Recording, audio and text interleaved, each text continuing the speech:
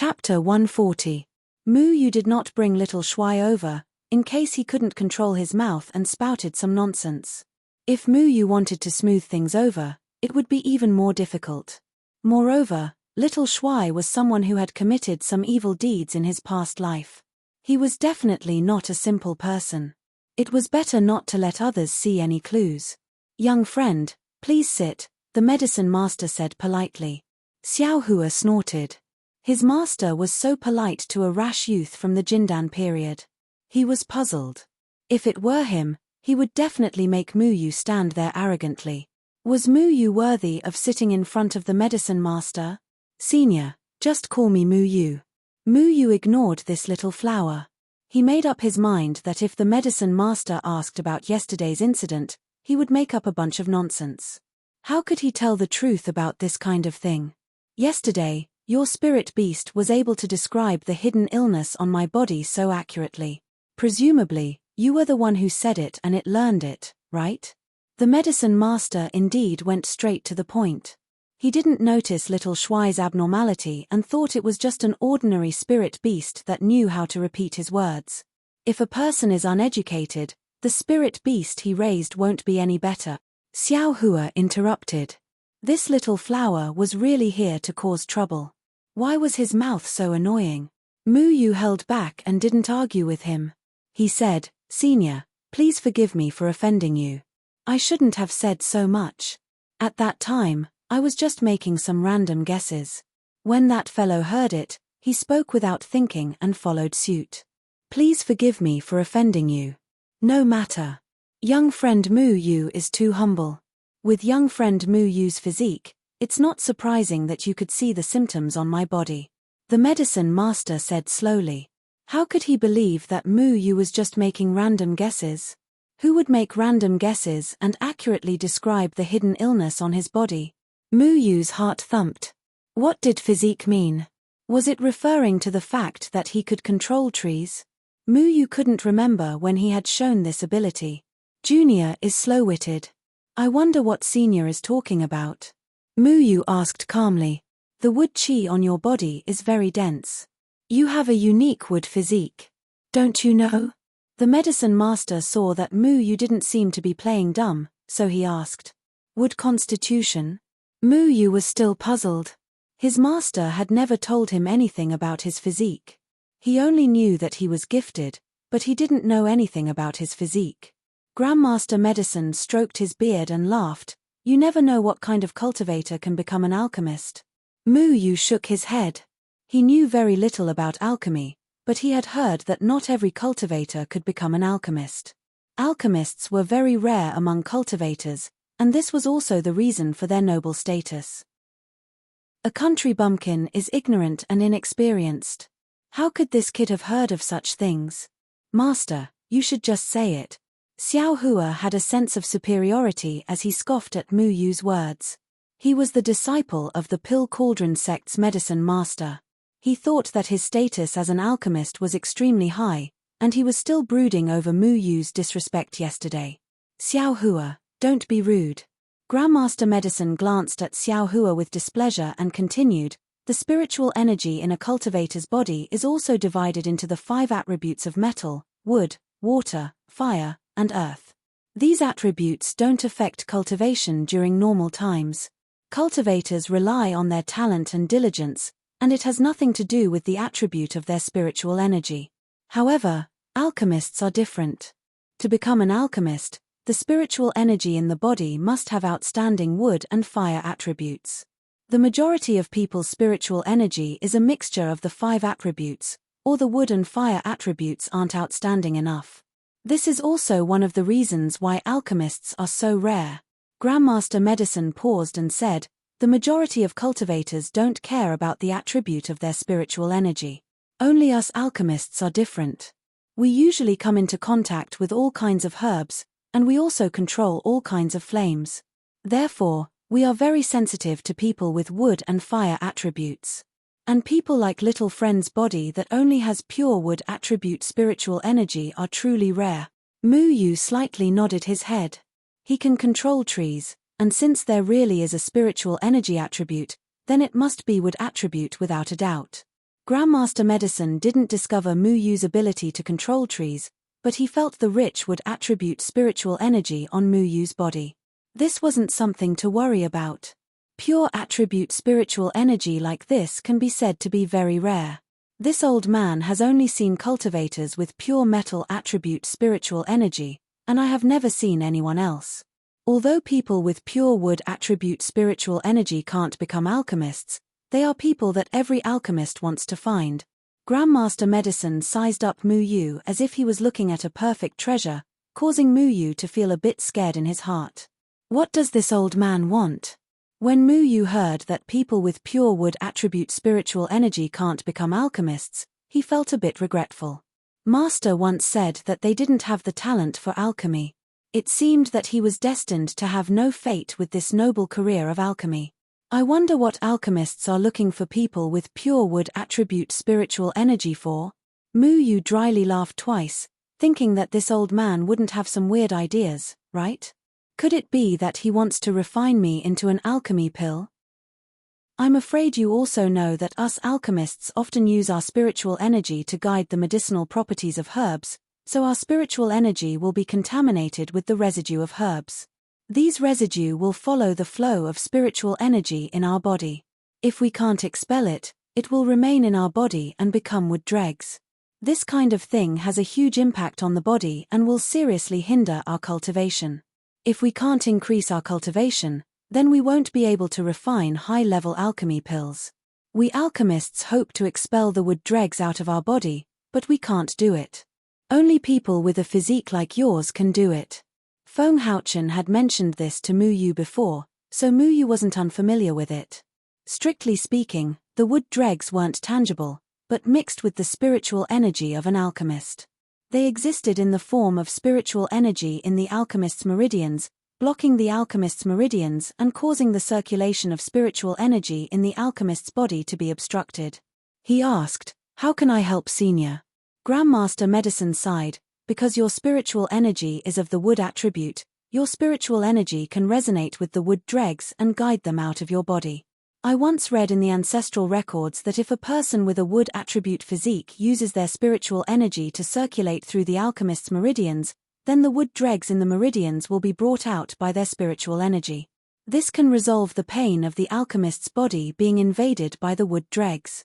And you are the person that we alchemists dream of." After so many years, this old man has finally found someone who can resonate with the wood dregs. Wait a minute. A person who can resonate with the wood dregs, isn't that human dregs? Mu Yu wanted to laugh. How could he be human dregs? He said, "I don't know how this junior can relieve Senior's pain, but as long as this junior can do it, I will definitely do my best." Grandmaster Medicine shook his head. "You can't do it now, your cultivation is too low. If you channel your spiritual energy into my body, I'm afraid that it will be rejected by the spiritual energy in my body and cause harm to yourself. This old man called you here today to help my two disappointing disciples form good karma.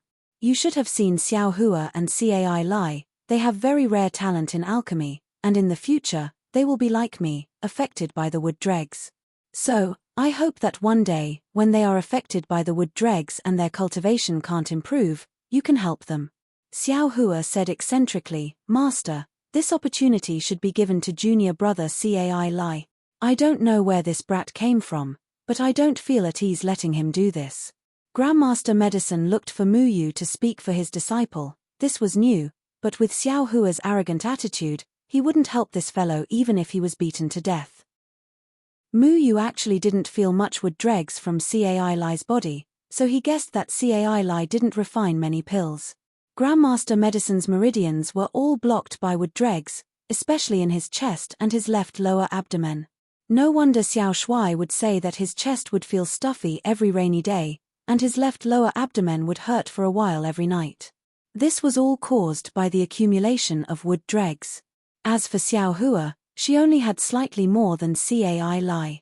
However, Grandmaster Medicine would never think that Mu Yu wasn't an ordinary person. He had the ability of the wood human, so he could control things with ease. These wood dregs were also wood elements, and to Mu Yu, removing the wood dregs from Grandmaster Medicine's body wasn't a difficult task. The wood dregs came from herbs, and all herbs were under his control. He didn't need to channel spiritual energy into the other party's body to help guide him, he only needed to move his fingers to solve the problem. However, Mu Yu wouldn't easily display this ability in front of Grandmaster Medicine. There must be something wrong, he wasn't that stupid. Senior, did you just say that I can't become an alchemist? Why is that? Feng Haochen could even create things like slave pills, he must be a powerful alchemist, just that he said that Mu Yu and the others weren't suitable for alchemy, so he didn't teach them the knowledge of alchemy, and also didn't tell them why they couldn't become alchemists. Xiao Hua interrupted again. The identity of an alchemist isn't something that any random person can become. Mu Yu was getting more and more annoyed with this guy, always sneering at him. Speaking of which, how did he offend him? Yesterday's matter didn't seem to be wrong, he just didn't give up his seat. Was there a need to hold a grudge? There was no one else who was so petty. Xiao Hua, Master is talking to little friend Mu Yu. How can you be like this? Grandmaster Medicine frowned, and then said to Mu Yu, you lack fire element spiritual energy, so you can't accurately control the degree of flame, so you're not suitable for alchemy. But this isn't a bad thing. Although an alchemist's identity is noble, and everyone wants to curry favor with you, in the future, if you're able to have the cultivation of astral projection, I'm afraid that all the alchemists will want to curry favor with you. Misfortune may be a blessing in disguise. Everyone in the cultivation world revered alchemists, but Mu Yu's ability had a miraculous effect on alchemists, and instead, he became a person revered by alchemists. However, his ability could only be flaunted in front of alchemists, and it was useless towards normal people. This was also a case of one thing conquering another, and specific people would curry favor with specific people. Xiao Hua snorted again without commenting. Until now, he still looked down on Mu Yu. Even if his master, Grandmaster Medicine, said so, asking him, a noble alchemist, to curry favor with a brat who came out of nowhere, was simply a fool's dream. Even if his master was willing, he also wouldn't lower his face. What's more, if an alchemist asked a cultivator for help, many people would rush over themselves. It had always been others currying favor with alchemists. When would there be alchemists currying favor with others? Mu Yu shot a glance at Little Blossom. This guy was too self-righteous. He had to think of a way to deal with him. Mu Yu rubbed his chin and pondered for a while, then he slowly said, Senior, what if I have a way to help you expel the wood dregs right now? Grandmaster Medicine's status in the Danding sect was definitely not ordinary. It was extremely rare for him to take the initiative to express goodwill. An alchemist's identity was noble, and being able to know an alchemist was also a fortunate thing for a cultivator. Mu Yu currently didn't have any background in the Third Heaven continent. If he was able to obtain the favor of an important figure like Grandmaster Medicine, it would also be extremely good for him. What? You have a way right now? Grandmaster Medicine said in surprise. Brat, don't think that just because my master is courteous to you, you can talk nonsense. This isn't something that you can casually flatter. Xiao Hua curled his lips and said. Chapter 141. Little friend Mu Yu, are you making fun of this old man? With your current cultivation, once your spiritual energy enters my body, it will be rejected by me. Your spiritual energy is too weak. Even if I can suppress my own spiritual energy, it will be of no use. Medicine Master laughed and shook his head. That's right, don't overestimate yourself. Xiao Hua said coldly. Junior has learned a technique that combines the wood attribute in one's body to sense the wood dregs in other people's bodies. This is also the reason why I can see Senior's body condition. Of course, I also have some confidence in getting rid of the wood dregs. Mu Yu stood up and cupped his hands. Is Senior willing to let Junior examine the situation? Medicine Master generously extended his hand. Because Mu Yu's wood attribute was very rich and was a legendary physique, he did not suspect anything. He said, Little friend, if you want to know the situation, you can first examine it a little. However, do not try to guide it. Otherwise, the consequences will be severe. Medicine Master's palm was extremely rough and even somewhat dry.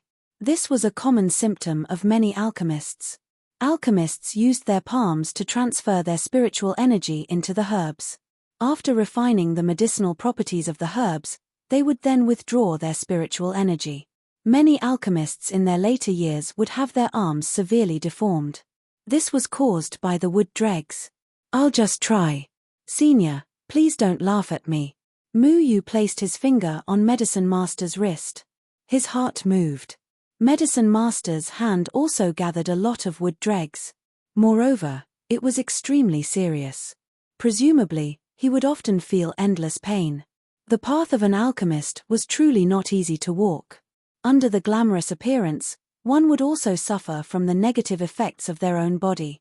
The most ironic thing was that they could refine all kinds of miraculous medicinal pills and bring unexpected surprises to cultivators.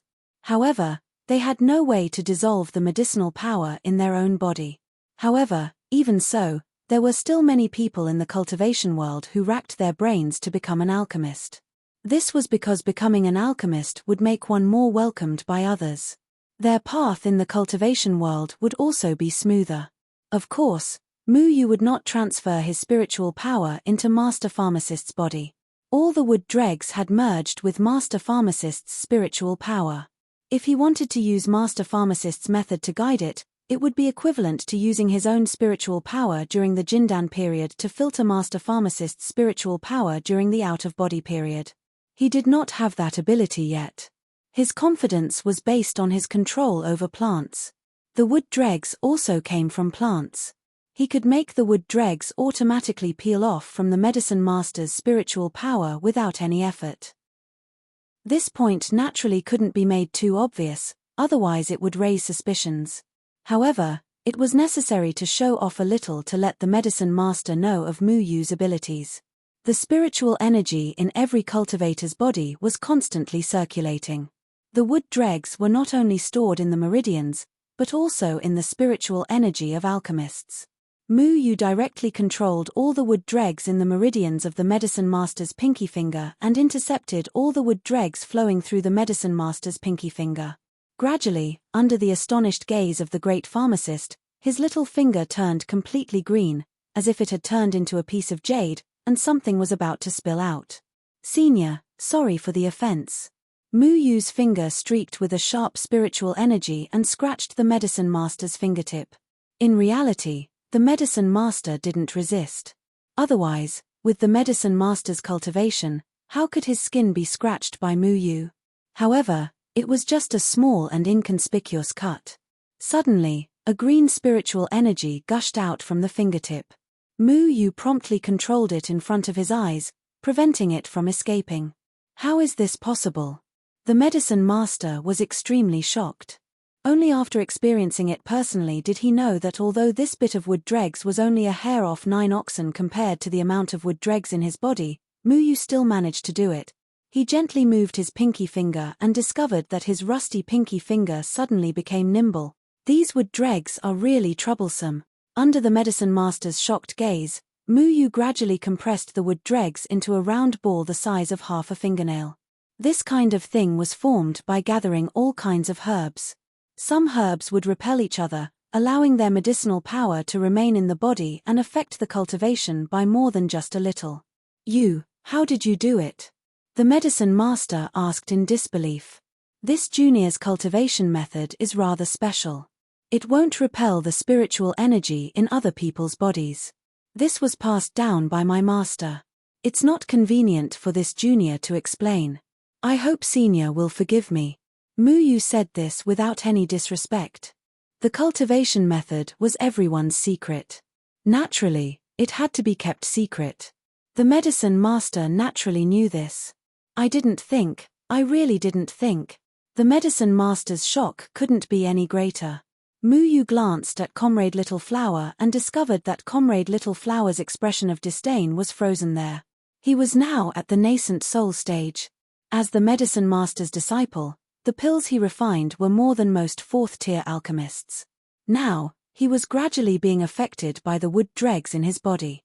Although it wasn't as big as the Medicine Master's, it wasn't optimistic. He didn't think that the little country bumpkin he was ridiculing would actually have some skills. I'm afraid that you can only do this much. Xiao Hua still wasn't willing to give up. The person he looked down on actually gave him a fierce slap. How could he take this lying down? Mu Yu raised the medicine master's right hand again. This time, he directly cut off all the wood dregs that were flowing through the medicine master's palm. In order to not arouse suspicion, he deliberately spent an hour. The medicine master's entire palm turned into an ugly dark green color, as if it was poisoned. Mu Yu did the same thing again. He cut open the medicine master's palm and drew out all the wood dregs, compressing them into a round ball the size of half a thumb. The medicine master's entire body trembled. His face revealed an ecstatic expression. He clearly felt that the jerkiness in his right hand had disappeared. He moved his palm a little. His palm felt as if it had been reborn. That comfortable feeling made him extremely excited. Mu Yu suddenly staggered 2 steps. Then, he held onto the chair and panted slightly. "Little friend Mu Yu, are you all right?" The medicine master hurriedly asked with concern. Mu Yu was actually able to help him resolve the problem caused by the wood dregs. This made him value Mu Yu even more. "Senior, I'm very sorry. Junior has already used up more than half of my spiritual power to help Senior expel such a small amount of wood dregs. I'm afraid that I can't continue today. Junior feels very guilty for not being able to resolve Senior's problem in one go." Mu Yu rubbed his temples and said tiredly.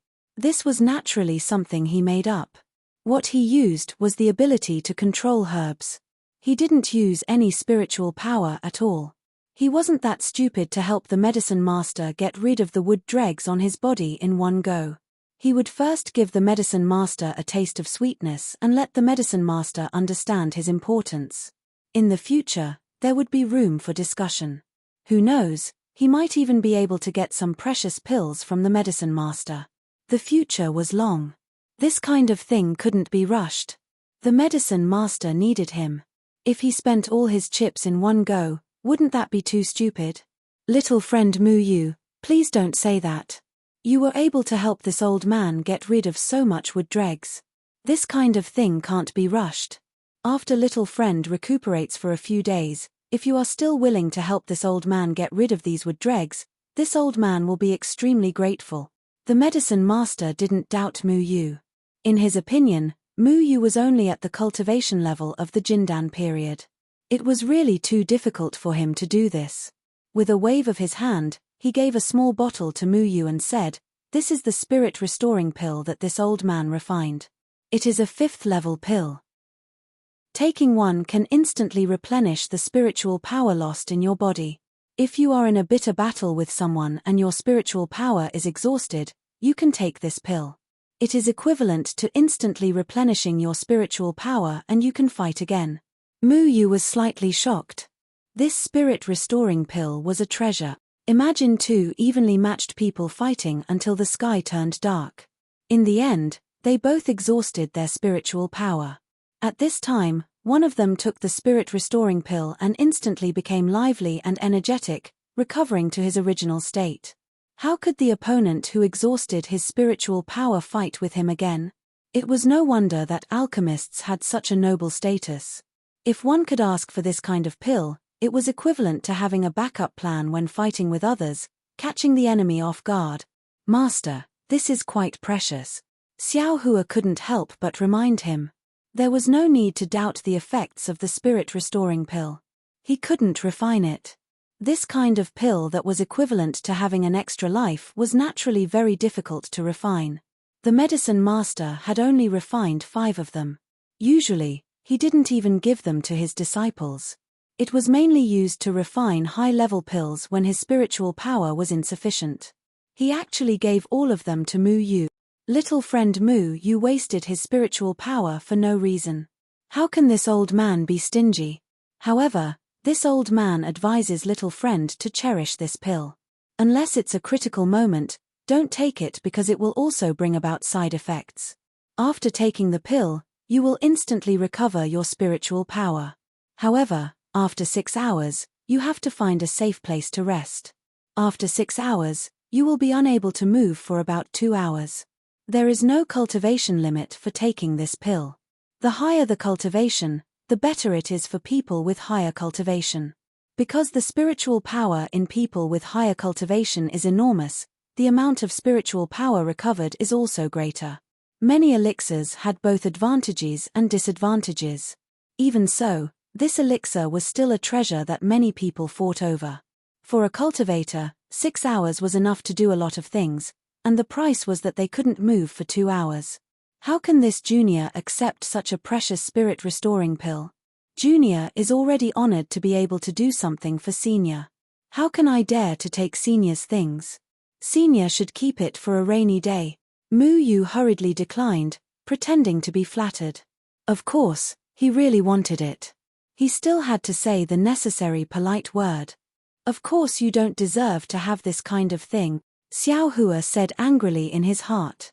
However, with the current attitude of the medicine master towards Mu Yu, he didn't want to say it out loud and get scolded. The medicine master didn't expect that Mu Yu would refuse such a precious spirit-restoring pill. Who would be courteous to an alchemist when it came to giving pills? He had already accepted it long ago. He didn't expect Mu Yu to still be able to say that. Instantly, his favorable impression of Mu Yu increased greatly. He persisted, no matter how precious the pill is, it can't compare to what little friend has done for me. If little friend has any difficulties in the future, feel free to tell me. Not to mention other things, I still have the right to speak in the 3 continents. Many people will also give me face. Mu Yu was delighted. Only then did he accept it, saying, I don't know how long senior will stay in Lanshi City. Due to the special cultivation technique that this junior cultivates, I need 2 to 3 days to recover. This junior can help senior remove some wood dregs every 3 to 4 days to resolve senior's troubles as soon as possible. No hurry, no hurry. You should take care of your body first. Xiao Hua, why aren't you apologizing to little friend Mu Yu quickly? If you neglect him again, when you reach my level in the future, you will know the pain that the wood dregs have caused you. The medicine master said to Xiao Hua with a straight face. Comrade Xiao Hua's expression was as if his mother had died. He was just mocking Mu Yu, and now he had to apologize. Moreover, he was a nascent soul cultivator. Apologizing to Mu Yu during the Jindan period was too embarrassing. He hurriedly said, Master, fellow Mu Yu must be exhausted. I better send him to rest first. That's good too. Remember to learn some humble qualities from others in the future. Don't be arrogant all the time, the medicine master said. Mu Yu's talent in alchemy was extremely high, but he was too conceited. The medicine master usually didn't care much about this, but at this time, he still had to remind him. After all, Mu Yu wasn't an ordinary person. Chapter 142. 3 days later, Mu Yu once again helped the medicine master clear the wood dregs, resolving his shortness of breath and tightness in his chest that had plagued him for many years. The medicine master was already extremely grateful to Mu Yu, causing comrade Little Blossom to be especially gloomy. He had always looked down on Mu Yu, but now in front of his master, he did not dare to be too obvious. Otherwise, he would be scolded again. Little Blossom, do your best in today's alchemy test. Mu Yu patted Xiao Hua's shoulder and exhorted like an elder. Xiao Hua's expression was about to freeze. If not for the medicine master telling him to treat Mu Yu well, he would have already given him a slap. I've already passed the 4th tier alchemy test, Xiao Hua said coldly. That's truly a pity. I won't be able to see comrade Little Blossom display his skills, Mu Yu said, shaking his head. Me. Xiao Hua could not be bothered to waste words with Mu Yu, and directly left. Cai Lai walked over lazily, and said, Brother, my senior brother is a bit arrogant, but his talent in alchemy is really high. Don't underestimate him. Mu Yu obviously would not underestimate this comrade Little Blossom. How could the medicine master's disciple be common goods? He definitely had some ability. What Mu Yu did not like was comrade Little Blossom's arrogance. Senior brother Cai Lai, the alchemy test is about to begin. Why aren't you preparing? Tian Ran walked over. These few days, she had already recovered to her original state, and became that simple and lively girl again. Cai Lai muttered, this kind of alchemy test is a waste of my time.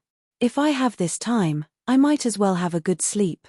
Cai Lai already knew how to refine 4th tier medicinal pills. The 4th-tier medicinal pills he refined were better than the average 4th-tier alchemist. He always felt that this kind of test was too superfluous. Why did his own ability need to be verified by others? However, this world was often like this. There would always be people who liked to set some standards. Only after you passed the test would others acknowledge your ability. Stop complaining, let's go. I haven't even seen how alchemists refine pills. Mu Yu grabbed the sleeping little Shuai's tail and hung it over his shoulder like a sausage.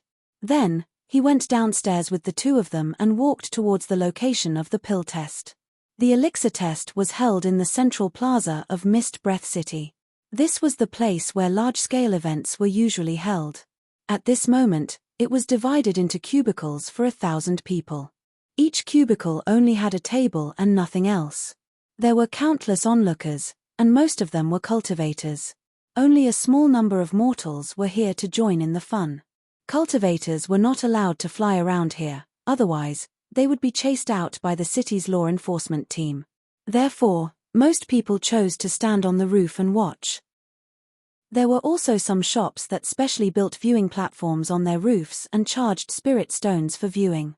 According to the alchemist grandmaster, the qualifications to become a Tier 4 alchemist were very strict. Out of 1,000 people, it was estimated that less than 100 people would be able to obtain the qualifications. The requirements to become an alchemist were too harsh. However, the status of a Tier 4 alchemist was quite honorable. If he could get to know a few of them, it would be beneficial for him. There were many people who specially came to recruit alchemists for their sects. As long as someone who didn't belong to any sect passed the test and became a Tier 4 alchemist, many people would immediately swarm over and recruit him into their sects with attractive conditions. If a sect had an alchemist, it would significantly increase the strength of the sect's disciples. Many people didn't hesitate to spend a lot of spirit stones to find a suitable viewing platform in order to find potential alchemists. It could be said that the alchemy competition was an opportunity for every alchemist to soar into the sky. If they could become a 4th-ranked alchemist, then their life would take a different path. They would become an alchemist of a sect or family, and their status would be very high. The participants of the elixir test had already entered their cubicles one after another. They all sat cross-legged on the table and adjusted their breathing, preparing to refine a Tier 4 pill in their best condition. Mu Yu and Tian Ran found a relatively good position. The main reason was that they could see Cai Lai. At this moment, Cai Lai was lying on the table and sleeping soundly. This made them quite speechless. The elixir test was very simple. The head examiner would randomly give the names of several pills to each participant. The participants needed to refine the pills within a specified time. A Tier 5 alchemist would use the medicinal properties of the pills to determine whether or not they were qualified to obtain a certificate. The ingredients of the pills had to be prepared by the participants themselves. Therefore, those who didn't prepare well may lose the qualifications to take the elixir test. This elixir test was presided over by the Grandmaster Alchemist. The Grandmaster Alchemist status in the Dan Cauldron School was quite high. His appearance also represented the authority of the elixir test. Along with him, there were 5 other Tier 5 alchemists. They didn't come from the Dan Cauldron School. There were also differences between Tier 5 alchemists. There were many types of pills. Becoming a Tier 5 alchemist didn't mean that you could refine all Tier 5 pills. Every Tier 5 alchemist had a few representative pills. As long as one could refine these few pills, they would be considered to have entered the sect. However, many rare pills had a very low success rate. Even master alchemists would fail at refining them. Although the 5 alchemists' refining skills weren't as good as master alchemists, they were still well known in the cultivation world. No one dared to look down on them. The middle-aged man beside Mr. Yarrow is alchemist Shin Shuyang from the Earth Emperor sect. He used to be Mr. Yarrow's outer disciple, just like me. Now, he is on equal footing with Mr. Yarrow. Tian Ran introduced the alchemists to Mu Yu one by one. Of course, saying that they are on equal footing is a bit too much. Actually, Mr. Yarrow's current cultivation is a problem. He can already refine Tier 6 pills. However, every time he refines a Tier 6 pill, he will be weak for a few months. This is because refining Tier 6 pills consumes too much spiritual energy. It isn't something that an out-of-body stage cultivator can bear. Mu Yu had heard of the Earth Emperor sect. The Earth Emperor sect was one of the 8 sects of the cultivation world. When he first arrived at the third layer continent, he met a man and a woman from the Earth Emperor sect. I heard that the Earth Emperor sect likes to tame demonic beasts. Mu Yu asked. Tian Ran nodded. The Earth Emperor sect controls demonic beasts. Demonic beasts tamed by humans are called spirit beasts.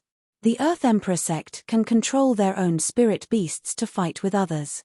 They have a very strong fighting strength. The Tier 5 alchemist Xin Shuyang specializes in refining beast pills. Beast pills are used to increase the fighting strength of spirit beasts.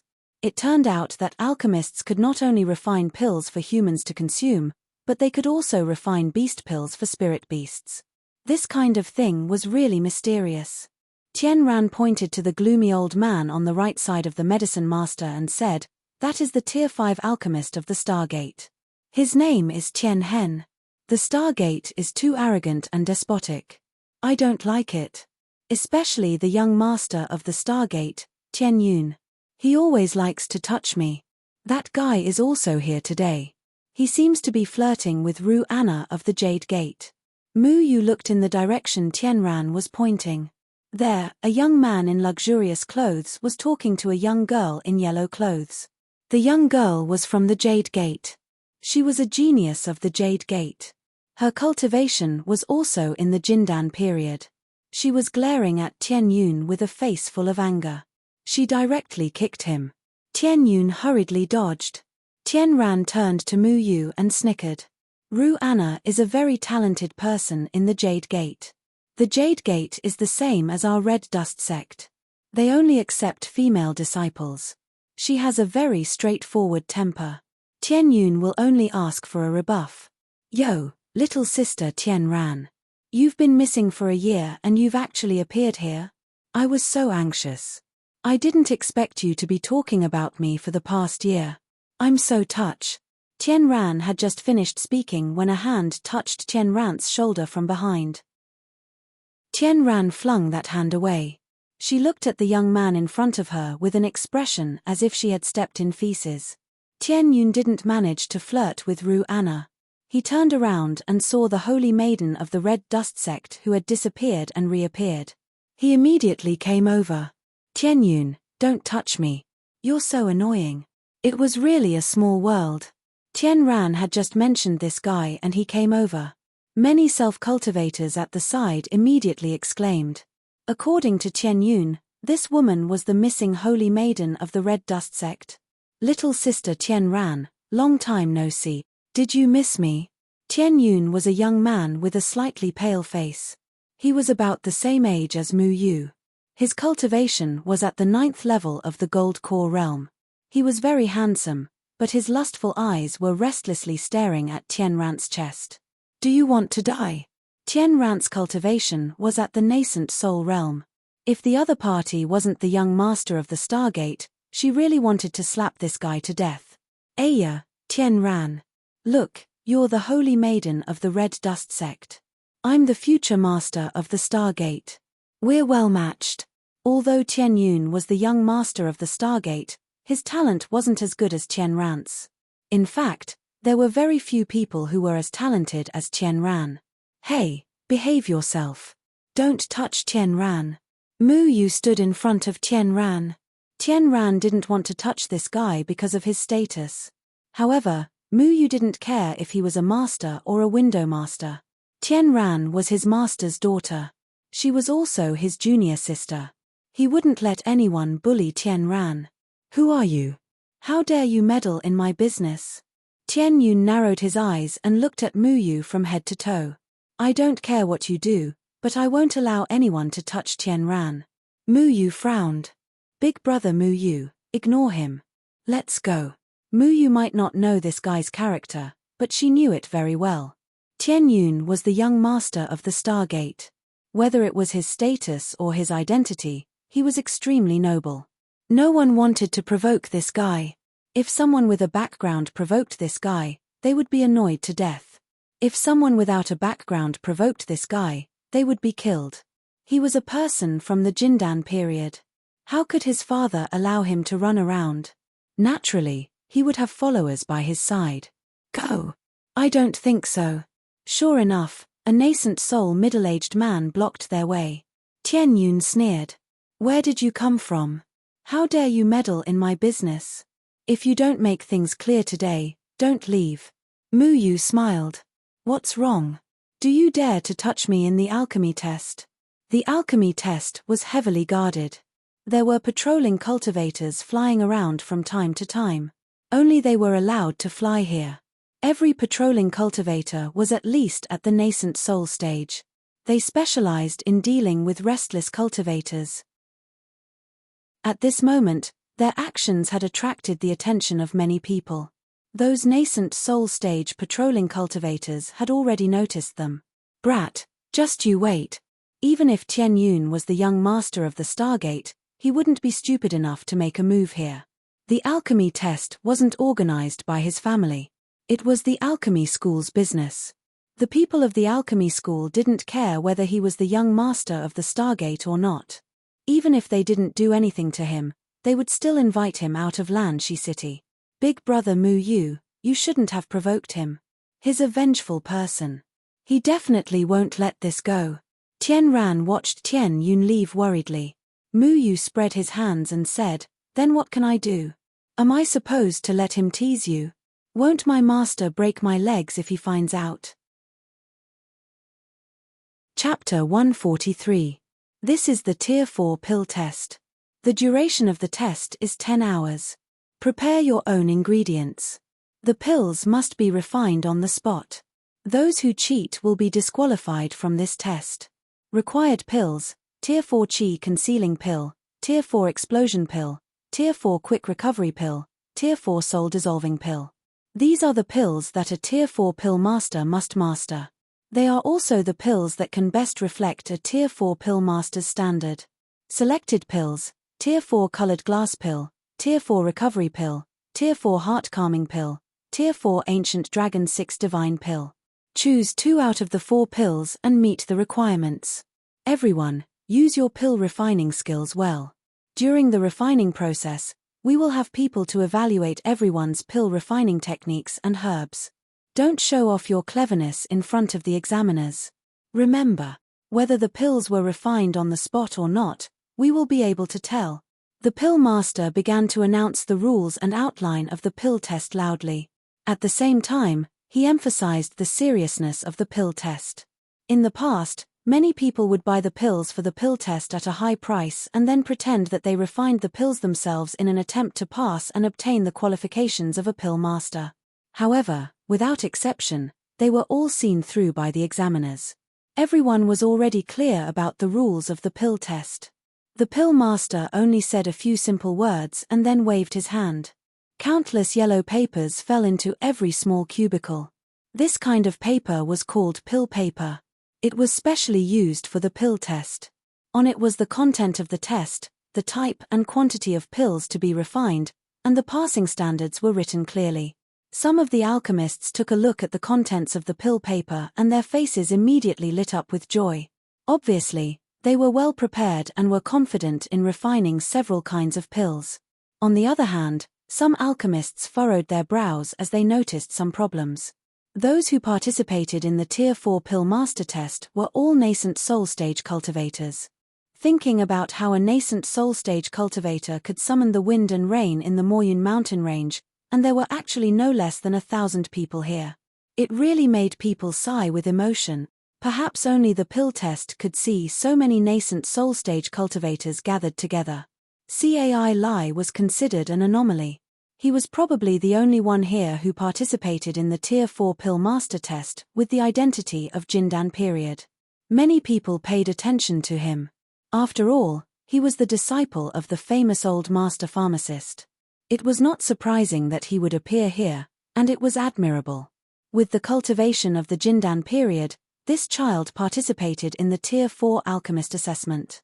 His future prospects would definitely not be below that of a Grandmaster alchemist. Cai Lai lazily swept a glance over the pill paper, looking listless and dispirited. He slowly took out a purple pill cauldron and placed it on the table. With a wave of his hand, all kinds of herbs appeared on the table. To him, his greatest advantage was that he would never lack the materials to refine pills. After that, a bright flame emerged from the pill cauldron. The material used to create flames was called pill fire stone.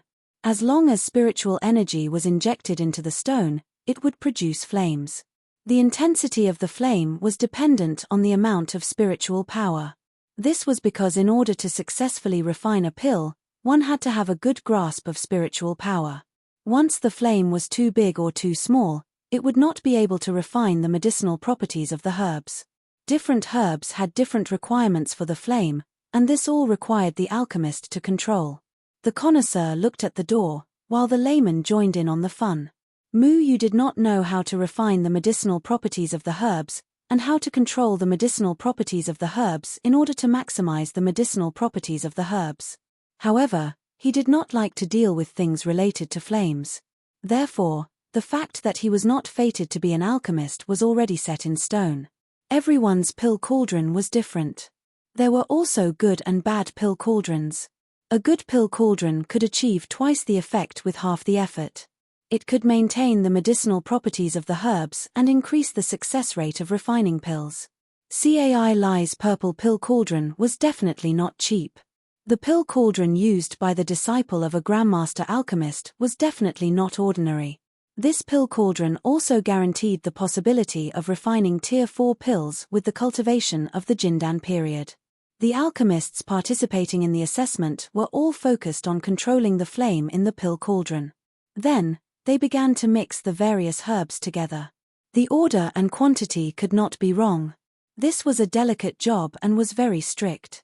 Don't be fooled by senior brother Cai Lai's usual laziness. His talent in alchemy is very high. Tian Ran and Yu both stared at Cai Lai. At this moment, Cai Lai was dividing the ingredients.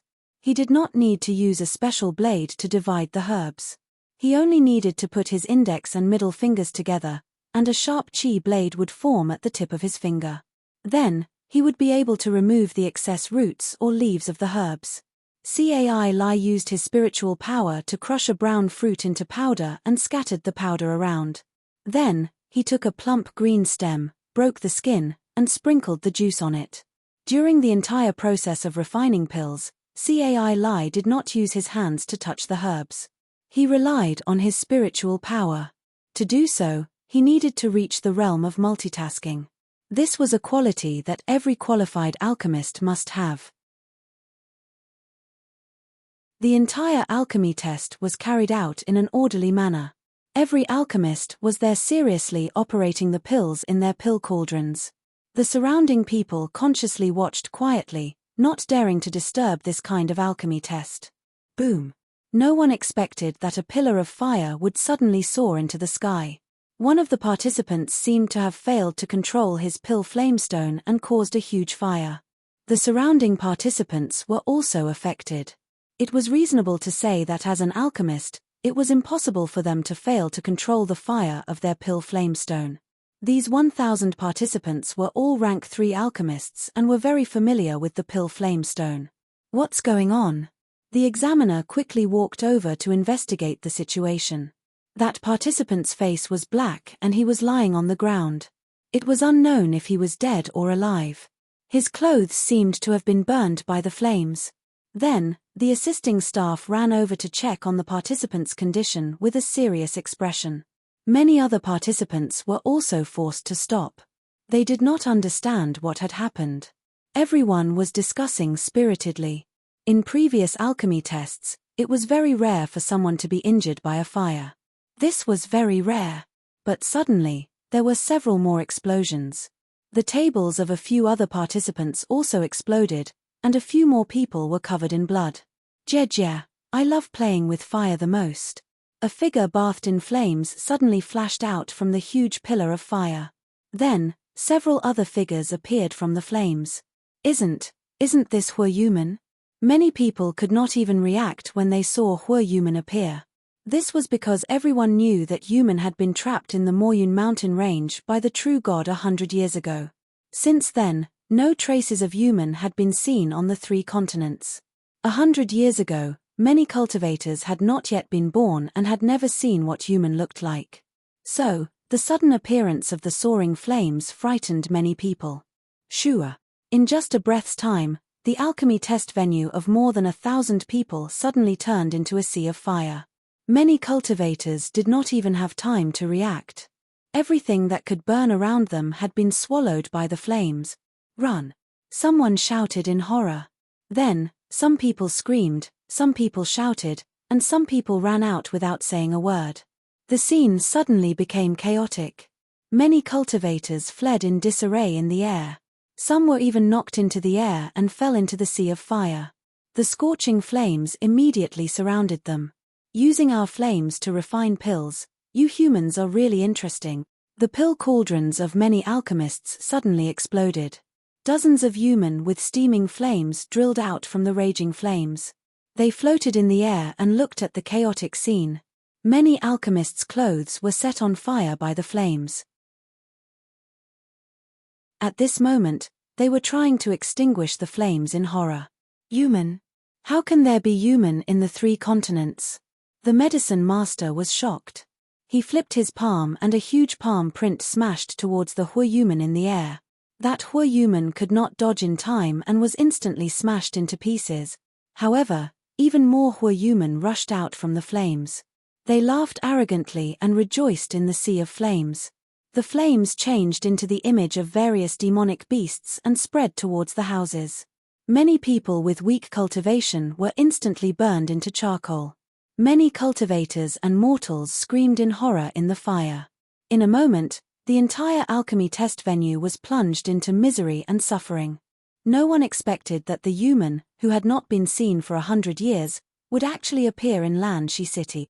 The human race in the 3 continents had not been disturbed by human for 100 years. They did not even know that the human had escaped from the Moyun mountain range. They were much less wary of the human, and many people did not even know how to deal with the human. Those below the nascent soul stage, retreat. Those above the nascent soul stage, listen to my command.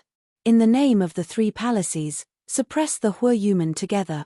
The medicine master's dignified voice resounded in the air. He waved his hand and another huge palm print appeared and flipped towards the human. His face was filled with anger. Even he did not expect that the human would disturb the alchemy test. Human had not appeared in the 3 continents for decades. Everyone in the 3 continents knew that all the human had escaped into the Moyun mountain range and were trapped by the true god's immortal confinement prison. However, why would a human appear here? Furthermore, it was during the alchemy test. A few out-of-body stage people appeared in the air one after another. Without any explanation, they attacked the burning human. They did not hold back at all and used their respective killing weapons right from the start. In a short while, 2 human were completely destroyed, leaving behind only a few sparks that fell to the ground. "Old man, come and kill us." One of the human roared and leaped towards the fleeing crowd. Those people were all mortals. Instantly, their clothes caught fire. Screams and cries filled the air. Some people even tried to use water to put out the fire. However, where could they find so much water? Burn. I love the smell of ashes the most. The other human also understood that they were no match for these out-of-body stage humans. They all rushed into the crowd. These out-of-body stage people would definitely not attack the fleeing crowd. They rushed into the houses beside them. Immediately, the houses on the entire street were set ablaze. Black smoke billowed and the flames soared into the sky. The Jindan period cultivators all trembled as they escaped on their magic treasures. Those who could not fly screamed miserably in the fire. Many people laid on the ground motionless. Their bodies were already charred black. Some people rolled on the ground, trying to extinguish the flames on their bodies. There were even some who were already suffocating. The human laughed arrogantly in the fire. To them, flames were their toys, their nutrients. They could disappear in one flame and reappear in another. This was the human with the most destructive power. Their appearance would bring about a huge disaster to the human settlement.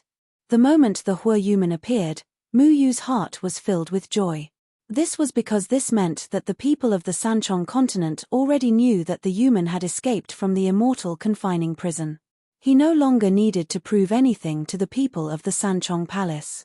But when he saw that in just a few breaths of time, the Huayuman demons had turned a rich city into a hell on earth, and countless people had died in the Sea of Fire, he immediately felt a little angry.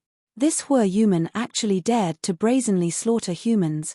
Some of the Jindan period and Foundation establishment stage cultivators were unable to resist the flames and were swallowed by the flames.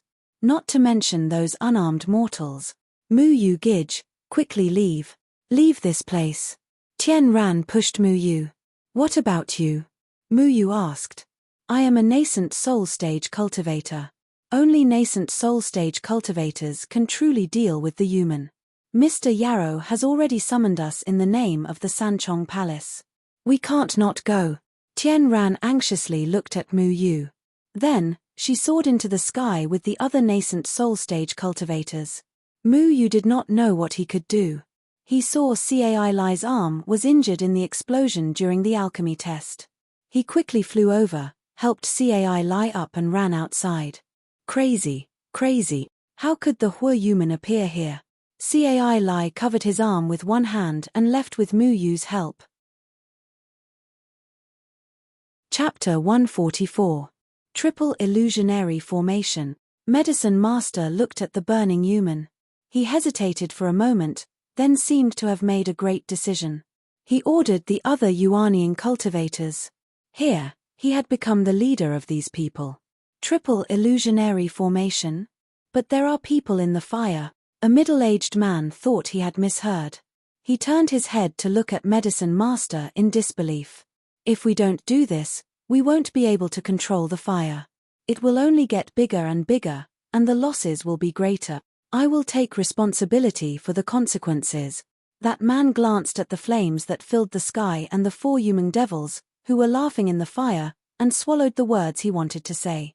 Master is going to use the Triple Illusionary Formation. We have to leave quickly. Cai Lai's expression changed. Triple Illusionary Formation? Mu Yu's expression froze. He was in disbelief. Master had told him before that humans had many terrifying methods to fight against the human. The Triple Illusionary Formation was one of them. When Grandmaster Potion said the words Triple Illusionary Array, everyone's expression turned serious. The others looked at each other and saw a trace of determination in each other's eyes. They had no choice. They could only listen to Medicine Master's orders. All the Yuaniing and out-of-body stage cultivators immediately spread out and came to the edge of the fire field. 3 of them formed an encirclement, surrounding the fire field in the middle. The other 3 stood on top of the encirclement, staggered. Then another 3 flew to the top and stacked on top of each other. The palms of each of the 3 people faced each other from a distance. Between the palms, there was a purple spirit energy that connected them. A total of a few dozen people formed an overlapping triangle. The Medicine Master was at the top of these people. His whole body was emitting a golden light. A ray of light surged out from his body and shot towards the 3 people below him. At the same time, the 3 people shot out a purple light towards the 3 people below them. A majestic pressure surged out from all of them, ready to be unleashed. After Mu Yu and Cai Lai rescued the 2 mortals, they saw that there were still many mortals rolling around in the fire. Mu Yu wanted to go back to the fire to save them, but Cai Lai pulled him back forcefully. The Triple Illusionary Array has already been activated. You'll die if you go back, Cai Lai said anxiously. What about those who didn't escape? Mu Yu saw a 7 or 8-year-old boy sitting on the street and crying. All the cultivators had already fled the scene of the fire and no one had brought him out. The flames did not spread to him, but it was only a matter of time. Save my child. Save my child. A woman wanted to look for her child. She had been taken out by those people during the Jindan period, but her son was not there. We can't save him, Gleeful said through gritted teeth. Mu Yu still wanted to say something, But at this moment, a purple triangular light with a destructive aura pressed down from the sky, instantly destroying all the houses and flames within the triangular light.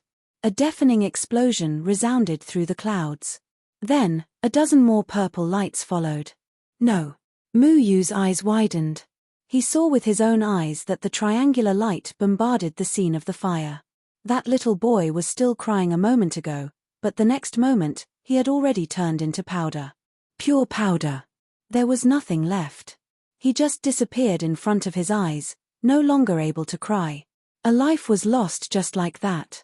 Along with him were the surrounding buildings and the flames that filled the sky, as well as those who did not manage to escape. We will be back. The great Fire King has already been born. He will avenge us at any time. The dozens of fire human in the fire were not afraid of death at all. Instead, they laughed wantonly before they were destroyed. Their voices echoed in Lan Shi City for a long time.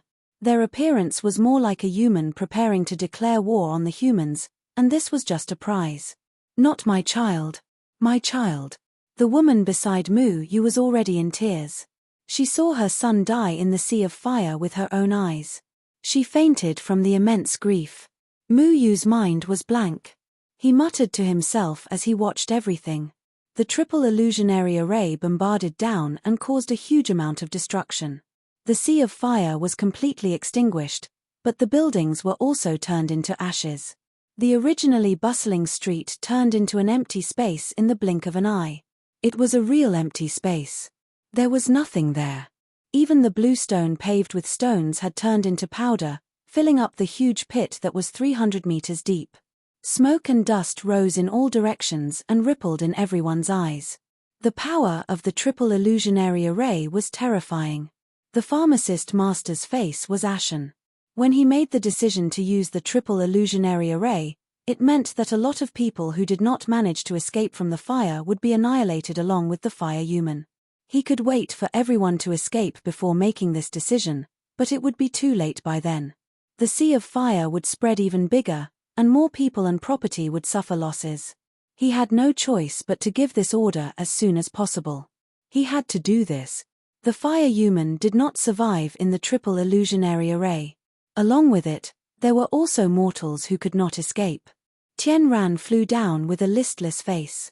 Cai Lai went to pick her up. When she saw Mu Yu, she suddenly threw herself into Mu Yu's arms and started crying. So many innocent people died just like that.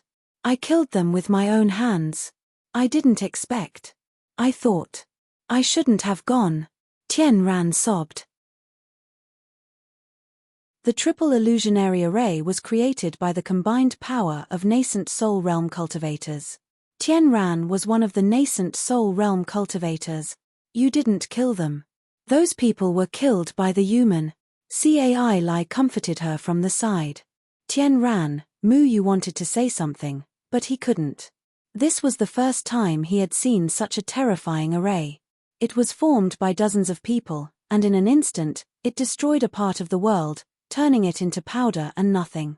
In order to fight against the human, the cultivators had invented many methods to restrain it. However, some methods had to sacrifice some people's lives for the sake of the big picture. Just like the millions of lives in the Moyun mountain range, the mortals who died in the Sea of Fire today were only a small part of the immortal confining prison. Mu Yu knew that the medicine master had no choice but to form the triple illusionary array today. If they did not directly destroy all the fire human, the entire city could be covered in a sea of fire. This was a method that would hurt both the enemy and themselves. He thought of the millions of lives in the immortal confining prison. Were humans really so selfish? Hurting the enemy at the cost of 800 of their own lives? This was also the first time Tian Ran knew how terrifying this array was. At that time, she only heard the command of the triple illusionary array. According to the teachings of the elders, once someone gave this command, she had to cooperate. She went, and this was also the first time she saw how terrifying this array was. It could destroy heaven and earth, and it was unstoppable. So many lives that had yet to die were destroyed under her. Where is the city lord? Investigate this matter thoroughly. Why did the city defense array fail? Why did the human enter the city? The medicine master shouted angrily. His voice was like rolling thunder, containing a monstrous anger. Every human city had a city defense array. Once the human invaded, it would definitely block it and sound the alarm. This alarm would alert everyone in the city. The city defense array's alarm had not sounded for nearly 100 years. The people here did not know what the alarm sounded like. Many people in the 3 continents had even forgotten about the existence of the human. The true God sealed the human for them, allowing them to live in peace and contentment for dozens of years. The overly comfortable days caused them to be unable to react quickly when faced with the fire human's invasion. The city lord was an out-of-body stage cultivator, but he did not dare to refute anything in front of the medicine master. He also did not know why the city defense array did not work. How the fire human entered Lan Shi City was also a mystery. The city defense array's base is the true God statue. The true God statue has always been guarded day and night. But for some reason, someone just reported that a crack actually appeared on the true God statue. Although the city lord's voice was not loud, many self-cultivators present heard it clearly. In the past, when the true God displayed his invincible might and defeated the 5 human spirit masters, many people were not yet born, but they could imagine that kind of spirit. Everyone had always held reverence for the true God. For dozens of years, they had not been disturbed by the human. Today, a crack appeared on the true God statue, causing the city defense array to lose its function. Why was this? What? Something happened to the true God statue? Let's go and take a look. The medicine master was shocked. Without another word, he had already walked towards the statue at the city gate. Many people followed him. Mu Yu did not go, and neither did Tian Ran. This statue had nothing to do with Feng Haochen.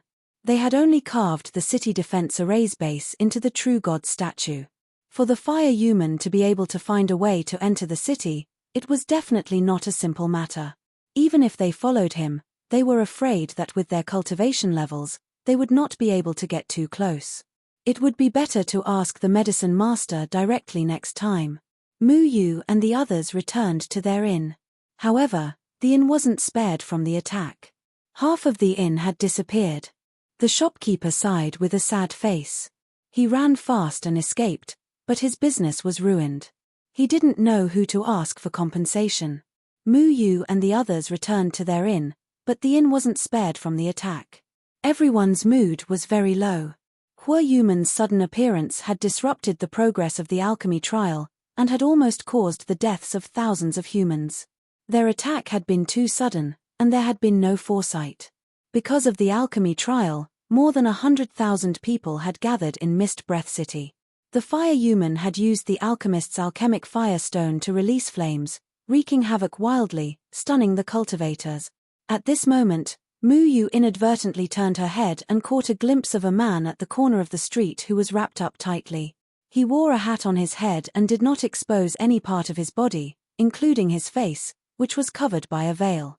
That person was sneakily looking at the area destroyed by the triple illusionary array from the corner of the wall, as if he was looking for something. It was reasonable to say that cultivators had all kinds of attire. Just based on what they were wearing, it would not attract Mu Yu's attention. However, Mu Yu had a strange feeling about that person. It was a very familiar feeling, as if there was some kind of connection between him and that strange person. Then, he suddenly realized what this feeling was. The aura on that strange person was clearly the aura of a tree. He was very sensitive to trees. That person was just like a tree, standing there and watching the cultivators coming and going. What was even stranger was that that person's eyes were actually faintly flickering with a green light, just like a ball of mist. Mu Yu's body suddenly froze. This was a wooden human. "You guys wait for me here. I'll go out for a while," Mu Yu said to Cai Lai and Tian Ran before running towards that wooden human. That wooden human had also discovered Mu Yu. Seeing that he had been discovered by a human, he immediately turned around and left. Chapter 145. Stop right there. Mu Yu appeared in front of human in a flash. However, as soon as he landed on the ground, countless plants suddenly surged out from the cracks in the ground and bound Mu Yu. Mu Yu kicked the plants away. The plants on the ground were firmly controlled by Mu Yu. However, he didn't dare to reveal his ability to control plants, so he didn't use them to counterattack. Human Wood was stunned that its control over the plants had been taken away. However, it quickly reacted and turned around to enter a willow tree and jumped into a courtyard. Mu Yu wasn't going to let it go. He immediately jumped over the wall and entered the courtyard. However, Human Wood had already run across the courtyard and jumped over the wall. Mu Yu followed closely behind. At this time, many residents had already left their houses and gathered on the streets. They were afraid that their houses would be burned down by the fire human. As such, Mu Yu didn't see a single person along the way. When Mu Yu reached a courtyard, he couldn't see Human Wood anymore. Before he could steady his feet, the stones on the ground suddenly surged and smashed towards Mu Yu one by one. Mu Yu waved his hand, and sword chi swept out, instantly knocking the stones away. More rocks rushed over. The soil on the ground even curled up into sharp earth spikes, trying to pierce Mu Yu. Earth human. Mu Yu's heart trembled. He couldn't see where the Human Wood was at this moment. However, only the earth human could control the rocks. At this moment, a few more flames spewed out. It seemed like there were more fire human here. Mu Yu found it difficult to deal with these Human Wood alone. What made him even more helpless was that he couldn't see where these Human Wood were located. A sharp rock smashed onto Mu Yu's sword. A huge force came through and caused Mu Yu's sword to deviate by a few inches. At this moment, Human Wood appeared out of nowhere and used its body to bind Mu Yu tightly. Human, you aren't human. Human Wood whispered in Mu Yu's ear, causing Mu Yu to feel a chill down his spine. A rock slashed across Mu Yu's arm. Blood splattered out and stained the Human Wood that was binding his body. At this moment, Mu Yu's mind stirred, and an inexplicable feeling appeared in his mind. Every aspect of Mu Yu's body, which was wrapped around him, appeared in his perception. He realized that he could actually control the body of Human Wood. Human Wood was stunned. It didn't know why it was being controlled by this human in front of it. When it realized that its movements were being obstructed by Mu Yu, it felt an inexplicable palpitation in its heart. It also sensed an aura from this human that caused its soul to tremble. The hierarchy of the Yu Meng Devil clan was extremely strict. The nobler one's bloodline was, the greater one's strength would be. The Supreme Spirit Lord Yu Meng could control his own clansmen as he wished. The instant Mu Yu's blood touched the Yu Meng Devil clan, the majesty that came from her bloodline made the Yu Meng Devil clan unable to resist at all. Who was this human? Why did he have the aura of the great Spirit Lord Yu Meng on his body? For a moment, Mu Yumeng thought that Spirit Lord Yu Meng was controlling him. However, he was clearly looking at a living human. What exactly was going on? Mu Yu also couldn't explain this situation. However, he realized that he could actually control the Human Wood. At this moment, even more rocks were whistling towards him. With a thought, the Human Wood on his body suddenly grew branches that swept away all the rock. Mu Yu didn't expect this to happen. The last time he fought the Human Wood, his ability to control wood was inferior to the Human Wood. However, this time, he was able to control the Human Wood. It was really surprising. He didn't realize how noble the blood in his body was. Ding! A beautiful zither sound suddenly rang out. A few sharp sonic booms suddenly sounded in the air. Instantly, the surrounding rocks and soil were reduced to dust. At the same time, a purple signal suddenly appeared in the air, flashing for a long time. You're courting death. The fire human's voice rang out. Mu Yu finally saw the fire human. He quickly flew into the air. Mu Yu looked up and saw a very beautiful woman. She held a guzheng in her hand and played it with her slender fingers. From time to time, there would be blue sound blades slashing towards the Huayumeng Devil. Blue light flashed, and at the same time, her figure flew up and interweaved with the Huayumeng Devil. Mu Yu recognized this woman. She was from the Jade Gate. Her name was Ru Anna. Earlier, the Stargate's Tianyun had harassed her, but she seemed to have kicked him away. He didn't understand why she would appear here. Run! The humans are coming. A Earth human poked his head out of the room. He had already seen more and more humans coming over. The fire human no longer entangled with Ru Anna. The monstrous flames swept towards Ru Anna. Ru Anna floated away, and the fire human had already rushed into the earth human's room. As for the wood human, it was still captured by Mu Yu. "Let me go," the wood human shouted in a low voice. "What are you doing here?" Mu Yu asked. "Of course it's to tell you that the war has begun again," the wood human said angrily. "Is this also the meaning of the old tree chief?" The old tree chief said that he doesn't like war. Mu Yu frowned. "You know the old tree chief. We, the wood human, are also human. There are some things that we can't stay out of." The wood human sneered. "The 3 continents have been occupied by humans for so long. It's our turn to human. What's going on?" The medicine master and the city lord had already rushed over when they saw the purple signal. Their expressions were solemn, as they attached great importance to the fact that the human was still in the city. Seeing that Mu Yu was being held back by a wood human, the medicine master had already made his move, heading towards the wood human. "Don't!" Mu Yu wanted to stop him, but the medicine master had already grabbed the human. Mu Yu could only withdraw and leave the wood human. The medicine master's majestic spiritual energy swept out, and before the wood human could react, it was already shattered into pieces. They entered that room. Ru Anna rushed towards the room. At this moment, a ray of light flashed in the room, and a huge wave of spiritual energy swept over, instantly sending Ru Anna flying. She just happened to be retreating towards Mu Yu. Mu Yu subconsciously reached out and hugged Ru Anna. The other party's cultivation was also in the Jindan period, similar to Mu Yu. However, when Mu Yu caught her, he still used a little bit of strength. "Let go of me," Ru Anna said angrily. "Why are you so fierce?" Mu Yu lowered his head, only to realize that his hand seemed to be hugging something that shouldn't be hugged. It was soft and bulging, like 2 small mountain peaks. He blinked his eyes, feeling a little embarrassed, and quickly let go of his hand. Ru Anna glared at Mu Yu with a face full of anger. The way she looked at Mu Yu was actually burning with anger. She was the noble fairy sister of the Yarrow sect, and she was actually attacked by a bastard who came out of nowhere. However, the medicine master and the city lord had already entered the room, and Mu Yu pretended not to see Ru Anna's expression, and followed in a flash. The room was very bright, and it was enveloped by a rotating light, making it hard for people to open their eyes.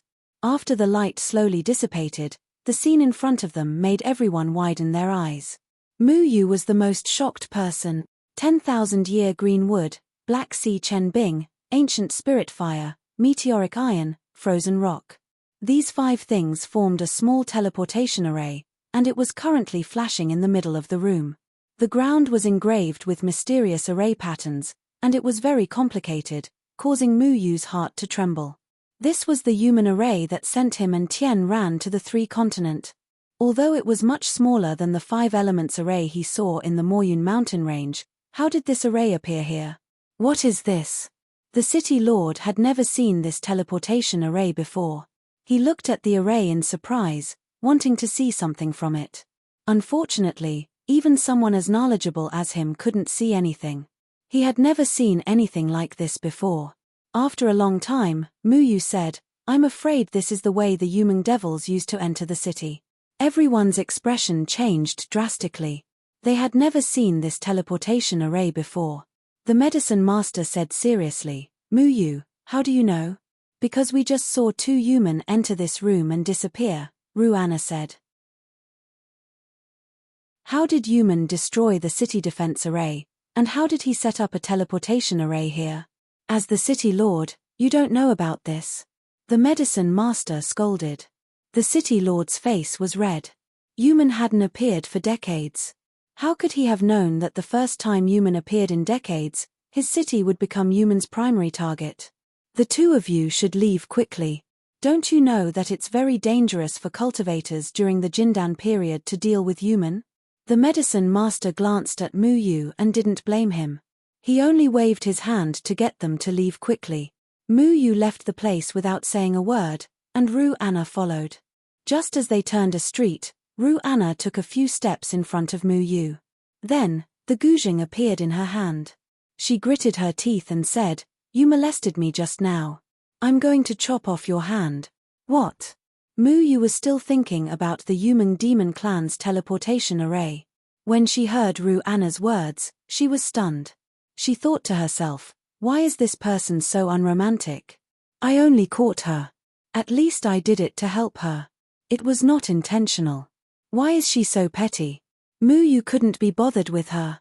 He wanted to soar into the sky, but Ru Anna's sound blade had already slashed at Mu Yu.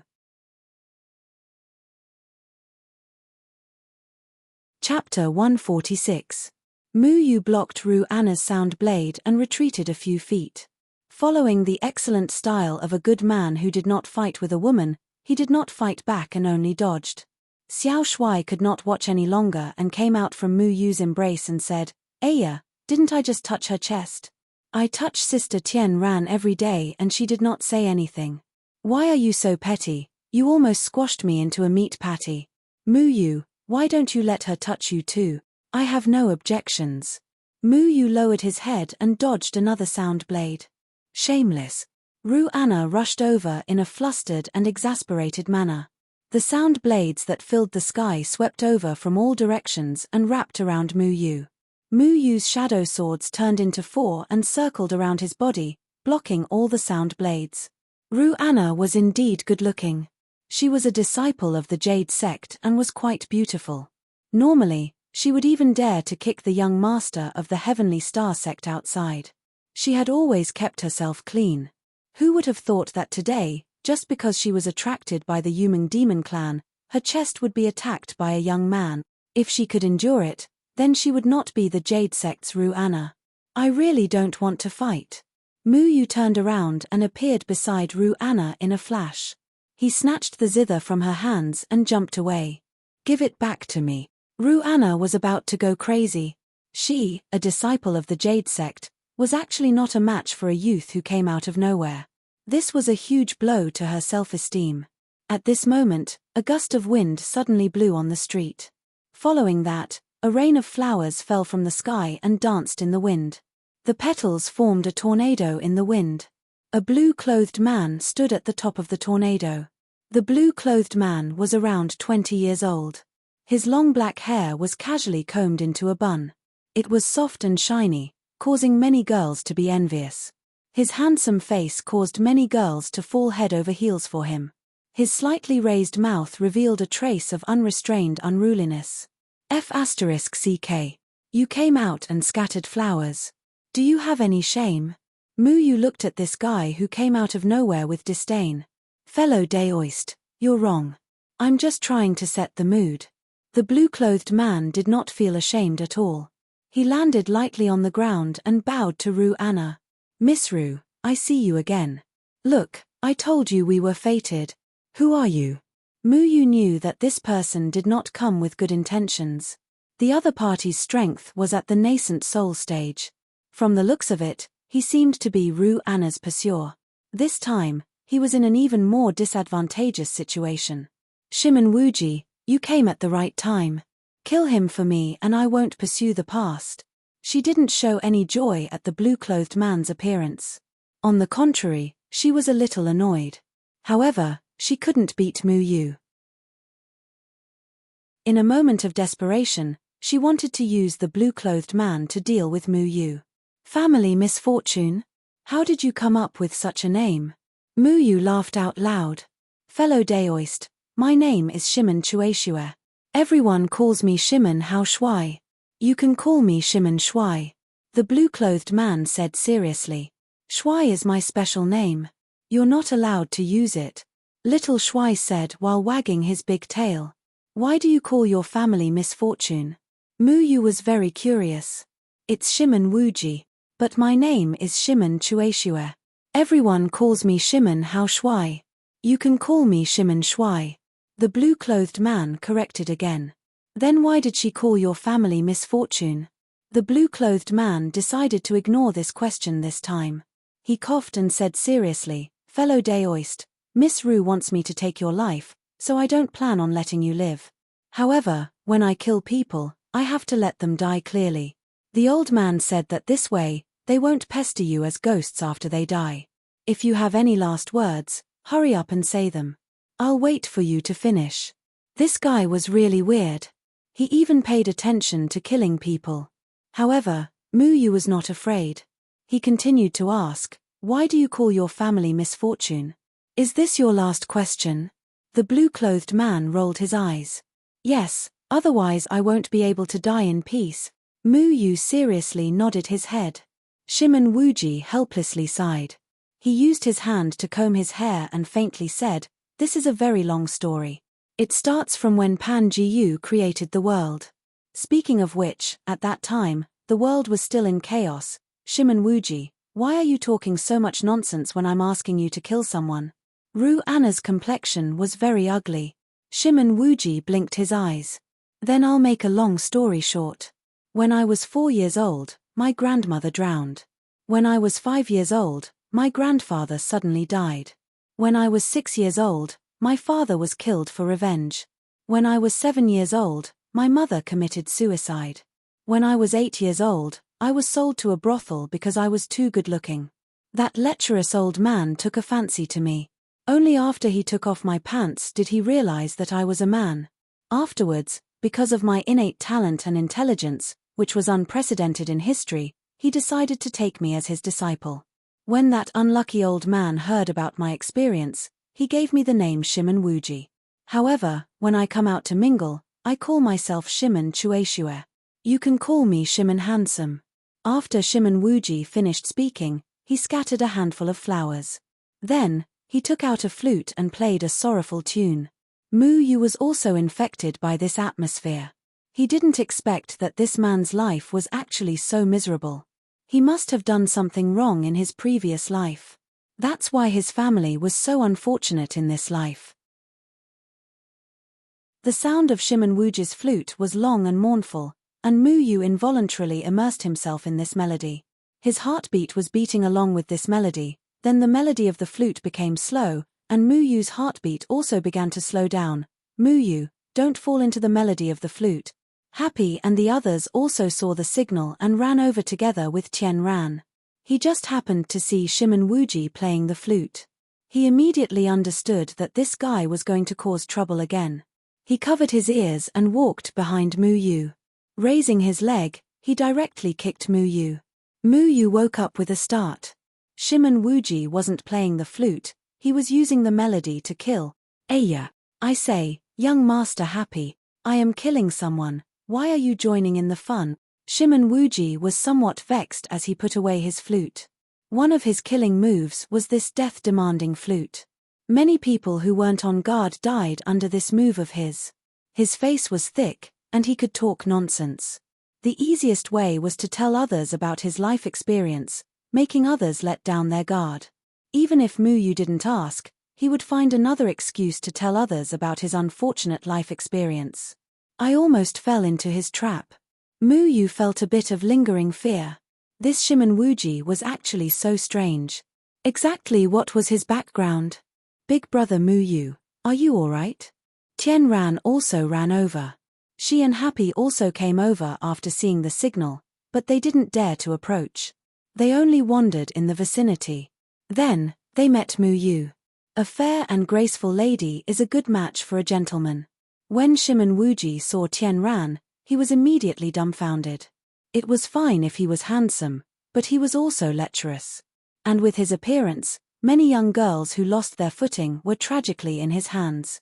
"Miss Tian Ran, nice to meet you. How have you been recently?" Shimon Wuji flung his hair and gracefully bowed. His movement was refined and courteous. According to the plot, ordinary girls would blush and shyly nod their head. "Just now, did you want to kill Big Brother Muyu?" Tian Ran put her hands on her waist and angrily asked.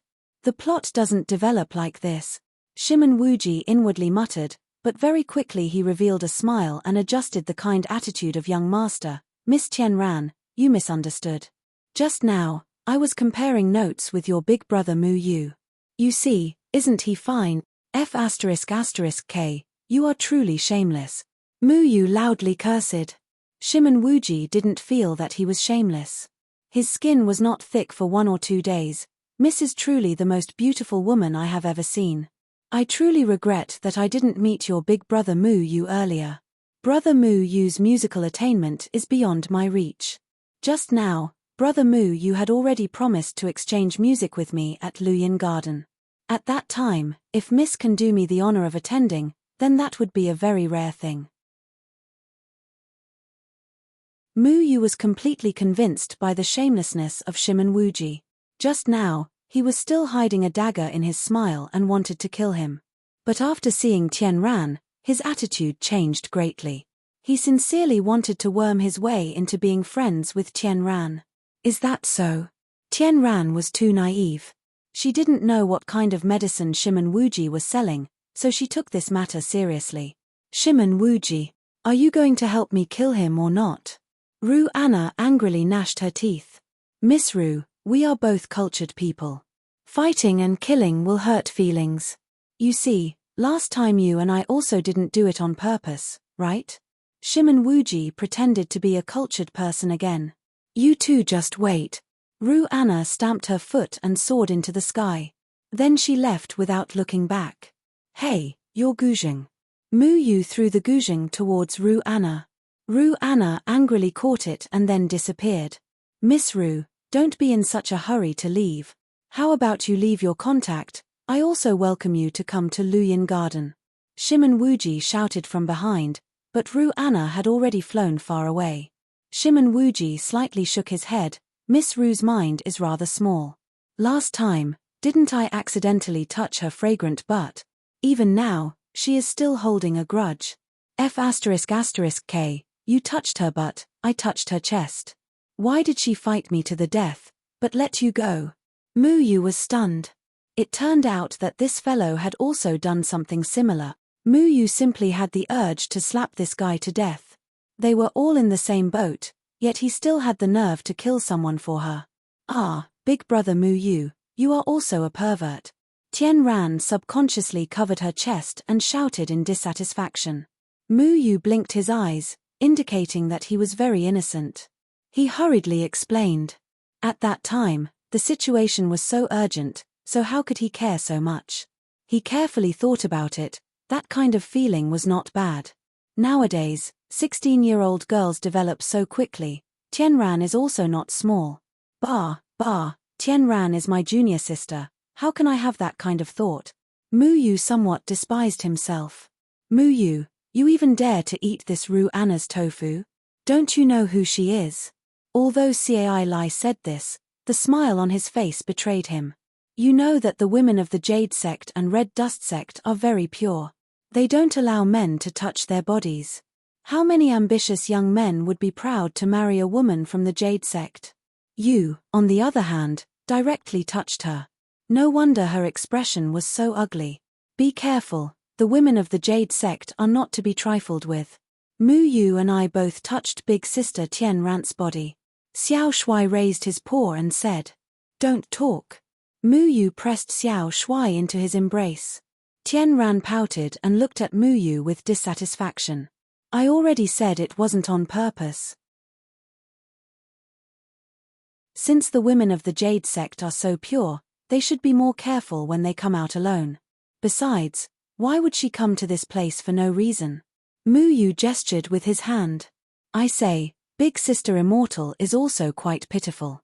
First Shimon Wuji touched her butt, then Mu Yu touched her chest. Didn't they say that ordinary cultivators can't touch big sister Immortal? How come Miss Ru is so easy to touch? If I had known earlier, I would have also tried my luck. I want to pinch her cheeks. Cai Lai muttered in annoyance. Shimon Wuji heard Cai Lai's words and immediately laughed. He patted Mu Yu's shoulder. Brother, you also had the same experience as me. If you had told me earlier, we wouldn't have misunderstood, right? Oh right, that place of hers feels pretty good, but I think the place you touched might feel even better. Hurry up and tell me what it feels like. I've seen countless women, but the people of the Jade sect have never touched that place.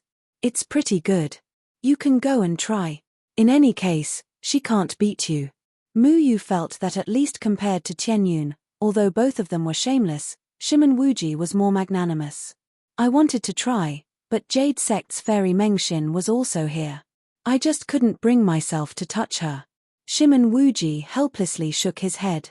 If you even touch fairy Mengxin, then the Jade Sect will definitely fight you to the death. Cai Lai seriously said. Who is fairy Mengxin? Mu Yu curiously asked. Mengxin. That's the woman that many men yearn for. Cai Lai dumbfoundedly said. Mu Yu remembered the ugly graffiti girl he had drawn in his textbook. Could it be that Mengxin? Tian Ran listened to the discussion of these three men. The more she listened, the more she felt something was wrong. Without any explanation, she pulled Cai Lai and Mu Yu away. If they continued to stay here, then perhaps Mu Yu would be led astray by Cai Lai and Shimon Wuji.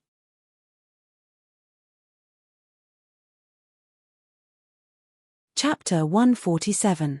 Where did this Shimon Wuji come from? It's fine if he's shameless, but why is he so narcissistic? Mu Yu asked in confusion. This Shimon Wuji isn't a good person, he's from the evil sect. Mu Yu, you have to be careful of the people from the evil sect. The people from the evil sect do things according to their own preferences. Killing people is also something they do casually. They worship to do as they please. This is originally good, but once they are truly indulged, they will do many outrageous things and not follow the rules. In the cultivation world, they are an existence that is spurned, but they are also unreasonably powerful. The people from the evil sect are very unruly. They don't like to be bound by rules and regulations. They do many things according to their own preferences, offending many people. It seems like the people from the evil sect aren't good people. Why didn't the various sects unite to eliminate them? Since ancient times, good has suppressed evil. The people from the evil sect are unscrupulous in killing people. Could it be that no one wants to eliminate them completely? Mu Yu frowned. Although the people from the evil sect are abominable, their strength cannot be underestimated. They are almost on par with the 8 sects. It's impossible to eliminate them, especially their spiritual leader, Xie Bulao. This person's cultivation is the most terrifying. The people from the evil sect have their own effective methods to deal with human. They are cruel and will use unexpected methods to eliminate human. When dealing with human, the people from the evil sect didn't just stand by and watch. Instead, they were a major force in defeating human. Compared to the evil sect and human, we are more inclined towards the evil sect. After all, they are also humans. Cai Lai explained. Mu Yu nodded. He found that Tian Ran was still very depressed about what happened today, so he comforted her. Now that the inn was destroyed, they could only find a new one to stay in. At night, Xiao Shuai stuck to Tian Ran in her room. Mu Yu laid on his bed, unable to fall asleep for a long time. Now that human had appeared in Mist Breath City, the cultivation world already knew that human had escaped from the Moyun mountain range. In that case, how would the Sanchong Palace view this matter?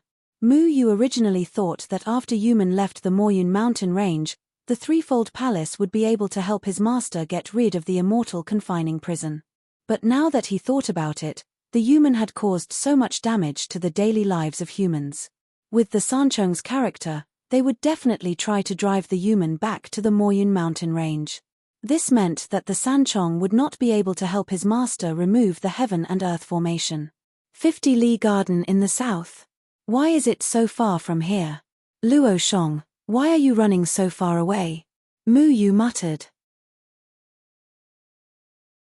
He thought of his second senior brother Luo Shong, the guy who brought everyone away from the Moyun mountain range not long after he returned. He asked Mu Yu to go to the 50-mile garden in the south to find him. However, Tian Ran told him a few days ago that the 50-mile garden in the south was too far from here. The Sanchong continent was so big that it would take Mu Yu at least a month to get to the 50-mile garden in the south from here without stopping. How am I going to find that bastard by myself? The medicine master had clearly told Mu Yu that Tian Ran had to return to the Danding sect with Cai Lai and the others. Then, the medicine master would send Tian Ran to the Red Dust sect. It was impossible for Tian Ran to bring Mu Yu to the 50-mile garden in the south. However, Mu Yu was not familiar with the Sanchong continent at all. It would be a problem for him to find a person in the huge Sanchong continent. You don't know, but I do. Just as Mu Yu was worrying alone, he suddenly heard a familiar voice. Mu Yu turned his head and looked. What he saw scared him so much that he immediately rolled off the bed. Damn it! Family misfortune, what are you doing here? Shimon Wuji supported his head with one hand and fanned himself with the other. He unknowingly laid down beside Mu Yu and looked at him with ridicule. Of course I'm here to find you, Shimon Wuji leisurely said. Also, it's Shimon Wuji, not family misfortune. You can call me Shimon Chue Shui, or Shimon Handsome for short. Are you crazy? If there's something, then there's something. Don't you know how to knock? You're a big man, are you trying to be gay by coming to my bed? Mu Yu was really shocked. He didn't know how this guy came in, and where did he come from to get on his bed? I'm not gay. I'm a straight man. Shimon Wuji blinked his eyes. You're a retard. Get out. Mu Yu cursed. How could a normal person sneak into a man's bed and pose in such a flirtatious position? Don't be so angry. I saw you have something on your mind, so I wanted to make a joke with you. But you don't seem to like this joke. Shimon Wuji said with slight regret. Mu Yu saw the window beside him was open. Shimon Wuji definitely came in from the window. After all, he was a Yuanying realm cultivator. His speed was so fast that he didn't even notice it. Only a ghost would like this joke. Get out. Mu Yu gnashed his teeth in anger. It was said that the people of evil sects were unrestrained, willful and frank. In their eyes, running into a man's bed in the middle of the night was the most interesting thing. Only the people of evil sects would do this kind of unconventional thing. How could a normal cultivator do this kind of thing? I just want to ask, I always feel that you're not simple, brother. Jade Sect's Fairy Ru Anna's chest was attacked by you, but how come even Red Dust Sect's little holy maiden Tianran is so good to you? I've never touched Saintess Tranquil before. How did you manage to get her? Why doesn't she dislike you?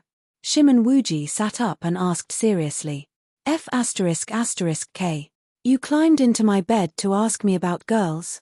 Mu Yu had a stomach full of anger. Why don't you ask her yourself? Shimon Wuji waved his hand. That old medicine man is over there. I don't want to touch his bad luck. After thinking about it, I can only find you. Get out. Mu Yu emphasized every word to get out. Receiving another man in his bed in the middle of the night, no matter how he thought about it, this scene was very awkward. In any case, I can easily take you down. Can't you respect my identity as an expert? Shimon Wuji didn't have the slightest intention to leave. Experts won't be this abnormal. Get out. Mu Yu pointed at the window to send him off. Just now I heard you were looking for a person called Luo Shong, right? Shimon Wuji faintly smiled. I also know a person called Luo Shong. What do you want to say? Mu Yu's heart jumped. Shimon Wuji knew Luo Shong? You tell me Tian Rant's horoscope and hobbies, then I will tell you how to find Luo Shong. Shimon Wuji took out a comb from God knows where and began to comb his hair. This guy was truly crazy. Even if he wasn't crazy, he was extremely careless. Get out. Also, what the hell is horoscope? Mu Yu sat on the chair and glared at Shimon Wuji. Horoscope that is a treasure book of love that I summarized after wandering among flowers. I categorized girls according to their different character. For example, those who like cleanliness and have misophobia, I categorized them as Virgo. Jade Sect's Fairy Ru Anna is Virgo. If any man dares to touch her, she will not rest until he dies. Jade Sect's Fairy Meng Xin is Libra. She is beautiful and kind-hearted. She is very fair in handling matters. She won't reject me or accept me. $1 Million Company's Miss Bay YA is Sagittarius. She is lively and warm-hearted. I also like her very much. Tian Rant's little saintess, I don't understand her situation, so I can't categorize her. Shimon Wuji took out a pink booklet as if he was very familiar with it. He kept flipping through it. Inside the booklet was a record of every girl that he liked. At the same time, he also kept nodding his head. I am warning you, Tian Ran is my younger sister. Don't have any ideas about her. Mu Yu didn't want Tian Ran to be harassed by this strange guy. Tian Ran was such a pure girl, how could this guy taint her? Tian Ran is your younger sister, then it's easy to handle. Shimen Wuji closed his eyes and immersed himself in his own fantasy. He was very satisfied with this answer. It's easy to talk about brother and sister. I see that brother Mu Yu is also not easy to deal with. Otherwise, he wouldn't have done such a vulgar thing like secretly touching a girl like me. This means that we are fated to be together. Shouldn't fated people become in-laws? Isn't that right?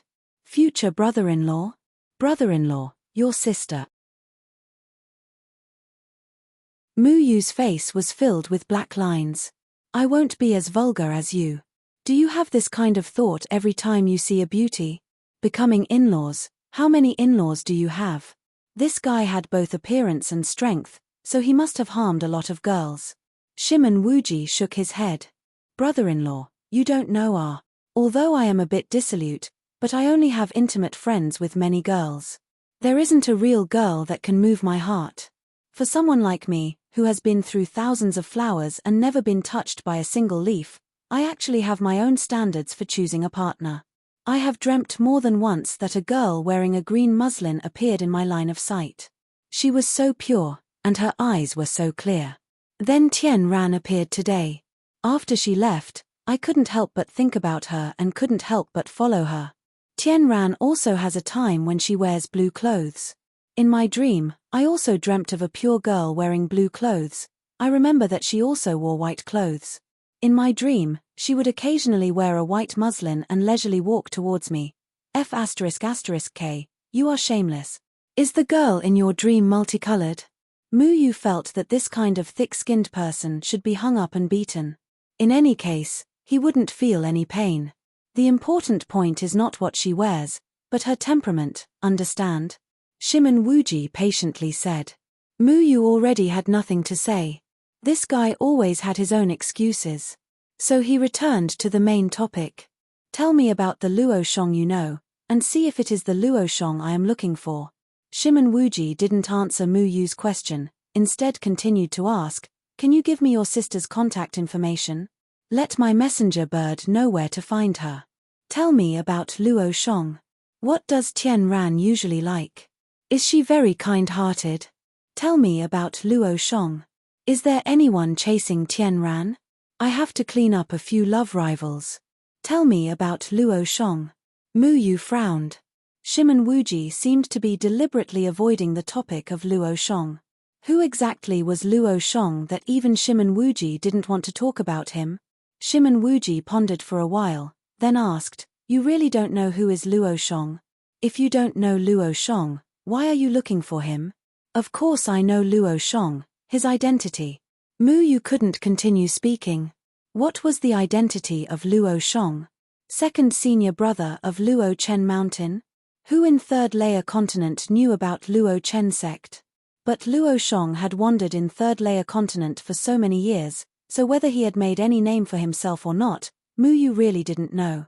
Luo Shong is not an ordinary person. His identity is not ordinary. Shimen Wuji said with a smile. Luo Shong's identity is not ordinary? Mu Yu frowned. Whether it was him or Luo Shong, their identity was not ordinary, because their master was a true god of third layer continent. Mu Yu knew that Luo Shong would definitely not speak about this matter, and with the respect Luo Shong had for his master, it was impossible for him to speak about this matter to anyone.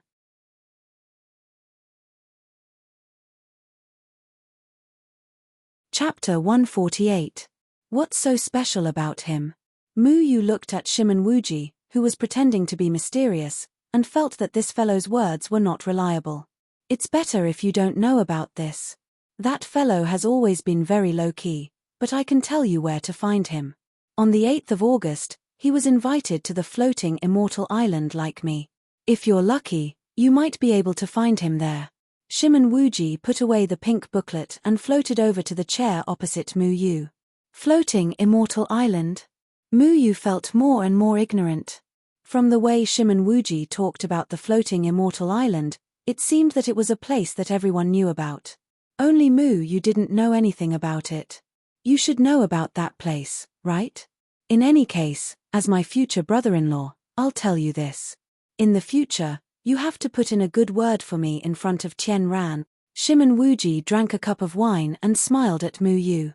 Then, he disappeared outside the window. In the future, I'll definitely close the window when I sleep. Otherwise, any random person will come in. Mu Yu walked to the window and closed it. He was going to ask Cai Lai about the floating immortal island tomorrow morning. The next day, just as the sun was about to rise, Mu Yu had already rushed into Cai Lai's room. Cai Lai was snoring on the bed, and he was woken up by Mu Yu. You don't know about the floating immortal island? Cai Lai shook his head and asked with sleepy eyes.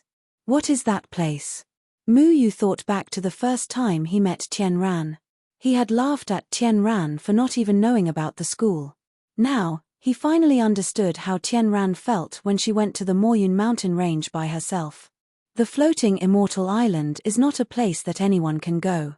Those who can go there are all famous young talents.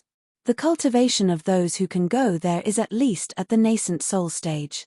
During the Jindan period, those who go there are only servants who serve tea and water. It should be noted that most of the young talents of the sects and clans on the 3 continents were very proud and aloof. Only Huai Mian could invite all of them. Huai Baiwan is a businessman who specializes in doing business for cultivators. He is extremely rich and powerful. There is a saying in the world of cultivators, any treasure you want to buy is in Huai Baiwan's hands. When Cai Lai thought of Huai Baiwan, his face was also full of admiration. Huai Baiwan is an amazing person. Every place in the cultivation realm has a trading company called Baiwan Trading Company. If you want to buy something, you just have to go to Baiwan Trading Company. If the item was too precious and they didn't have it in stock, they would give a deadline and they would be able to get it within a certain period of time. However, the more precious the item was, the more spirit stones it would consume. Sometimes, when our pill cauldron sect wants to refine a certain kind of pill, if we don't have enough materials, we will buy them from a trading company with 1,000,000 yuan. Basically, it's fine. Is it that powerful to have 1,000,000 yuan? If someone wanted to buy a true god's heaven sword, would he be able to get it too? Mu Yu curled his lips. He himself had a true god's shadow sword. The true god's 9 heaven swords could be combined into one. Therefore, all the true god statues on the 3 continents only had one heaven sword. Master only gave his heaven sword to people he thought were worthy. Mu Yu didn't believe that Huai Baiwan would be able to find the whereabouts of the heaven sword. It's not impossible, as long as you can afford it. Every year, the owner of the floating immortal island would send an invitation to famous young people in the cultivation realm. Without an invitation, you can't enter.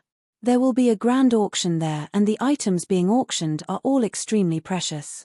Even senior martial brother Xiao Hua received an invitation from the floating immortal island. I'm thinking that when I reach the nascent soul stage, I should be able to receive an invitation too. Cai Lai's face was full of fantasy.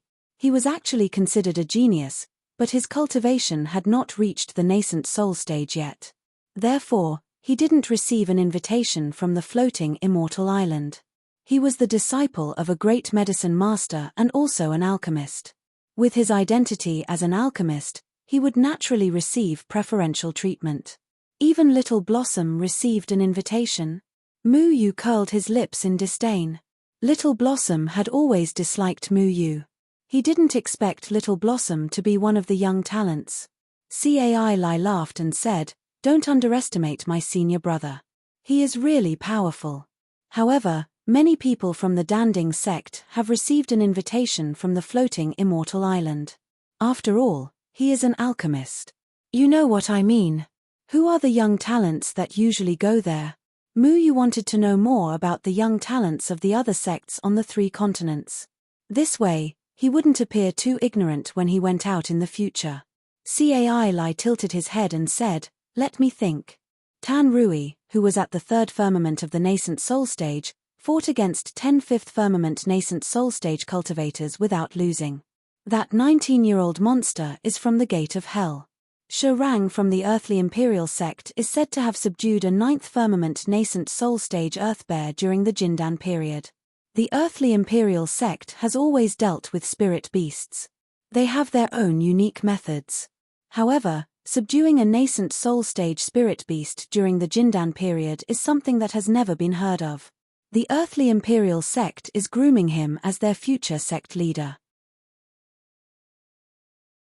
Meng Xin from the Jade sect is the goddess who killed 5 notorious 7th firmament nascent soul stage bandits with a song called Drunken Dream.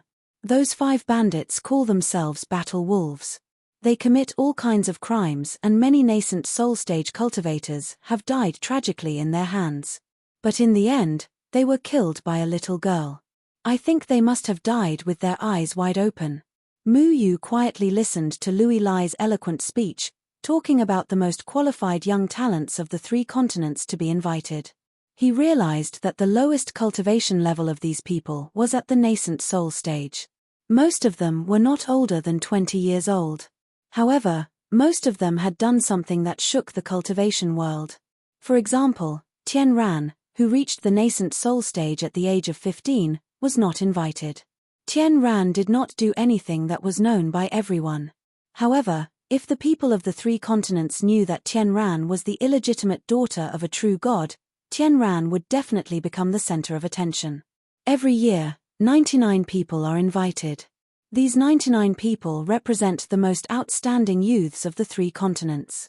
Being able to receive an invitation is a symbol of status. It means that in Huai Baiwan's eyes, you are the 99 most outstanding youths of the younger generation. Many people who are not on the list are not convinced by this ranking. However, Fujian Island is Huai Baiwan's territory. Therefore, he can invite whoever he wants. Even if you don't agree, you can't do anything about it. Who told you to not be qualified? Cai Lai said. Huai Baiwan had created the young talents ranking of the 3 continents. Some of the geniuses who were not on the list were naturally dissatisfied. Huai Baiwan was a businessman. He was very good at judging people. Many people in the cultivation world agreed with his ranking. Oh right, there's also that Shimen Wuhao we met yesterday. Although this guy is crazy, he is indeed very powerful. He is said to be invincible in the nascent soul stage. He doesn't just know how to play the flute. His real strength is the evil nether fan in his hand. It is very strange. I remember when he first became famous, many people from the righteous sects could not stand the way the evil sects did things. They were also not convinced that someone from the evil sects could be invited to Fujian Island. Therefore, countless youths tried to find trouble with him. In the end, they were all taught a lesson by Shimen Wuhao. Since then, no one dared to look down on him, Cai Lai said. Mu Yu did not have any doubts about Shimen Wuhao's strength. This guy did things so casually. In the middle of the night, he even went to a man's bed to ask about a girl. This kind of person who did things according to his whims would naturally offend many people. The fact that he was still alive and kicking and had not been beaten to death was very clear. This guy looked quite dignified. He could be considered a powerful idol. If it wasn't for the fact that he did things according to his whims like a crazy person, Mu Yu might have admired him a little. Have you heard of Luo Shong? Mu Yu asked. Luo Shong? Who is Luo Shong? Cai Lai actually did not know Luo Shong's name. This was strange. Did Shimen Wuhao say that Luo Shong also received an invitation from Fujian Island? Since that was the case, Luo Shong must have done something that Huai Baiwan liked. How could Cai Lai not know? Is Fujian Island far from here? Mu Yu asked. It's not that far. It's about 500 miles north of Lanshi City. Why, do you want to go there? Cai Lai curiously asked. August 8th, which was half a month from now. Mu Yu really wanted to go look for Luo Shong. He had no one to rely on right now. If he went to the 50-mile garden in the south to find Luo Shong, it would be too far away. Fujian Island was closer. Naturally, he would go there to look for Luo Shong. Mu Yu nodded his head. Do you have any way for me to sneak in? Cai Lai shook his head. I advise you not to go there. That place is filled with outstanding youths. If you don't have the strength of nascent soul realm, it would be very difficult to stay there. You should know that youths are incomparably arrogant. If there's a disagreement, they would start a fight. However, only there can you see the overall strength of the younger generation of the cultivation world. Why do you say that as if you aren't part of the younger generation? Muyu was not interested in this place filled with geniuses. He only wanted to look for someone. He didn't plan to fight with anyone. Moreover, he couldn't beat them. Cai Lai grinned. Actually, I want to go too. No matter how talented a person is, they still have to be courteous to an alchemist. I want to go there and sell my pills. I want to rip them off. They have money anyway. For the next 2 days, Master Apothecary was not seen. During these few days, Master Apothecary was busy dealing with the human matter. He searched every house in the city to see if there were any remaining human teleportation arrays. It was said that because of such a huge loss, he had to write a lot of reports to the Sanchong Palace. As for how the teleportation array entered the city, there was no clue. It was an abandoned courtyard. The owner of the house had long since passed away. When Muyu saw Master Apothecary, he hurriedly asked Cai Lai and the others to pack up. Master Apothecary wanted to take them back to the Danding sect. Tien Rant's Red Dust sect was not far from the Danding sect. Master Apothecary wanted her to go back with them. I want to go with Big Brother Muyu. Tien Ran did not want to go back to the Red Dust sect. However, her words did not count. Master Apothecary insisted on taking her away.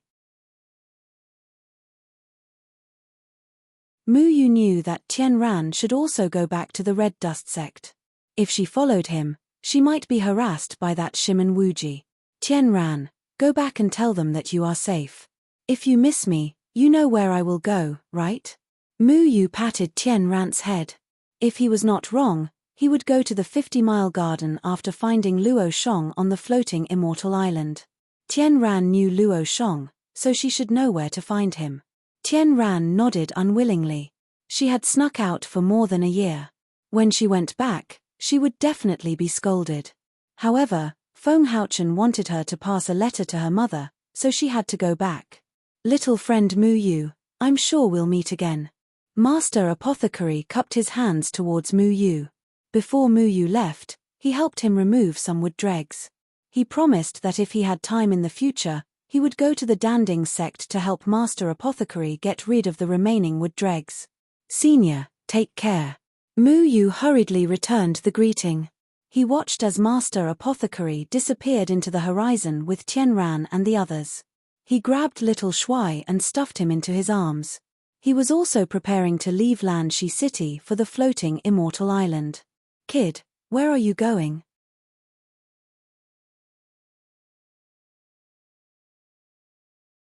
Chapter 149. Tian Yun sneered and said, Brat, you have been with Tien Ran and the others for the past few days. There is also that brat Cai Lai by your side. I can't touch you. Now that they are gone, I want to see who will protect you today. Muyu frowned. This guy was really vengeful. He was still thinking about this matter even after so long. He shot a glance at Ruanna and said, Comrade Ruanna, don't you also dislike Tian Yun? Why did you lower your status to mix with him? Stop talking nonsense. Tian Yun, help me chop off his left hand. Ruanna said while gnashing her teeth. She was still brooding over the matter of being taken advantage of by Muyu. Ruanna was the pure fairy of Jade Gate. Normally, she would never let a man get close to her. Forget about Shiman Wuji, that kind of guy. Muyu, that brat, was nothing. Tian Yun immediately smiled. He turned to Muyu and said fiercely, Brat, if you want to blame someone, you can only blame your bad luck. It doesn't matter if you offend me, but if you offend Ruanna, you are tired of living.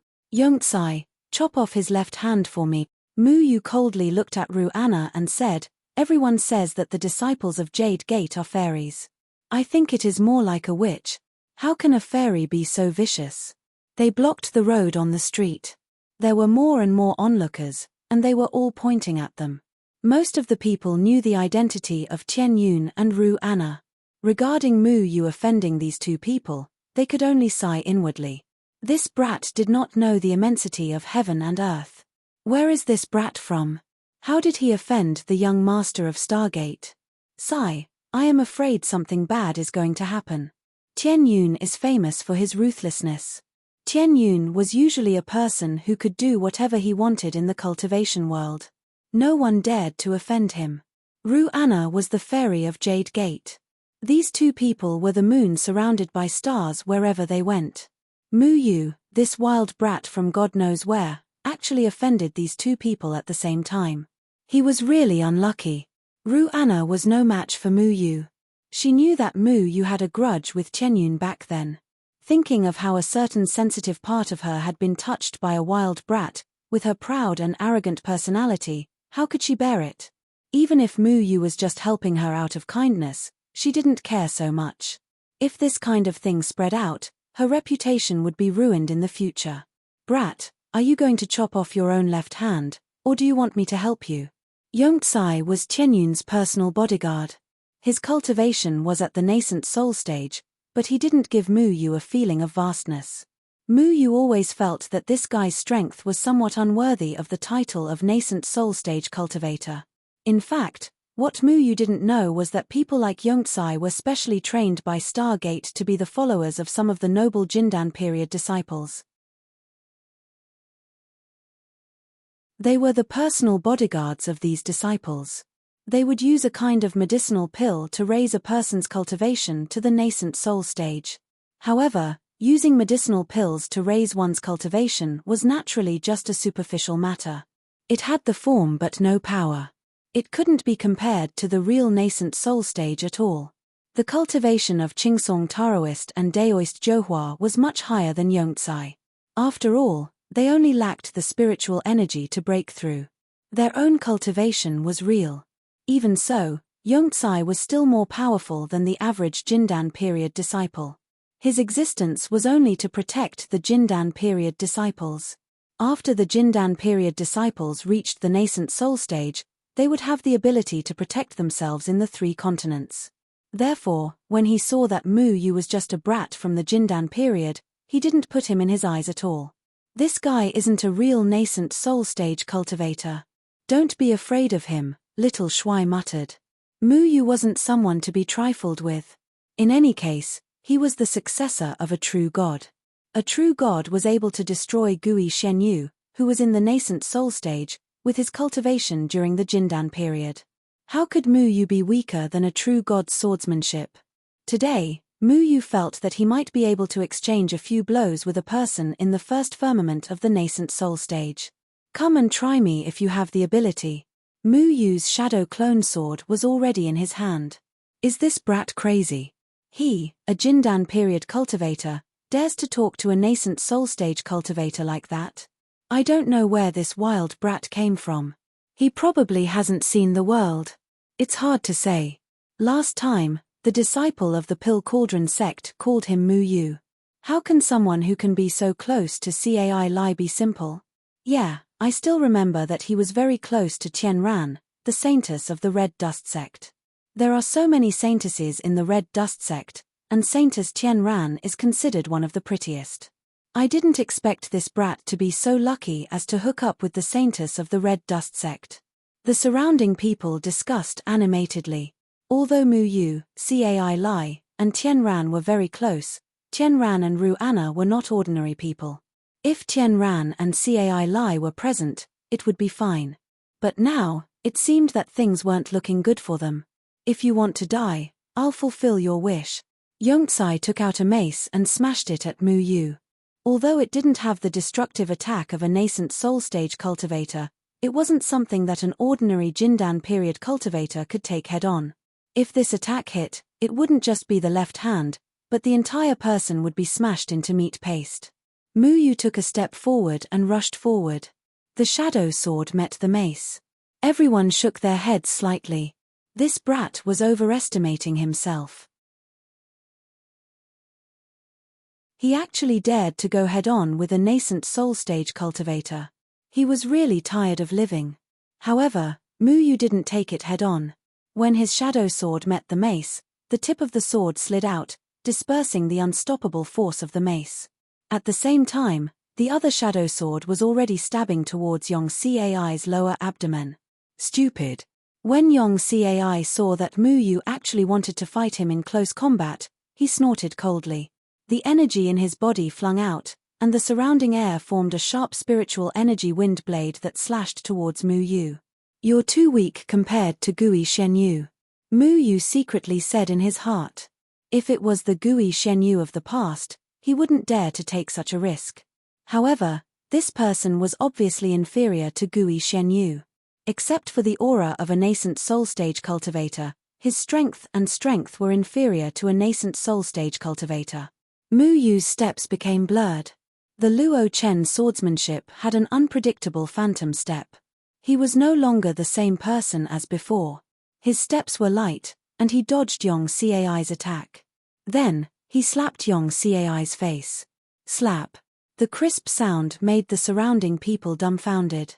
Mu Yu, who was in the 9th heavenly layer of the Jindan realm, actually slapped Yong Cai, who was in the nascent soul stage.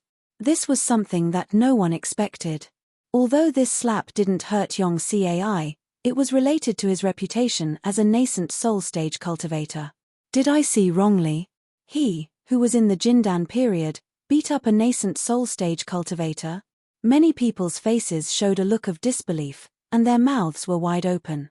Mu Yu's body was like a swimming dragon as it circled behind Yong Cai. Then, it kicked Yong Cai's buttocks. This time, the surrounding people were even more stunned. Was this really something that a Jindan period cultivator could do? Feng Haochen once told him that nowadays cultivators paid attention to the cultivation of their spiritual power. Many cultivators only used their spiritual power to fight from a distance, and they didn't pay so much attention to close combat. Mu Yu cultivated the Luo Chen swordsmanship, which was the unique skill of a true god.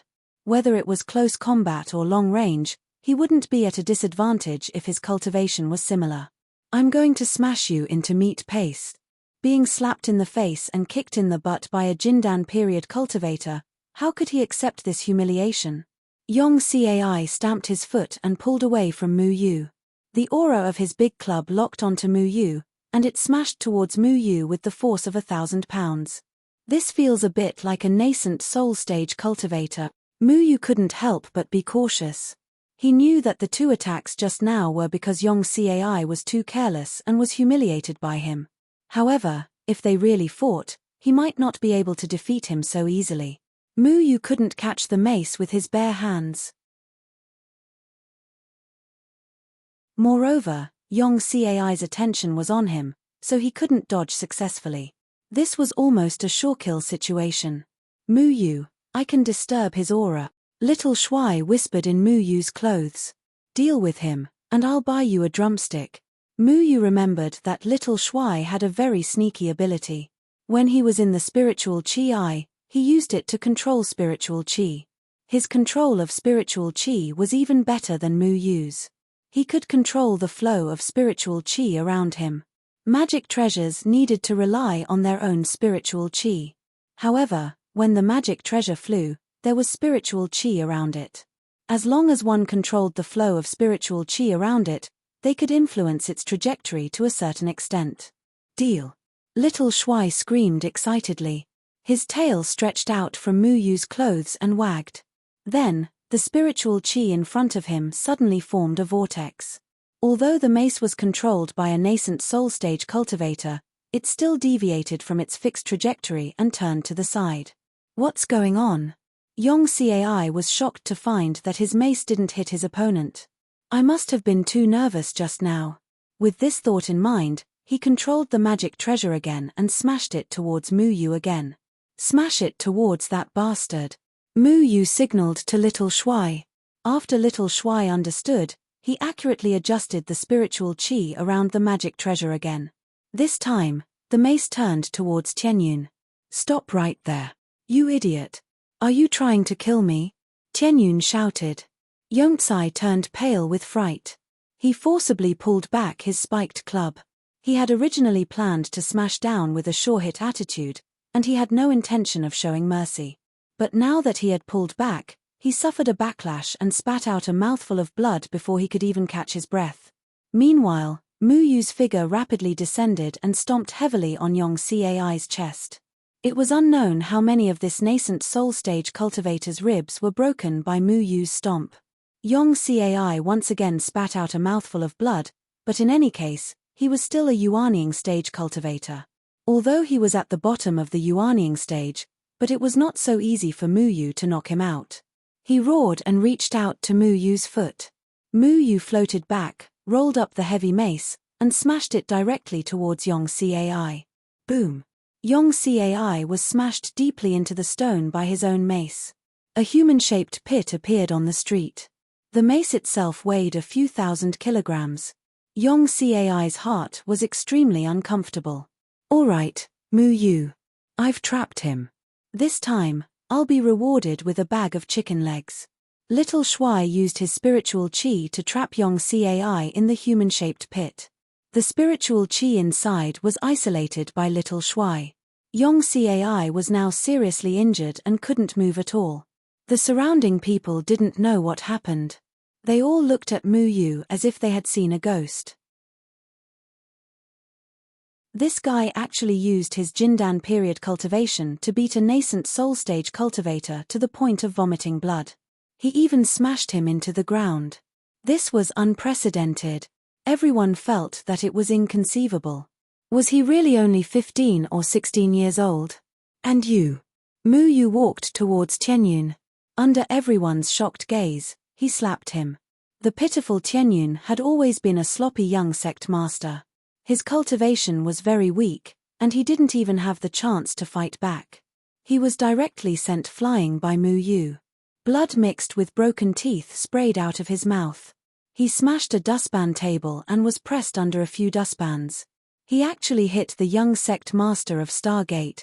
This brat is too bold. Tianyun is the famous young master Xie. Even Shimen Wu is several levels higher than him. Mu Yu walked to Ru Anna's side. Ru Anna's face turned pale. She didn't expect Mu Yu to have such strength. He even stepped on the young master of Stargate. Humph! Ru Anna had already retreated and escaped without hesitation.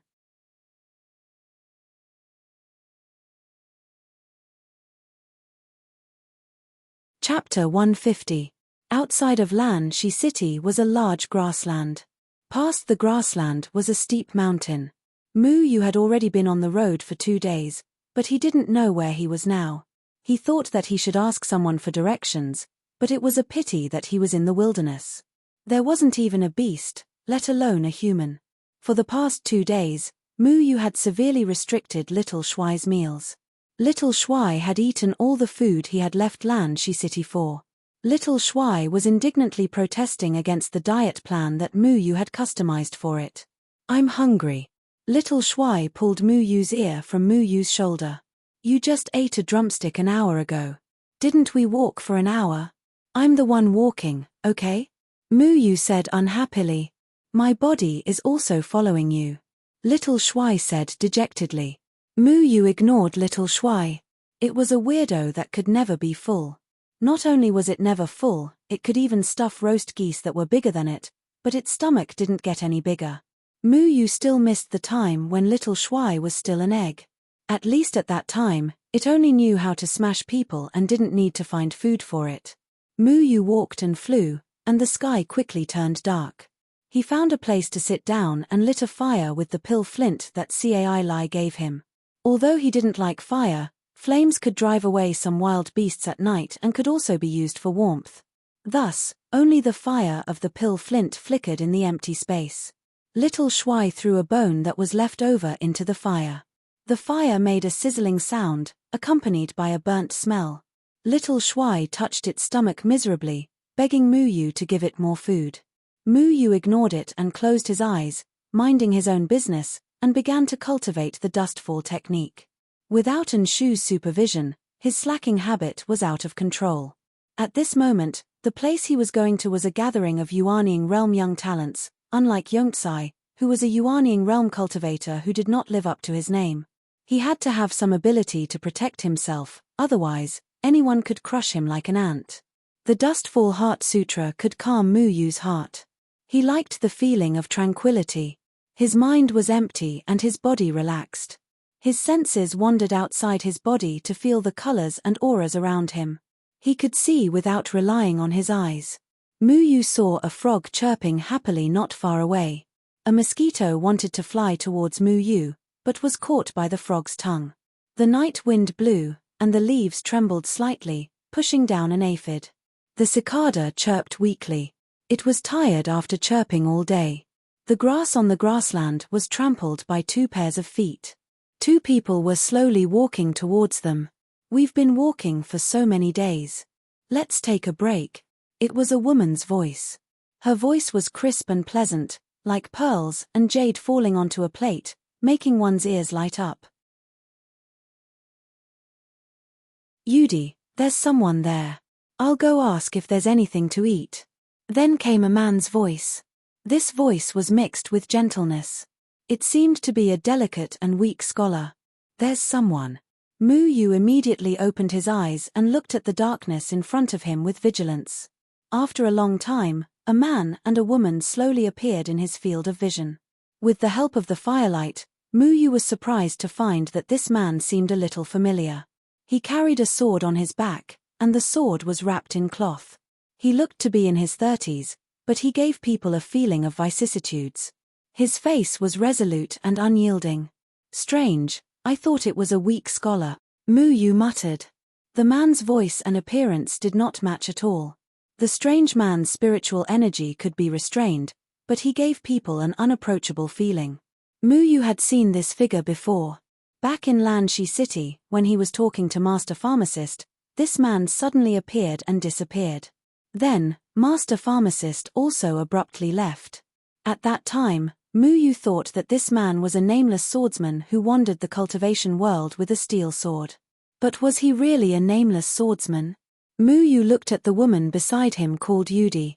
She looked to be in her 20s and looked sickly. Her face was pale. The man was supporting her with one hand. Her body was very weak, as if she would die soon. However, she was quite beautiful. What surprised Muyu the most was that Yudi did not have any cultivation. He could not feel any spiritual energy fluctuations from her body. "Is there anything to eat?" the man asked. His voice suddenly became hoarse, and his face was very haggard. He looked at Yudi with a worried expression. Why did he change his voice? "No, no." Little Shuai stuffed the remaining meat into his small mouth and spoke with a lisp, afraid that someone would snatch it away. The man's eyes narrowed and he stared at Little Shuai. "No. Then I'll eat you." Muyu was shocked. This man attacked without giving Muyu any chance to react. The man raised his hand and restrained Little Shuai. Then, he directly put Little Shuai into the fire and ignored Muyu. It was as if Muyu did not exist. "What's wrong with you?" Muyu stood up and quickly went to save Little Shuai. The man only glanced at Muyu and a huge wave of spiritual energy swept over him. Muyu felt as if his chest was hit by a rock and he was sent flying. Muyu gritted his teeth and crawled up. He was really angry. This man was too overbearing. He did not even give him a chance to negotiate. He actually wanted to roast Little Shuai. This was too much. Although he was too much, this man had the ability to back it up.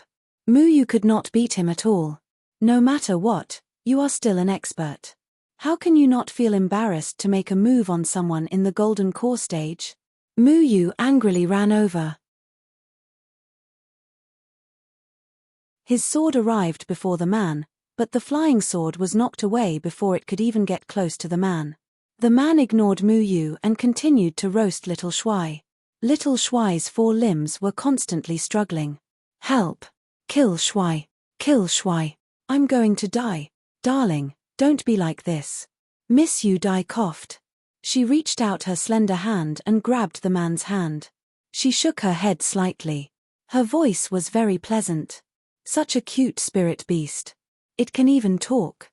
Don't hurt it." The man's expression softened. He listened to Yudai's words and let go of Little Shuai's control. Little Shuai fell into the fire, then jumped up high and quickly ran into Muyu's arms. Muyu hurriedly examined Little Shuai. He was relieved to find that Little Shuai's fur was not even charred. You seem to be fine. Yu thought back to when little Shuai was still an egg. It had been boiled by two little guys at the Luo Chen mountain. They had used it as a hot spring bath. This fire probably wouldn't be able to hurt it. How can fire hurt me? I've only suffered from heartache. Don't you understand heartache? Heartache is difficult to heal.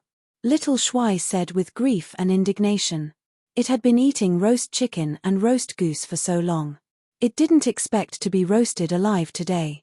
Yu watched as the man helped Miss Yu Dai to sit down next to the pill flamestone.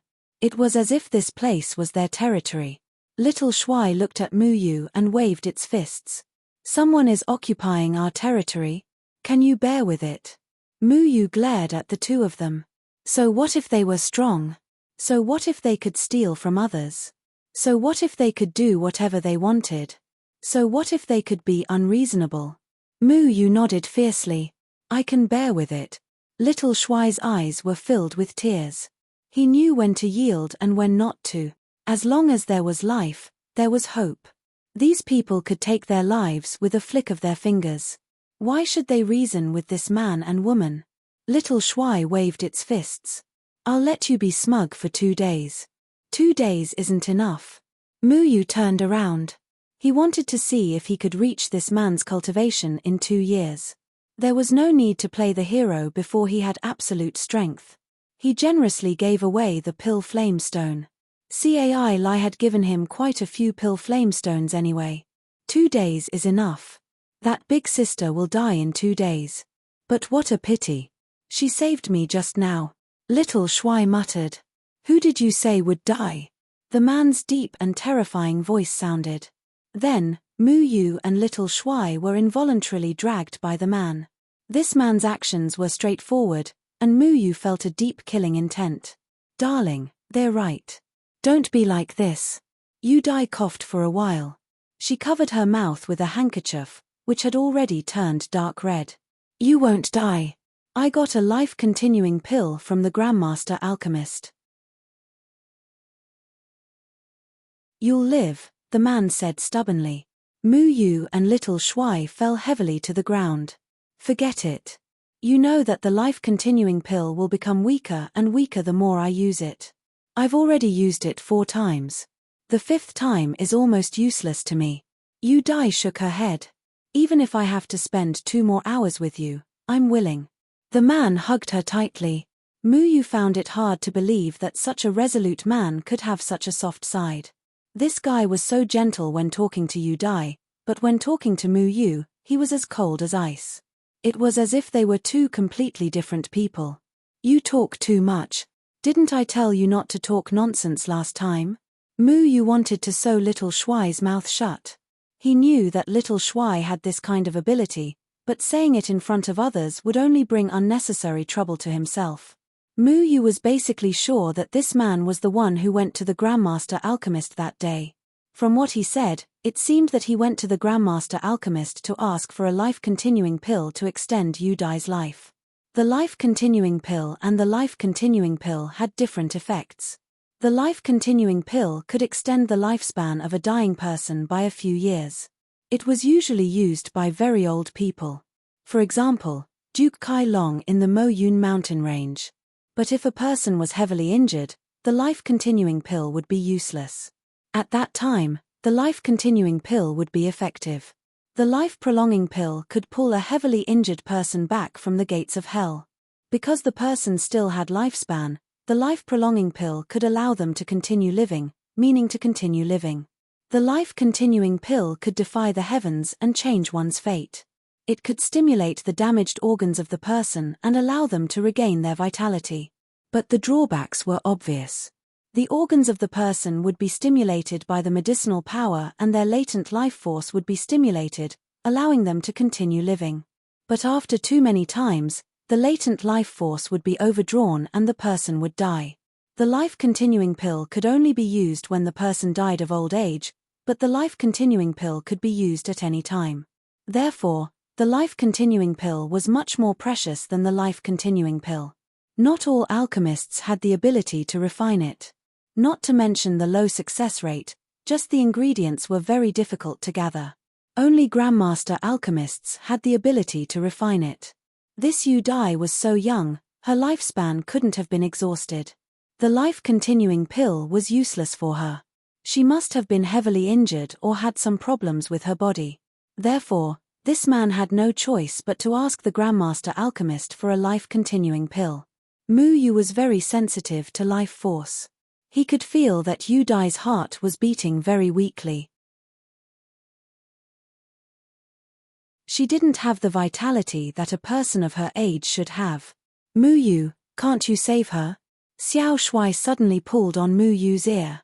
What did you say? The man grabbed Mu Yu's collar, almost suffocating Mu Yu. His eyes were shining as if he would swallow Mu Yu alive if Mu Yu dared to say no. I didn't say anything, it said. Mu Yu stammered as he pointed at Xiao Shuai on his shoulder. His face was full of grievance. How could he have a way to save Yu Dai? Xiao Shuai had been talking to himself. How did he become the scapegoat?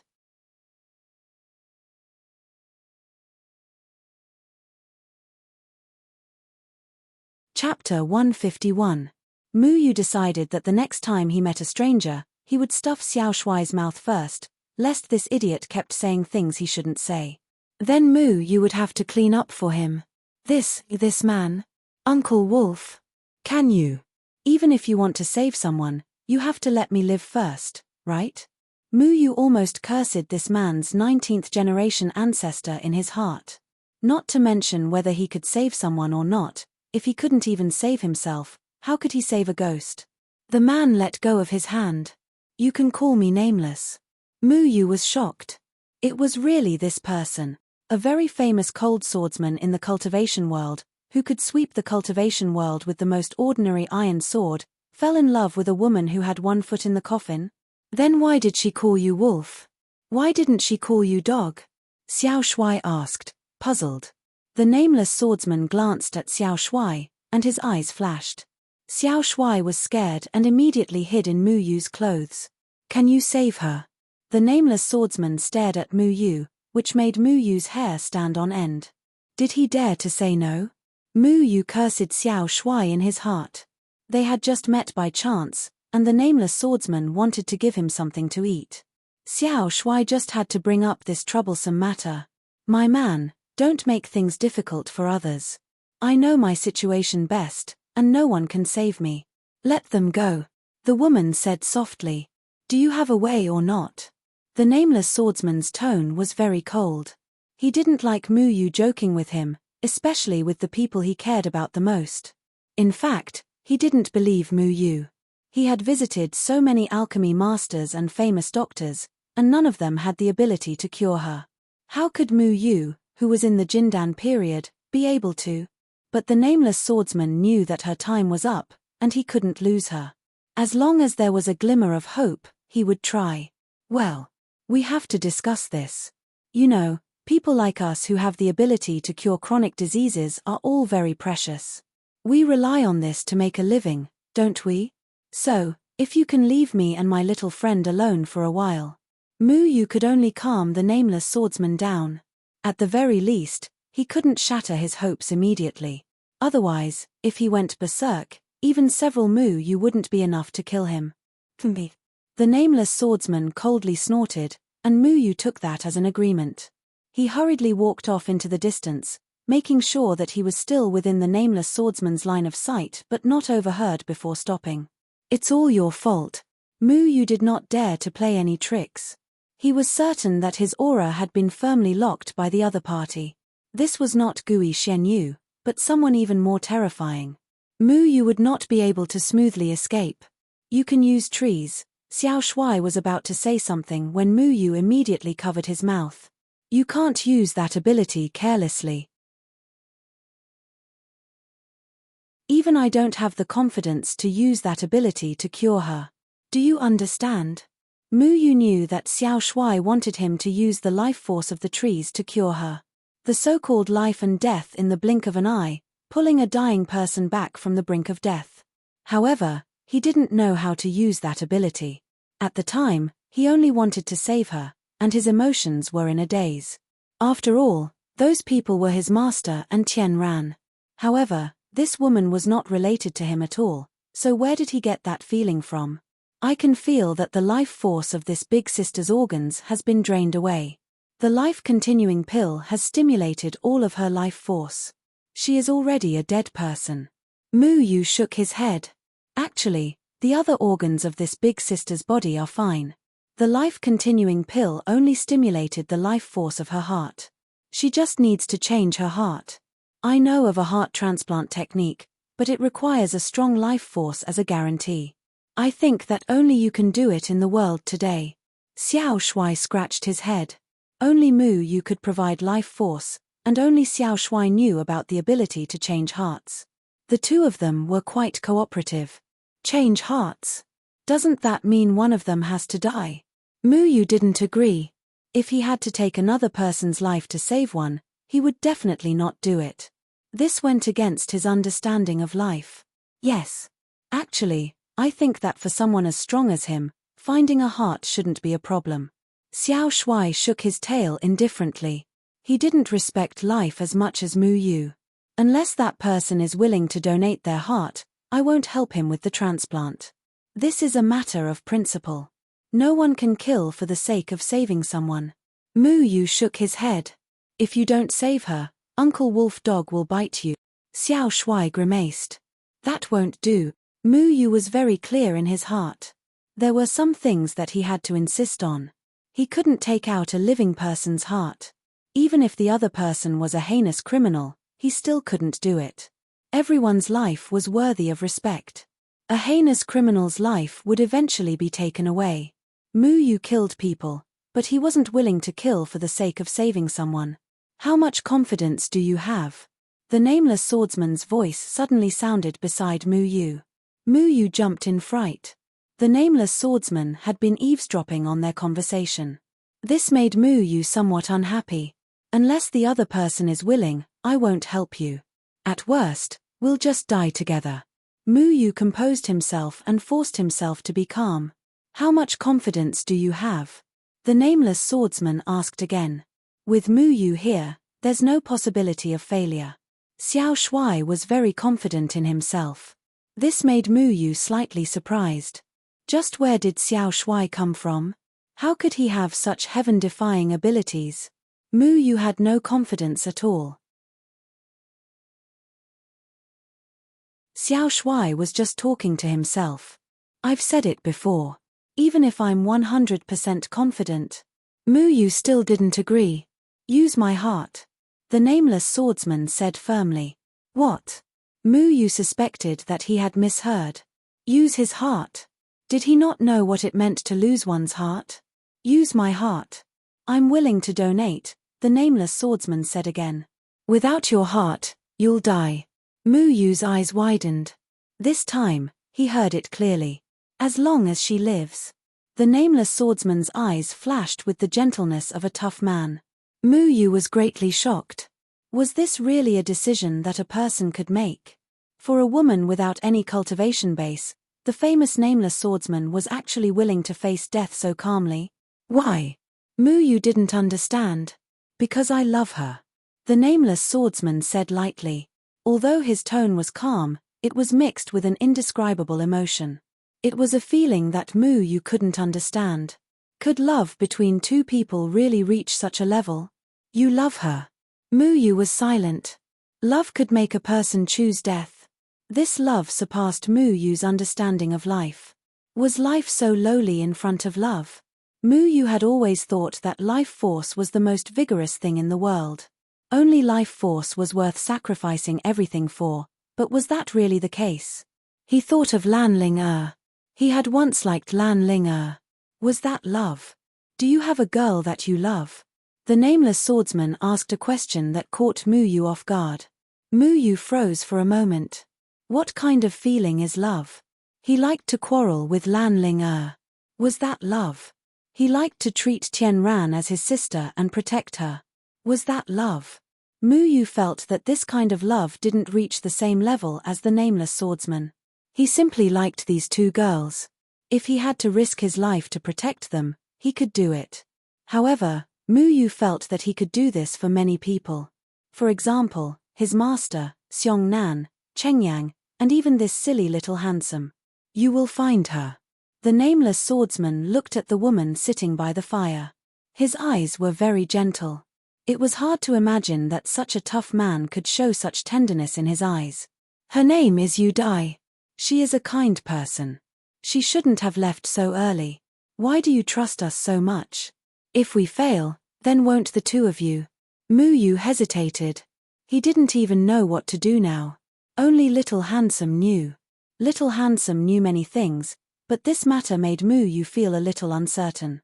He had never heard of such an incredible thing. He didn't feel confident at all. She won't live for long. If she dies, I will go with her. What's the difference between dying by my own hands and dying by your hands? If you let her live, at least I will live in her heart. If there's a way, I will try it, right? The nameless swordsman looked at Yu Dai from afar. His voice became very soft. The indescribable emotion sounded so simple and without any pretense. So what if he was the most terrifying swordsman in the world? If he couldn't even protect the woman he loved, then it would be a joke to him. Mu Yu was speechless. He didn't understand what kind of emotion this was. He suddenly felt jealous of the nameless swordsman. At least he found love. He only knew life.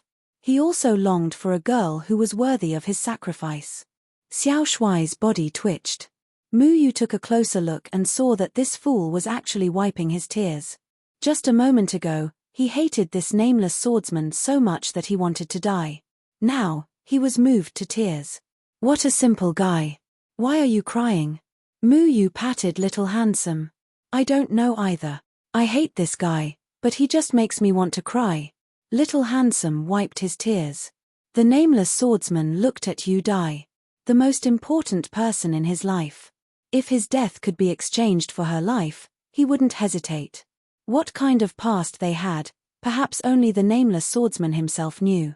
He was a cultivator who didn't belong to the same world as ordinary people, but he fell in love with an ordinary girl. Once upon a time, he thought that his future was full of sunshine, but the heavens played a joke on him. This joke was too big. He couldn't afford to play, nor could he afford to laugh. Even if there was only a glimmer of hope, he still had to try. When he was at his lowest point, he met Yu Dai. That girl was like a ray of sunshine that melted the resolute and proud swordsman's heart. He knew that he could use his life to protect her. He tried everything to save Yu Dai, but no one could do it. After he got the life-continuing pill from the medicine master, he accompanied Yu Dai to leave Lanshi City. He wanted to accompany her for the last part of her journey. He had already given his life to Yu Dai. If Yu Dai died, then what was the point of him living?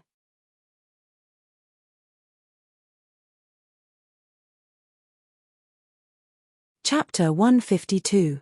Little Shuai seemed to be a natural-born spirit beast that could diagnose illnesses. Last time, he had clearly described the hidden illness of the medicine master. Not only could he see the illness of others, but he could also treat it himself. Mu Yu guessed that a heart transplant was unprecedented in the cultivation world. Little Shuai was full of confidence, but Mu Yu was worried. He had no experience, so what if something went wrong? Little Shuai told Mu Yu a few things to pay attention to. His understanding of the human body was beyond Mu Yu's imagination. He knew which blood vessels in the body had what function, but Mu Yu was completely clueless. Little Shuai told Mu Yu not to worry and that he would listen to his commands when the time came. All he had to do was extract the life force of plants to nourish his blood vessels. Little Shuai spoke casually, but Mu Yu felt a great deal of pressure. Yu Dai, do you still remember the place where we first met?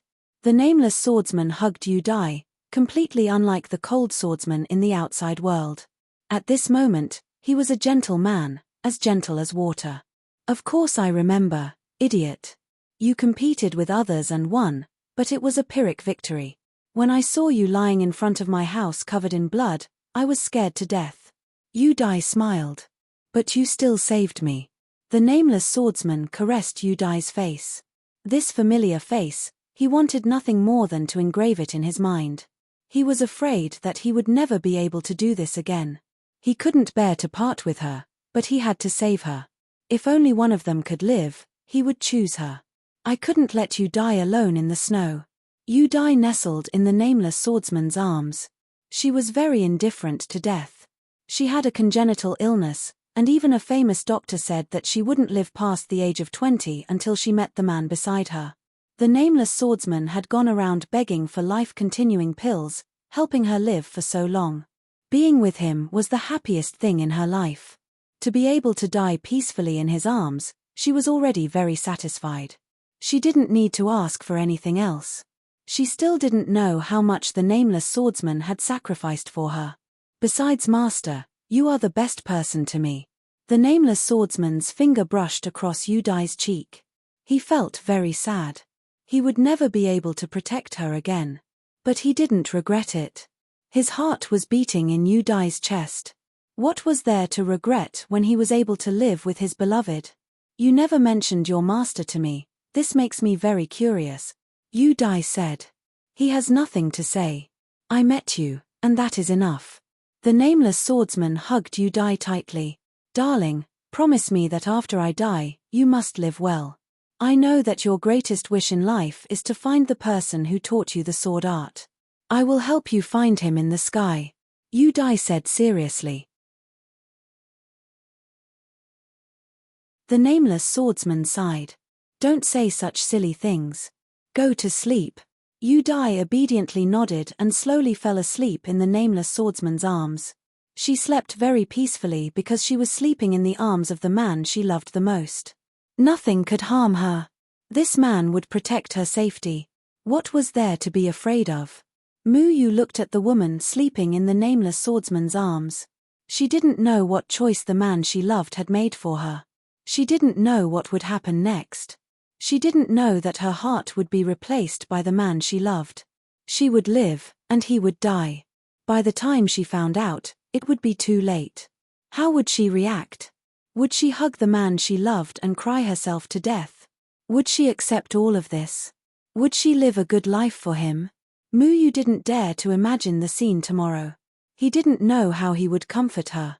Muyu even wanted to retreat. He didn't know if he was doing the right thing. Whether he did this or not, one of the two would die. From the perspective of a cultivator, the nameless swordsman's life was the most valuable. He had the capital to live. His cultivation was very high. If he lived, he could create more legends. But did ordinary people deserve to die? Who lived and who died was their own choice. Since the nameless swordsman had made his choice, he should respect him. Let's begin. The nameless swordsman gently placed Yudai on the ground. He lowered his head and kissed Yudai's lips. This might be the last time he kissed her. The nameless swordsman put his sword to the side. This iron sword that had accompanied him for many years might never have the chance to be unsheathed again. He tore off his shirt, revealing his muscular chest. Little Shuai hesitated. It's very painful. Bear with it. A sharp claw suddenly appeared from its small paw. It was 2 inches long and flat like a sharp blade. It was very thin, like a cicada's wing. It flashed coldly in the firelight. This was the first time Muyu had seen this sharp claw. Little Shuai had never used it before. Little Shuai floated in the air. Its other hand groped the nameless swordsman's chest. Then, the sharp blade suddenly slashed across. Nameless swordsman, you really are here. A thunderous voice rang out. Little Shuai stopped and looked at the source of the voice. The nameless swordsman frowned. At this critical moment, someone had actually dared to disturb him. This person was courting death. A man holding a silver sword appeared in the firelight. This man's hair was disheveled, and his eyes were fierce. He looked at the nameless swordsman, his eyes burning with battle intent. I heard you were heading this way. I finally caught up. The man slashed his sword. The sword flashed in the dark night. You shouldn't have appeared at this time. The nameless swordsman stood up. Cut the crap. Fight with me. I want to see what's so great about the nameless swordsman. The man laughed arrogantly. Or do you not dare to fight with me because of your undeserved reputation? This man's cultivation was very terrifying. It was even more terrifying than the Grandmaster Alchemist. He had the strength to fight with the Nameless Swordsman. This was Mu Yu's first thought. I don't want to kill anyone tonight. If you leave, you can still live. The Nameless Swordsman said coldly. Mu Yu knew that people like the Nameless Swordsman who relied on his sword skills to become famous in the cultivation world would definitely attract many challengers. The Nameless Swordsman claimed to be number one in sword skills. Many geniuses who used swords as magic tools would naturally not be convinced. They would think of ways to challenge the Nameless Swordsman. However, the Nameless Swordsman had yet to be defeated. It could be seen how superb his sword skills were. This man probably heard that the Nameless Swordsman appeared in Lan Shi City and specially rushed over to challenge him. Nameless Swordsman, people like us who are crazy about swords don't care about death. Dying under the sword is the best ending for us. The man said with a smile. I don't kill nameless people. The Nameless Swordsman seemed to agree with the man's idea. If it wasn't to save his lover, he would choose to die under someone else's sword. Sword Cleansing Valley, Yuanjian. The man said.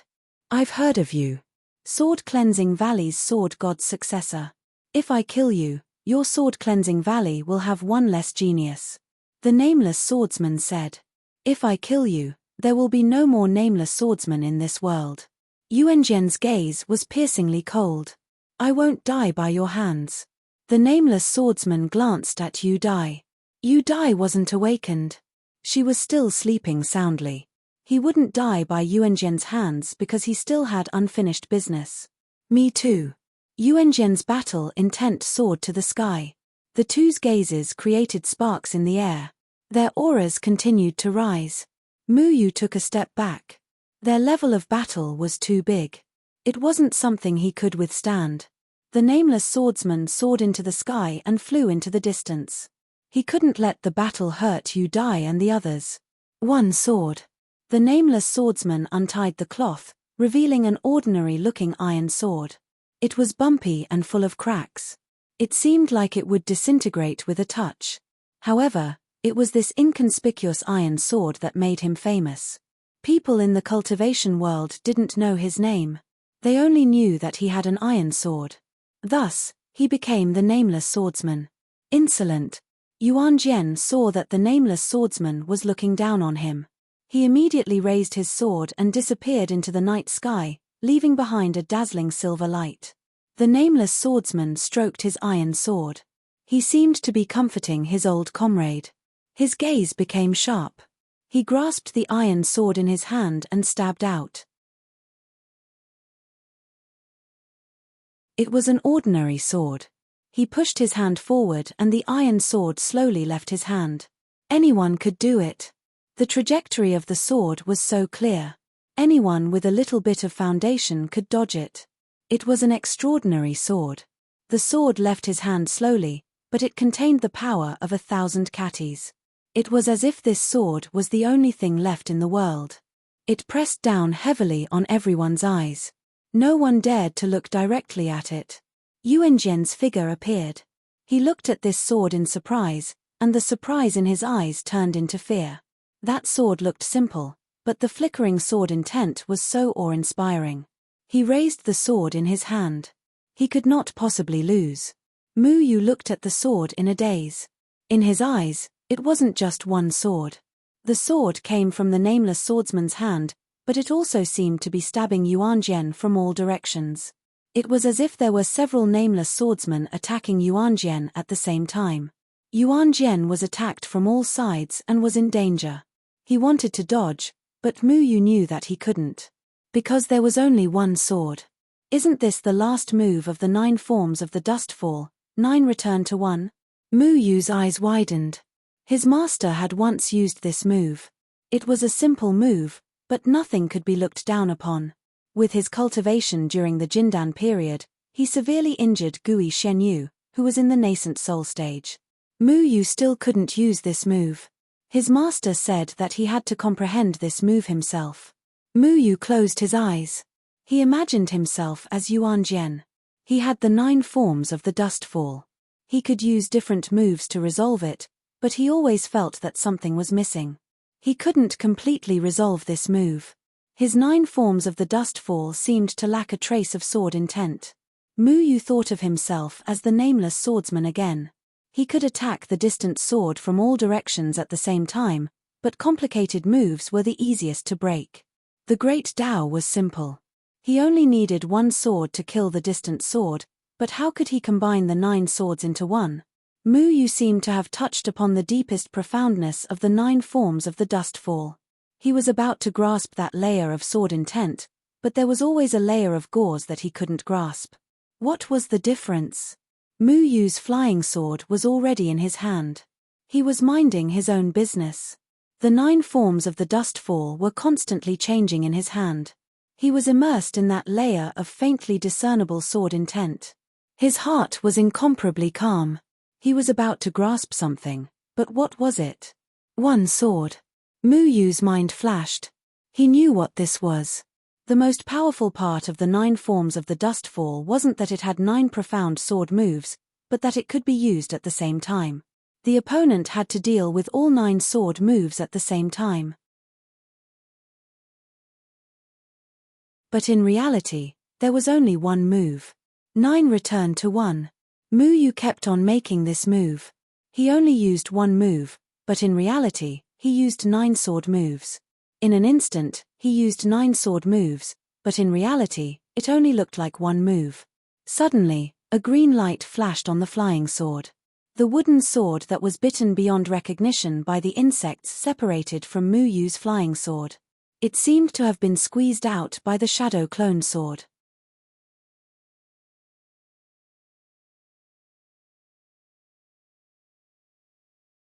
Chapter 153. The night wind blew, leaving behind a silence. The nameless swordsman's iron sword bounced off Yuan Jian before it could hit him. The nameless swordsman seemed to have missed.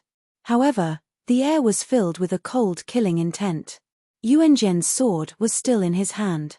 He expressionlessly looked at the nameless swordsman, but the nameless swordsman didn't look at him.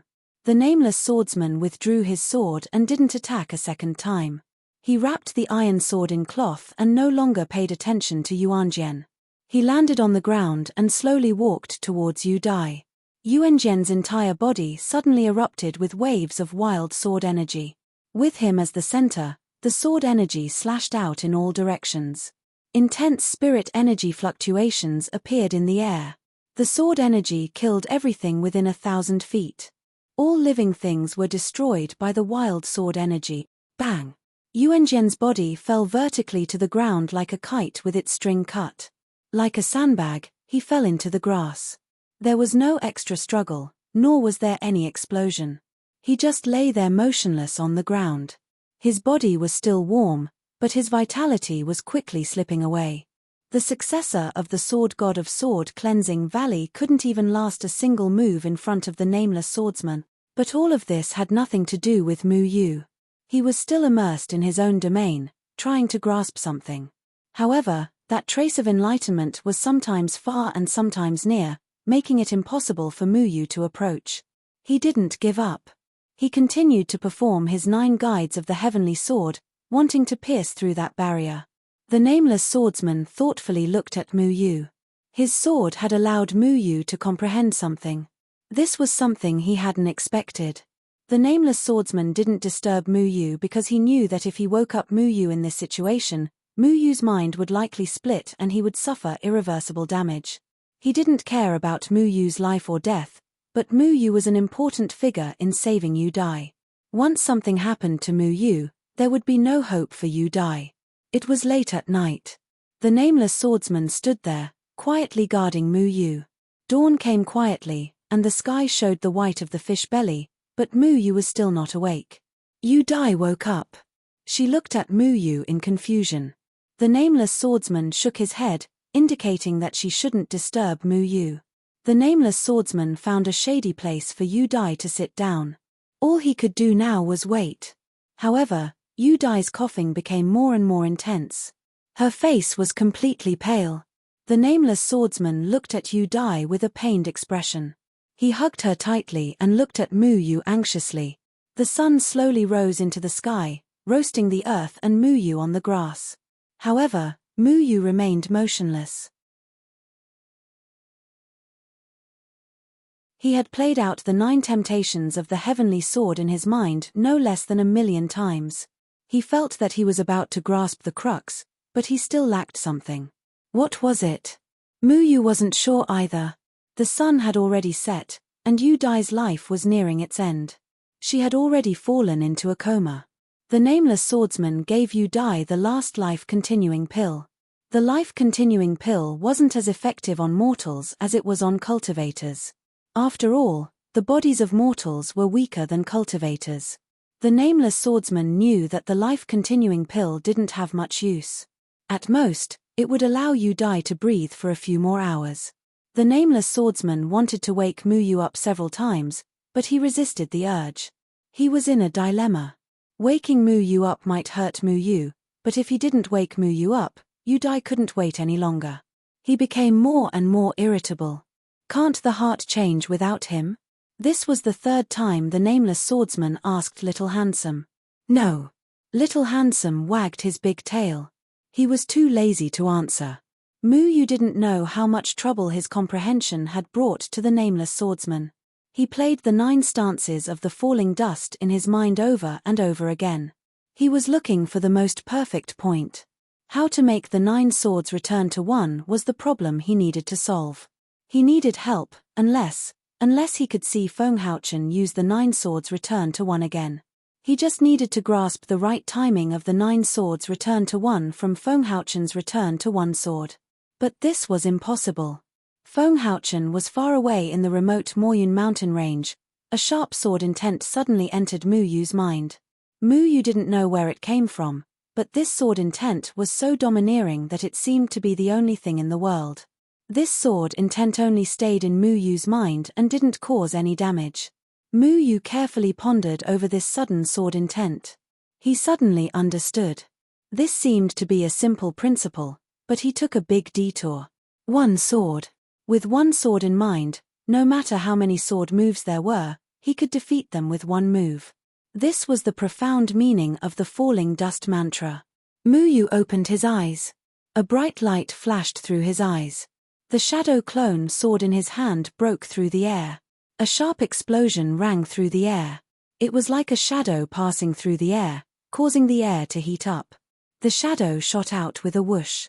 Muyu's flying sword pierced through a rock in front of him, leaving behind a round, finger-sized hole. This was an extraordinary small hole because this small hole could not contain the body of the shadow sword. However, the shadow sword easily penetrated the stone, leaving behind an unbelievable small hole. The entire stone did not move at all. There was not a single scratch on it. This is 1 sword. The shadow clone sword had returned to Muyu's hand. He looked thoughtfully at the small hole in the rock and sank into deep thought. The great Tao is simple. 1 sword becomes 10,000 swords, and 10,000 swords return to 1 sword. You need to do it without hesitation in order to display the power of 1 sword. Nameless voice came from behind Muyu. Muyu stood up. He discovered that the sun had already set and the sky was getting dark. He had meditated for an entire day. Time really waited for no one. Oh no, I need to save her. Muyu slapped his head. Just as he was about to turn around, he saw the cold face of the nameless swordsman. He was so frightened that he took several steps back. He suddenly understood where the sudden sword intent came from. It was the nameless swordsman who had injected that domineering sword intent into him. But why would he help him? Since you're awake, start saving her. The nameless swordsman didn't waste any words. He stood up and quickly walked to Yu Dai's side. Yu Dai's breathing was already very weak. Muyu looked at Yu Dai and then looked at Nameless. He was a bit hesitant. To save her, you will have to sacrifice yourself. Have you really thought this through? Muyu was very grateful to the nameless swordsman. If it weren't for the nameless swordsman's sword intent, Muyu wouldn't have been able to comprehend the true essence of the falling dust cultivation method so quickly. Do I still need to think about what I've already said? The nameless swordsman's upper body was still naked. He looked around. Where did that little beast go? The nameless swordsman's attention had been focused on Yu Dai and Muyu, so he had neglected little Shuai. Mu Yu also discovered that little Shuai had disappeared. If it wasn't little Shuai, it wouldn't have left him behind. Could it be that it was still thinking about finding food? I'm over here. Little Shuai's voice came from afar. Mu Yu saw little Shuai use spirit chi to hug a bloody heart and jump onto the stone that Mu Yu had hit. As soon as it jumped onto the stone beneath its feet turned to dust. It was so scared that it quickly flew away. What's wrong with this stone? Did I see a ghost? Little Shuai shouted. Mu Yu's sword had only left a small hole in the stone, but when little Shuai jumped onto it, it turned to dust. This sword didn't seem to have left any marks on the stone, but it had shattered its structure from the inside. It only needed an external force to shatter it. Mu Yu wasn't surprised by his own sword. The power of this sword was within his expectations. Where did you get this heart? Mu Yu frowned as he looked at the heart in little Shuai's hand. Little Shuai used a claw to scratch its head. The heart was suspended in the air, surrounded by a dense spirit chi. Mu Yu could see that the heart was beating powerfully within the spirit chi. It's the person who died last night. I thought that since his head was stabbed and he died, it would be a waste to waste his heart. I used spirit chi to maintain the life force in his heart. If you don't wake up soon, I won't be able to hold on any longer. The heart will be useless soon, little Shuai said. You killed that person? Mu Yu looked at the nameless swordsman. If you feel that you can't accept it, you can still use my heart. The nameless swordsman didn't say anything. Mu Yu had said that unless the heart was donated voluntarily, he wouldn't help. The nameless swordsman also didn't plan on letting Mu Yu accept the challenger's heart. Mu Yu shook his head. Just use that person's heart. I think that if Sister Yu Dai came back to life, she wouldn't want to see you dead. She's just an ordinary person. She needs you to take care of her. The nameless swordsman looked at Mu Yu. After a long time, 2 words came out of his mouth. Thank you. The nameless swordsman never said thank you to anyone other than Yu Dai. When he got the life-continuing pill from others, it was in exchange for a favor. A favor from the nameless swordsman was indeed worth a lot in the cultivation world. Saying thank you was never the nameless swordsman's style. He didn't expect him to say it today. Then hurry up. Xiao Shuai flew over shakily. The heart came from the distant sword. It was vigorous and powerful. It was half the size of Xiao Shuai's body. When I take out Sister Yu Dai's heart, I'll use spirit energy to seal the blood vessels so that she won't bleed. Mu Yu, remember to use your life force to wrap around every blood vessel in her body. You have to make sure that the blood in her body doesn't coagulate. Remember, only the life force you borrow can keep the blood alive. Xiao Shuai originally wanted to explain more clearly where the life force came from, but with the nameless swordsman beside him, he decided against it. How can I help? The nameless swordsman asked. He realized that Xiao Shuai didn't seem to have any intention of asking him for help. In any case, he was also a powerful swordsman. He was definitely much stronger than Mu Yu during the Jindan period. Uncle Wolfdog, just watch from the side. Don't let any demonic beasts or challengers come knocking, Xiao Shuai said bluntly. He still hadn't forgotten that this cold uncle wanted to roast him. At this moment, he felt that it was very satisfying to be able to scold nameless swordsman. The nameless swordsman's lips moved as if he wanted to say something, but in the end, he didn't say anything. Xiao Shuai undid Yu Dai's clothes, revealing a large expanse of snow white. Mu Yu almost had a nosebleed. When had he ever seen a woman's body? His face immediately turned red. Right now, he was at the age where he was experiencing the first awakening of love. He was still in a daze when he suddenly saw this white mountain peak. He couldn't help but gulp. See no evil, see no evil. Xiao Shuai smacked his lips twice and kept repeating these words. However, his eyes weren't there. He was still watching with great interest. Can we begin? The nameless swordsman's face was a bit dark. He gave Xiao Shuai a warning look. Only then did Xiao Shuai cut his blade into Yu Dai's chest. Mu Yu calmed himself down, suppressing the chaotic thoughts in his mind. This was his first time doing something like this. He was a bit nervous, but he still tried to calm himself down and wait for Xiao Shuai's instructions.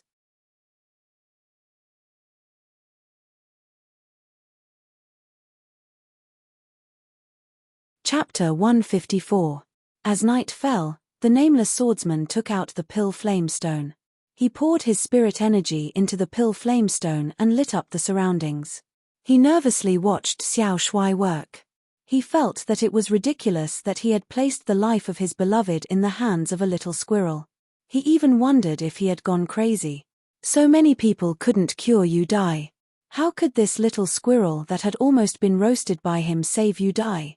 The nameless swordsman was desperate, but he had to gamble. As long as there was a glimmer of hope, he couldn't let it go. Seeing Xiao Shuai's skillful work, his nervous heart calmed down a bit. Xiao Shuai wasn't afraid of doing this. Instead, he was excited.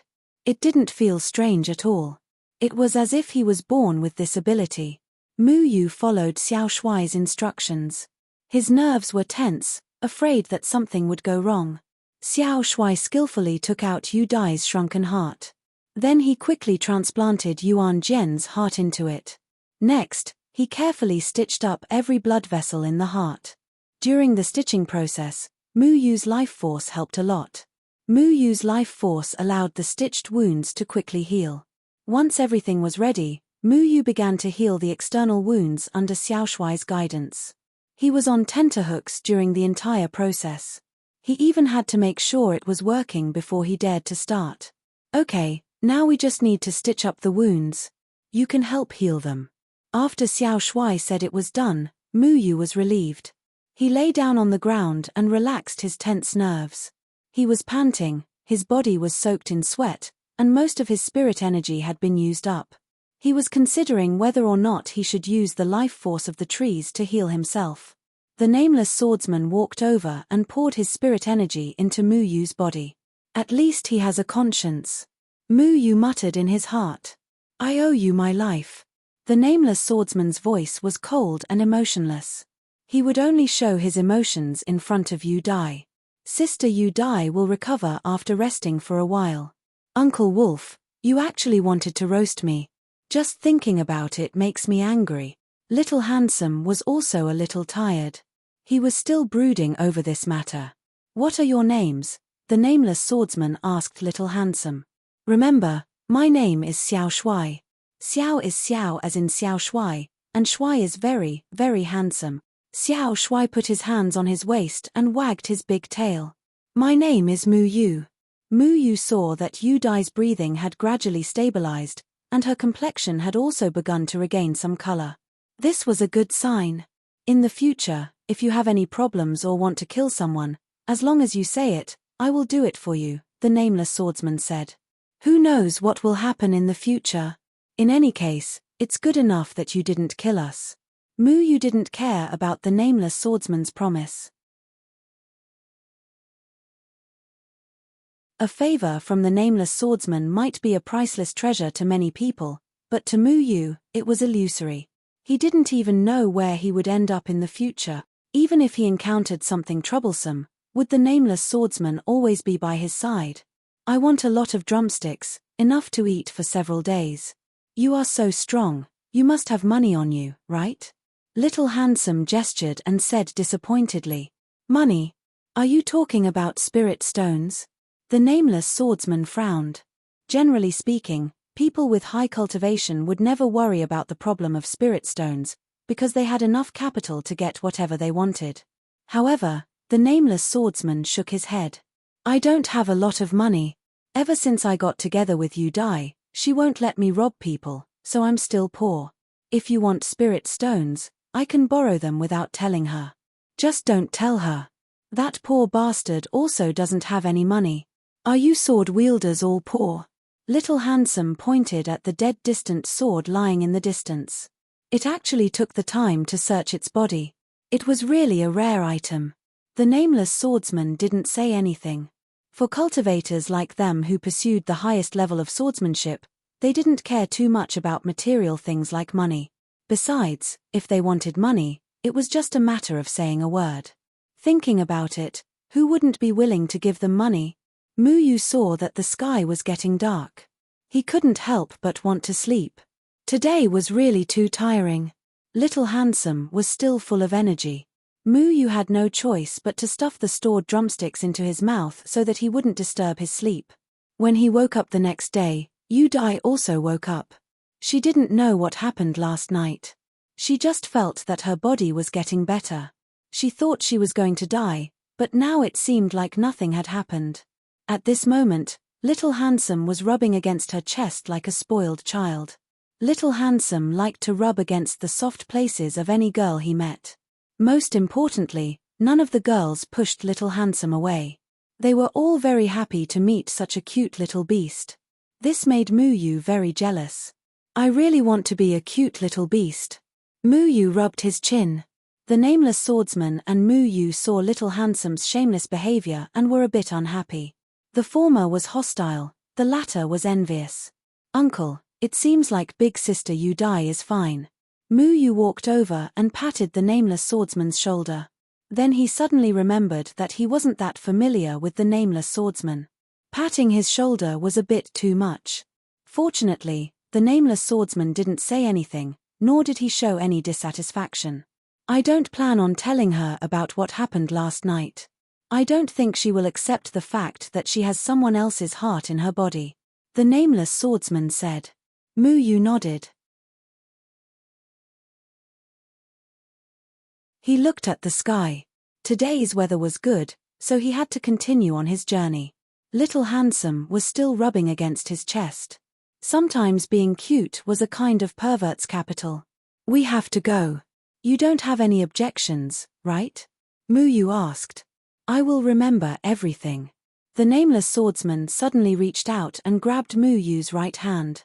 Yu thought that the Nameless Swordsman was going to do something and was startled.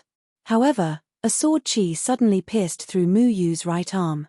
Yu's right arm went numb, and it took a while for it to return to normal. He moved his right arm and felt that it was filled with explosive power. You can use this power when you are in danger. Don't use it carelessly. The Nameless Swordsman said coldly. Is there a limit to the number of times I can use it? Yu waved his arm in surprise. He wanted to find a place to test out this power. He didn't know if he could fight a nascent soul stage cultivator to a draw. He felt that he could even fight Gui Shenyu with this power. It depends on how you use it. Your swordsmanship is not bad. If you use my sword chi when you attack, there will be unexpected results. However, it will put a lot of pressure on your arm. You might break it. You can use it until the sword chi disappears. The Nameless Swordsman said. Break it. Yu rolled his eyes. The price of breaking it every time he used it was too terrible. If he didn't kill someone after using it, then he wouldn't be able to raise his sword again. However, with this, he would have some insurance. It would be good if he could survive when he encountered a strong enemy. Then we'll be going. Yu pulled Xiao Shuai out of Yu Dai's arms. Looking at Xiao Shuai's reluctant expression, Yu wished he could use the power in his right hand on Xiao Shuai to test the water. Xiao Shuai's skin was thick, so he shouldn't die. The Nameless Swordsman didn't ask him to stay, so he didn't ask him to stay. Yu Dai had already returned to normal, but Xiao Shuai was still talking to her. He had his own plans, and Yu also had his own itinerary. Then, goodbye, uncle. Goodbye, big sister. Yu said goodbye to Yu Dai. He didn't care about how he addressed her. Uncle Wolf and Big Sister were very different in age. Yu, Big Sister Yu Dai's front is so warm and soft. Before Xiao Shuai left, he still hadn't finished. Yu's face was full of black lines. He quickly covered Xiao Shuai's mouth and looked back at the Nameless Swordsman.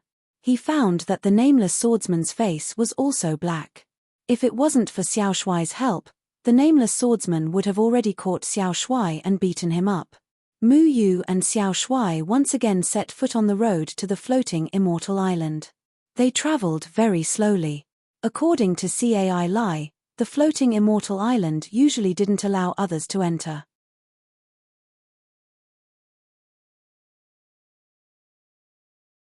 He had to wait for that day to have a chance to sneak in, so it was pointless for him to arrive early. Along the way, Yu occasionally saw some caravans transporting goods. From time to time, he would also see 1 or 2 cultivators flying over his head on magic artifacts. The man and beast went on a leisurely stroll for 3 days before Xiaoshuai's problem came. Throughout the journey, its mouth didn't rest. It was munching on food. Yu's food had been eaten by it, and now it was hungry. Yu didn't have anything to eat. He was so hungry that he couldn't even open the pot. From today onwards, you have to limit your food. Yu put away the last roast goose. The roast goose was already stale. Fortunately, the tranquil bag could be vacuum-packed, so it wouldn't spoil. If I starve to death, how am I going to walk the rest of the way? Xiaoshuai cried. I'm the one who walks the path. What does it have to do with you?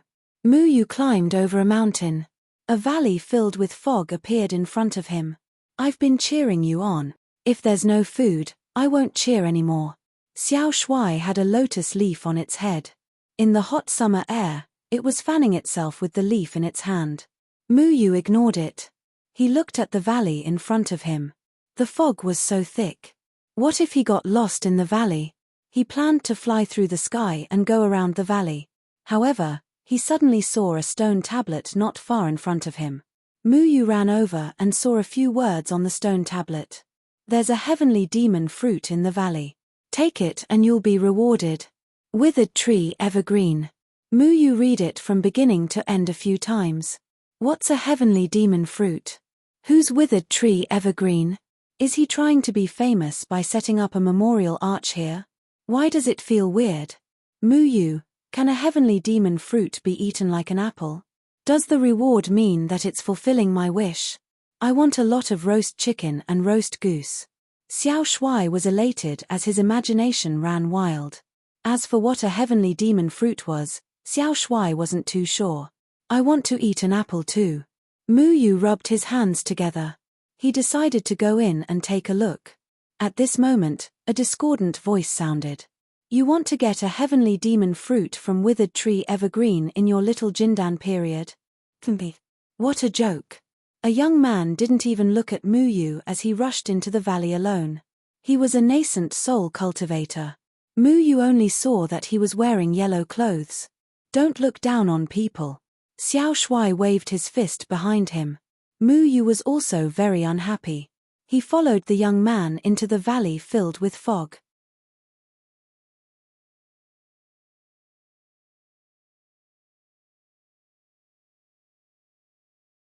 Chapter 155. Cai Lai and Tian Ran had already returned to the Danding sect.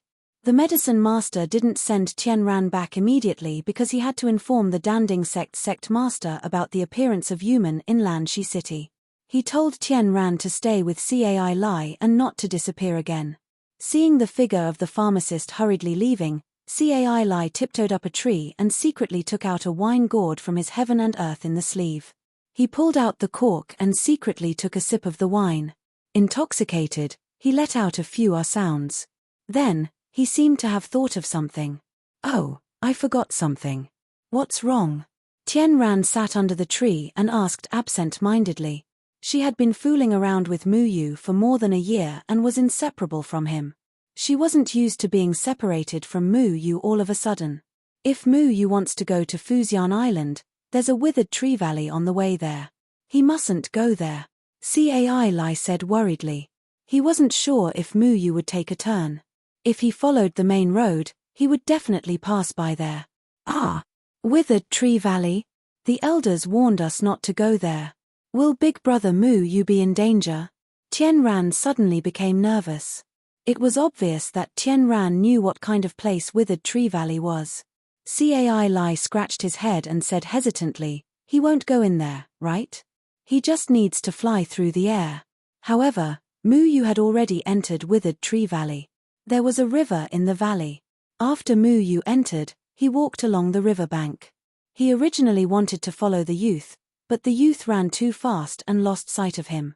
The fog was so thick and the visibility was pitifully low. Yu didn't even know how far he had walked. The riverbank was filled with cobblestones and withered yellow aquatic plants. The river water was very clear, but no living creatures could be seen. The surroundings were empty. Occasionally, a crow would fly by and leave behind an ominous cry. It was especially eerie as it echoed in the valley. Muyu turned around and looked back. He could no longer see the path he had come in through the fog. The fog in the valley did not disperse for a long time. It was clearly noon, but there was a gloomy feeling, making people feel very depressed. However, Muyu wasn't nervous. After all, he came in along the riverbank. If he encountered any danger, he could just go back the way he came.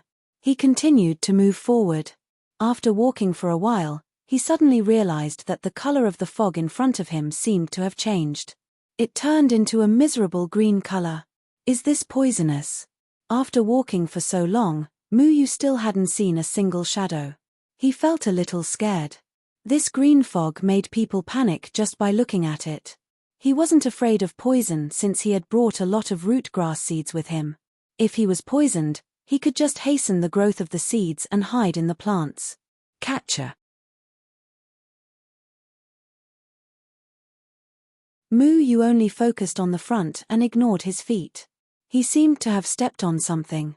He lowered his head to look, and when he did, he almost screamed out loud. Fortunately, he had experienced this kind of situation many times, so he didn't act too exaggeratedly. It was a skeleton. There were only bones and some torn cloth left. This person was clutching his neck tightly, as if he couldn't breathe when he was alive. Muyu had just stepped on his toe bone. Based on the degree of fracture of the bone, this person had been dead for many years. There were still hairs on his scalp that hadn't fallen off. He seems to have been poisoned to death. Little Shuai used his leaves to fan the green fog in the surroundings. Muyu had seen many skeletons. Previously, he had seen many demonic beast skeletons in the wretched face spider scorpion's cave. He had even seen many dead people in the school's underground. This bit of skeleton was nothing. He walked in to take a look. This person's chest and throat bones had turned black, forming a sharp contrast with the rest of the body. Could this fog be poisonous? Then I have to be careful. Little Shuai hurriedly burrowed into Muyu's arms. Muyu rolled his eyes. In his opinion, Little Shuai's skin was so thick that poison probably couldn't do anything to it. This fog's color is so strange. It must be poisonous. Muyu wanted to fly up, but he was shocked to find that he didn't know when, but he couldn't fly anymore. He could still use his spiritual power, but he couldn't fly. There seemed to be something around him that was suppressing him. As long as he wanted to fly, he felt as if there was a mountain pressing down on him. I didn't run into Human Woods Chimanduanjar again, right? Muyu remembered that the last time he went to Mount Fulong, he couldn't fly out of the forest. However, at least he could fly then. Now, he couldn't even fly. Didn't that person go in just now? He wasn't poisoned to death. I don't think we have anything to be afraid of, Little Shuai said calmly as he pinched his nose. This guy's skin was so thick. Even if the poison couldn't kill him, he really didn't know why he was pinching his nose. Muyu wasn't afraid of poison, because poison was used to destroy the body's organs. His body was full of vitality. As long as he merged with the trees and filtered it, it would be detoxified. Next to the river was a cliff. Muyu saw dark green vines on the cliff. He thought that if he was poisoned, he could use this to filter the poison. So, he reached out to pull the vines. Unexpectedly, as soon as he got close, the vines suddenly came to life and rolled toward him, trying to entangle him. Damn it! This is a living vine. Muyu had never seen a plant that could move before, but Feng Haochen had told him that many plants could move. Some plants were more like animals. Not only could they move, but they could also run. They didn't necessarily have to take root in one place forever. When the vines rolled over, sharp wooden thorns rose from the vines. When this living vine hunted, it would first entangle its prey, then use the wooden thorns to pierce the prey. Then, it would gradually suck the blood out of the prey. Who knew if it had entangled its prey in this godforsaken place? Unfortunately, it had met its master today. The moment the vine touched Muyu, it stopped moving. Muyu had already controlled it. A moving vine was also a plant, and he was the ancestor of plants. What a thick skin. Yu didn't want to kill it. He just cut off a small part of it and wrapped it around his arm. Okay, go back obediently. Be more careful next time. Yu patted the vines, and the vines shrank back in fright. After a while, they disappeared. Little Handsome, you're not afraid of poison, right? Yu asked. I'm so handsome, what kind of poison can kill me? Little Handsome shook his head. The synonym of handsome was also called thick skin. Little Handsome was not only narcissistic, but also immune to poison. Yu stepped into the green fog. Suddenly, a pungent smell entered Yu's nostrils.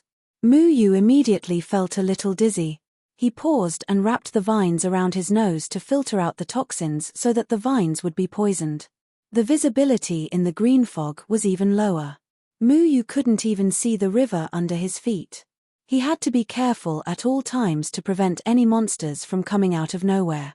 Fortunately, everything was normal except for the bones on the ground. The poisonous fog seemed to be a simple obstacle. It had no other function except to poison people to death. Yu walked for a long time. The green fog finally faded and returned to the white fog. Yu tore off the vine in his hand. The vine had already turned black. It seemed that the poison was not light. He simply threw it away. Anyway, he could use the root grass to replace it. This place is really strange. Yu was hoping that there would be some fish in the river. Unfortunately, it seemed that it was not realistic. The man and the beast continued to walk forward. There was still a white fog in front of them. After walking for a quarter of an hour, Yu found another skeleton.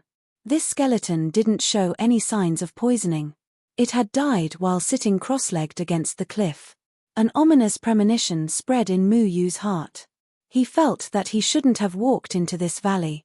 He had already seen so many dead people in this valley. He didn't even know how they died. Yee! How could a Jindan period cultivator enter this place? A voice sounded. Yu thought it was the skeleton talking. He was really shocked. He jumped back a step and looked around vigilantly. A middle-aged man suddenly jumped down from the cliff and landed in front of Yu. This man had the cultivation of nascent soul stage. This gave Yu a headache. How could he casually meet a nascent soul stage cultivator? This made him very frustrated. Couldn't a Jindan period cultivator give him a bit of confidence? Who are you? Yu cautiously asked. He didn't expect that there would be someone in this strange place. Don't make such a fuss. If I want to kill you, you won't be able to stop me. The middle-aged man smiled. He was wearing a black daoist robe, but his clothes were tattered. His hair and beard were messy. He looked tired. His skin was pale without a trace of blood. Why do you feel like you haven't seen the sun for a long time? Yu took another step back. The other party said he wouldn't kill him, but who knew what his purpose was? There were no plants here. If he wanted to do something bad, he wouldn't be able to run. Yes. This place is full of fog. The sun can't find its way in. I haven't seen the sun for half a year. The middle-aged man sighed. Then why don't you go out? Yu felt very strange. Not seeing the sun for half a year must be depressing. Go out. Hihi, I have to go out. The middle-aged man looked around. You have the strength of a 9th heavenly layer golden core stage at such a young age. This shows that your talent is very good. You shouldn't have entered here. We have our purpose. Xiao Shui poked his head out and said. His purpose was to find food. Purpose? Haha. Who enters the withered tree valley without a purpose? Young man, do you want the withered tree to take revenge for you, or do you want to increase your cultivation to take revenge for yourself? The middle-aged man sat beside the skeleton and leaned against the cliff. He wasn't afraid of the skeleton at all. Does it have to be this reason? Yu didn't understand. Did entering this valley have to take revenge? We came to find food and take a lot of money to buy food. Xiao Shuai's mouth couldn't be separated from food. Food? The middle-aged man was very surprised. He didn't understand. You came to this valley to look for food. Do you know where this place is? The withered tree valley. Didn't you just tell me? Mu Yu shrugged his shoulders. The middle-aged man carefully sized up Mu Yu. He felt that Mu Yu's mind should be very normal. It didn't seem like he was joking. Could it be that this brat accidentally entered here? Oh right, uncle, you just said that you can go out. Can't you go out? Mu Yu asked. You can't go out or go back here. The middle-aged man's expression was very downcast. Why? You can continue to walk forward and you will know. The middle-aged man didn't answer him directly. How could he not be able to go out? Mu Yu didn't believe it. He walked along the river bank. With such an obvious sign, even if there was no road ahead, he could just walk back. Mu Yu looked at the man doubtfully and then continued to walk forward. The surroundings were still the same. The river was foggy and the crows were crying. The riverbank also looked perfectly straight.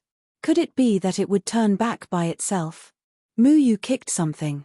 It was a pitch-black vine. It looked very familiar. Ah, so there are people like me who use vines to filter the poison. Mu Yu blinked his eyes and didn't care. He continued to walk forward. After walking for a quarter of an hour, a figure appeared in front of him. You're back. The figure raised his head. Mu Yu looked carefully and was immediately stunned. This person was the middle-aged uncle they met just now. Beside him was the skeleton. Uncle, why are you in front of us? Why did you move the dead person here? Xiao Shuai scratched the back of his head.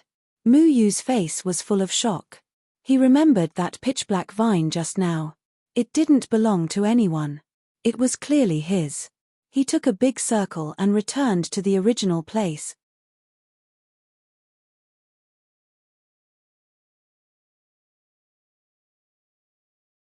Chapter 156. He had encountered a ghost in broad daylight. Mu Yu was unwilling to give up, so he walked again. This time, he deliberately slowed down and carefully observed the path ahead. As expected, he saw the pitch-black vines and the disheveled middle-aged man after walking one round. He simply changed direction and walked back, passing through the white fog. However, he still saw the middle-aged man with a calm expression. Even if you walk a few hundred times, it will still be the same. This place is very strange. I have already tried it no less than 1,000 times. The middle-aged man looked at Mu Yu's disbelieving expression and shook his head. In the past half a year, he had almost explored this path, but he could not find the way out. As long as he walked straight, he would definitely return to the starting point. I can't get out. Is this human's territory? Mu Yu asked cautiously. He still remembered very clearly how Mu Yuman had used the trees to set up a path for them. However, there were no plants around here, so it was definitely not Mu Yuman's doing. There was a river nearby, so it should be related to Mu Yuman. Yuman? Hasn't he disappeared for a long time? Of course, this is not Yuman's territory. Why do you ask? The middle-aged man asked curiously. Mu Yu frowned. This is not Yuman's territory. This is a maze set up by Elder Withered Tree Evergreen. We are trapped in the maze, the middle-aged man continued. You think you are walking in a straight line along the riverbank, but you have unknowingly walked in a circle. Are you saying that this river is a circle? Mu Yu did not understand. He was not unfamiliar with formations. Not to mention that Luochen Mountain, where he lived day and night, was filled with all kinds of powerful formations. He came to the 3 continents by relying on Yuman's teleportation array. Moreover, there was also the immortal confinement prison that threatened the millions of people in the Moyun mountain range. The valley is perfectly straight, and so is the river. Even if it bends, it will not turn into a circle. We are trapped in a maze. What you see with your eyes may not necessarily be true. This is the power of this valley's maze. This explanation explained the problem.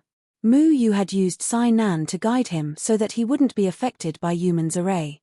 Unfortunately, he didn't have Sai Nan now. The fact that Withered Tree Evergreen was able to transform this place into a powerful maze was enough to prove that this person was not ordinary. Every array formation had a way to break it. It all depended on whether the flaw of this array formation was obvious enough for Mu Yu to notice. What was a little helpless was that Mu Yu did not learn the knowledge of formations from his master. For some reason, his master did not intend to teach him the way of formations. "What's your name?" the man asked. "Mu Yu. You can call me Old Tan." Mu Yu felt that Old Tan didn't seem like a bad person. He wanted to sit down, but when he saw the skeleton, he took a few steps to the side. "What is this place?" Mu Yu asked. "You really don't know? Didn't anyone tell you that you can't enter this place?" Mu Yu shook his head in embarrassment. "I snuck out. No one told me." Old Tan was enlightened. He thought that this kid was probably a disciple of some sect who had sneaked out to play. Unfortunately, he had mistakenly entered this place. His life was doomed. You probably haven't heard of Withered Tree Evergreen. Withered Tree Evergreen was a famous person in the cultivation world. His cultivation was high and his temper was strange. He didn't have any sect background and didn't have a single disciple. Even the 8 sects didn't dare to provoke him easily. This valley was originally a very normal place with beautiful mountains and clear waters. However, one day 5 years ago, a stone tablet was suddenly erected at the 2 entrances of the valley. On it was written, "There is a heavenly demon fruit in the valley. Take it and you will be rewarded generously." At the same time, a fog began to appear in the valley. Old Tan paused for a moment. He was probably here for the words generous repayment. He continued, "Deadwood Evergreen has a strange temper. Many people can't figure him out. He's not from the evil sect, nor is he from the righteous sect. However, he's a man of his word. He's also a poison expert. His poison makes many cultivators tremble in fear. There are rumors in the cultivation world that Withered Tree Evergreen is preparing to live in seclusion in this place.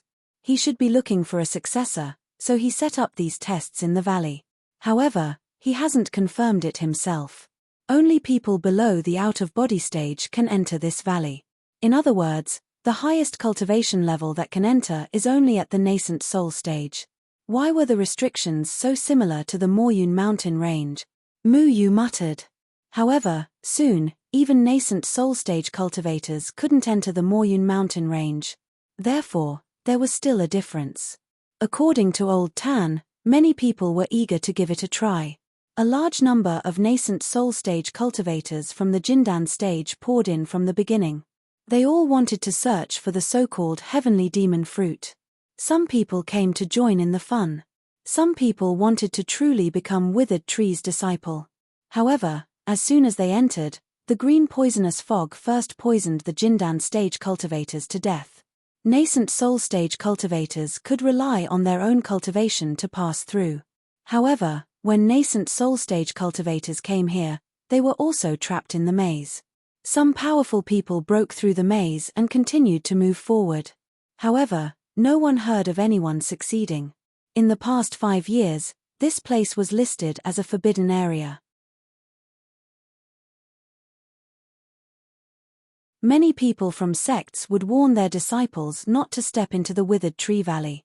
However, although many people knew that many people had died here, many people still rushed in without caring about their own safety.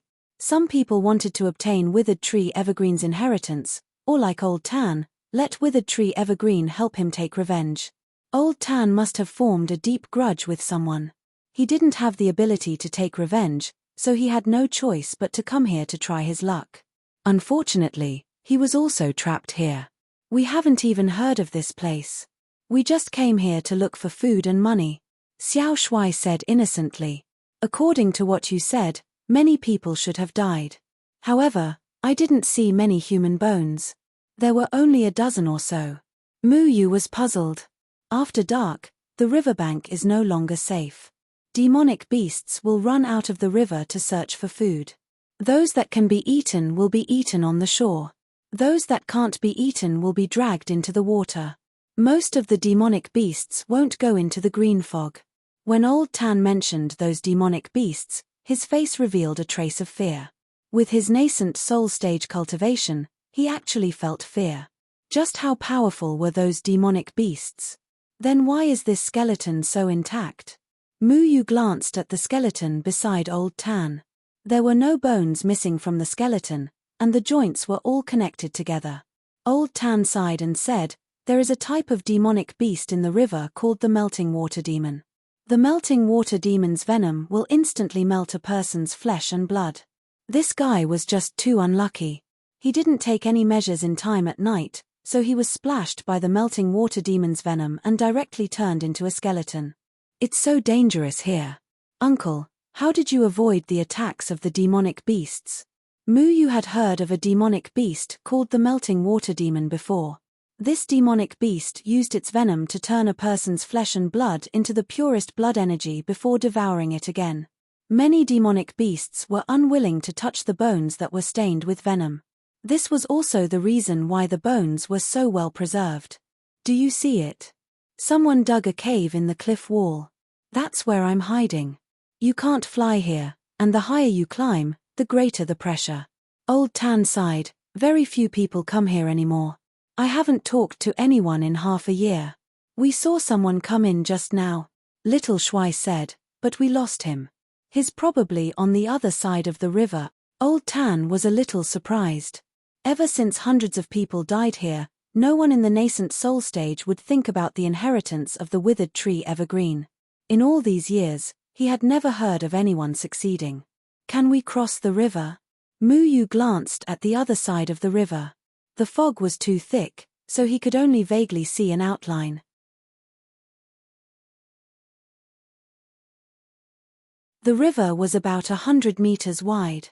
Old Tan shook his head. "There's a whirlpool in the middle of the river. We can't fly here, so we can't break free.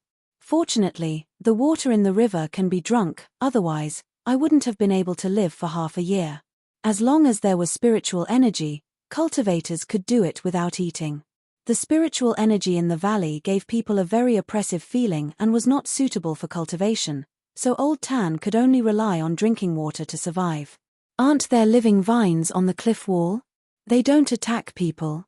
Muyu had just been entangled by a living vine. "Of course. As long as you pay attention, try to stay down here during the day. Actually, I'm very curious. No one from the Jindan period has ever been able to come here. How did you come here?" Muyu smiled. Naturally, he would not reveal his ability to control wood, so he casually said, "I was born immune to poison." Who knew that Old Tan would look at Muyu in shock? "Could it be that you have the legendary supreme physique?" "No physique." Muyu thought about it and found it quite amusing. He had casually spouted some nonsense and had a powerful physique. He felt rather helpless. Back then, Master Medicine had said that he had a wood attribute physique. Now that Old Tan had said that he had no physique, then what kind of physique was it? "You don't know?" The supreme physique is a legendary physique that is immune to poison. They are born to resist things that are harmful to their bodies, so they will never get sick. The spiritual energy they absorb from the outside world is the purest spiritual energy, so their cultivation speed is very fast. Old Tan praised. Muyu didn't care about the supreme physique. He knew that he wasn't without a physique, he was just a little special. However, it was true that his cultivation speed was fast. Right now, he wanted to know how to get out of here. This uncle had been trapped here for half a year and hadn't left.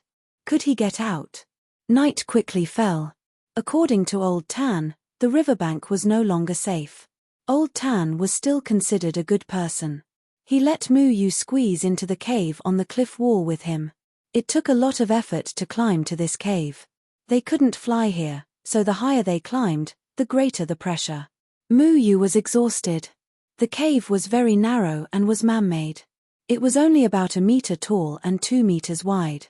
Old Tan had widened it a little, about 3 meters deep.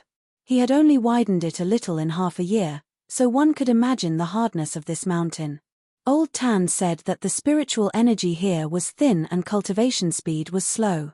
Muyu felt that the spiritual energy here wasn't much worse than the Moyun mountain range, so Muyu could still adapt to it. The two of them used the pill flame stone to start a fire. Old Tan hadn't eaten for half a year. It was a pity that they couldn't find any living demonic beasts here. Otherwise, they could use the pill flame stone to roast some prey. Mu Yu took out the last roast goose and gave it to Old Tan as a way to thank him for taking him in. Little Shuai was very unwilling, but after Mu Yu warned it not to act recklessly, it didn't say anything against it. Old Tan hadn't seen food for half a year, so when he saw the roast goose, he immediately wolfed it down. Although nascent soul stage cultivators don't need to eat food, food can help them recover their physical strength faster than spiritual energy. Moreover, eating is human nature. The feeling of not eating for half a year is unbearable. Xiao Shuai even groans when he hasn't eaten for a day. The night in the valley was terrifyingly silent. There were no sounds of insects or frogs, only strange rustling sounds and the tinkling of the river. One couldn't even see the sky during the day, let alone at night. Mu Yu sat at the entrance of the cave and looked at the darkness outside. He didn't know if it was a psychological effect or something else, but he kept feeling that there was something crawling around on the riverbank below. After looking for a while, he decided to sit back down. Old Tan was already sitting there cross-legged. It was unknown if he was cultivating or sleeping, but Mu Yu didn't disturb him. If I had known earlier, I wouldn't have come. Mu Yu's intestines were green with regret. Others had come in to look for treasures, but he had only come in to look for food. He hadn't expected to throw himself in. This was really fate playing tricks on people. Mu Yu felt that he should have a good night's sleep first. He would think about how to leave tomorrow. He closed his eyes along with the silent and monotonous sounds, but he wasn't sleepy at all. There were only those sounds in his ears, but it didn't seem right. It was as if another sound had appeared outside. It's the sound of fighting. Old Tan opened his eyes and quickly moved to the entrance of the cave to look outside.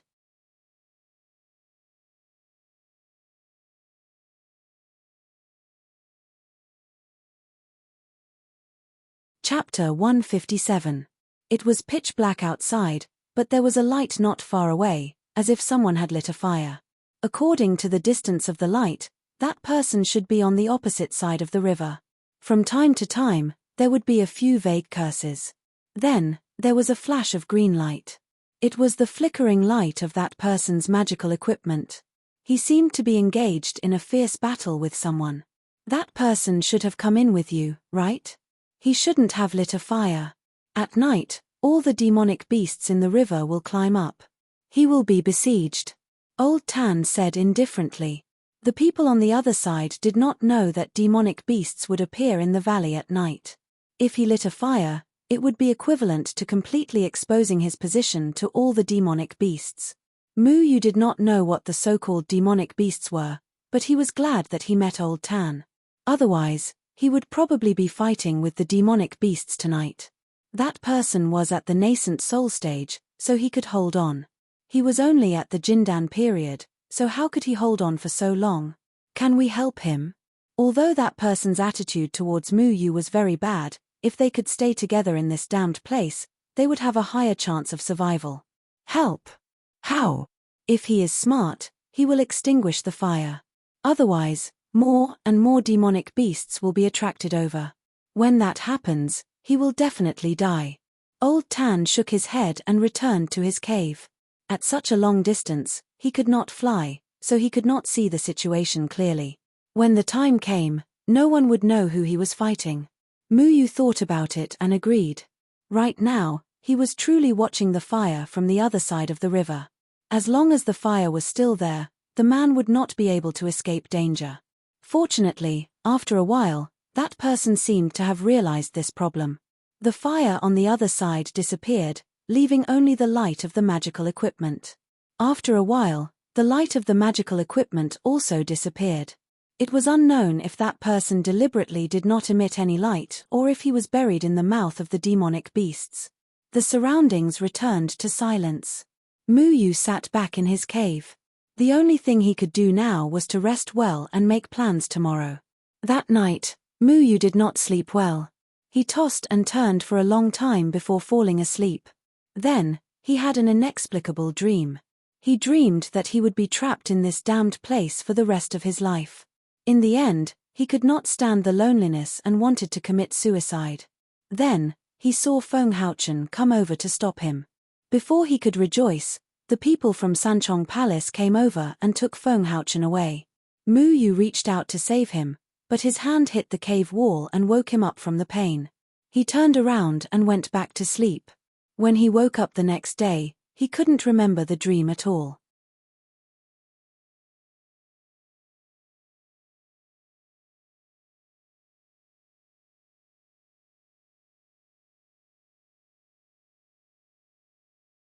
As long as he could walk out, he was willing to do anything no matter how dangerous it was. Right now, the only thing we can use as a marker is flames. There are no trees here, so we can only use the pill firestone. The pill firestone needs spirit energy to maintain the flame, which means that there needs to be a person in the middle of the road to maintain the flame of the pill firestone. If the flame is too small, it might not be visible, so the flame must be made as big as possible. But at the same time, this will also bring about serious problems. The flame will attract the demonic beasts, and the person holding the pill firestone will be in danger. Mu Yu hesitated for a moment before seriously pointing out the loophole in the plan. He could actually control the burning of the plants, but if there were many plants that shouldn't exist here, it would arouse Old Tan's suspicion. No matter what, Mu Yu didn't want to expose his ability to control trees. His plan was not perfect because the person who maintained the flame would have to bear a great risk. He would have to face the attacks of all the demonic beasts. It was even very likely that he would be buried in the stomach of the demonic beasts and become their food. Once something happened to that person, the pill firestone would immediately extinguish without the support of spirit energy, and the only marker would lose its use. Furthermore, if the other person wanted to determine the critical line, he would have to walk in the dark. If he walked in the dark, it was inevitable that he would encounter demonic beasts. If he couldn't see and collided with demonic beasts, he would definitely not be any better than the other person. It could be said that the risk that the two of them faced was actually the same. If one of them made a mistake, then the entire plan would be ruined. Old Tan also thought of this point. In fact, he immediately realized that the person who maintained the flame had to be him. The person who maintained the pill firestone was equivalent to telling all the demonic beasts his exact location. He had to fight with the demonic beasts. His strength was high, and he could hold on for a while under the siege of the demonic beasts. Furthermore, his spirit energy was stronger than Mu Yu's, so the flame would be more vigorous. But could Mu Yu hide from the other demonic beasts in the dark? One had to know that these demonic beasts only came out at night, so their night vision was very strong. Mu Yu only had the strength of the Jindan period, so could he withstand the attacks of these demonic beasts? The two of them didn't say anything. This plan was very risky, and the consequences of any accident would be unimaginable. If something happened to the person who maintained the flame, the person who was looking for the critical line would lose his sense of direction. He couldn't fly here, and if he couldn't find a place to stay in the dark, he would die. If something happened to the person who was looking for the critical line, and the person who maintained the flame couldn't be sure that the other party was fine, then should he continue to maintain the flame or find a place to hide? The most important thing is that even if I find the critical line, I'm not confident that I can break this array.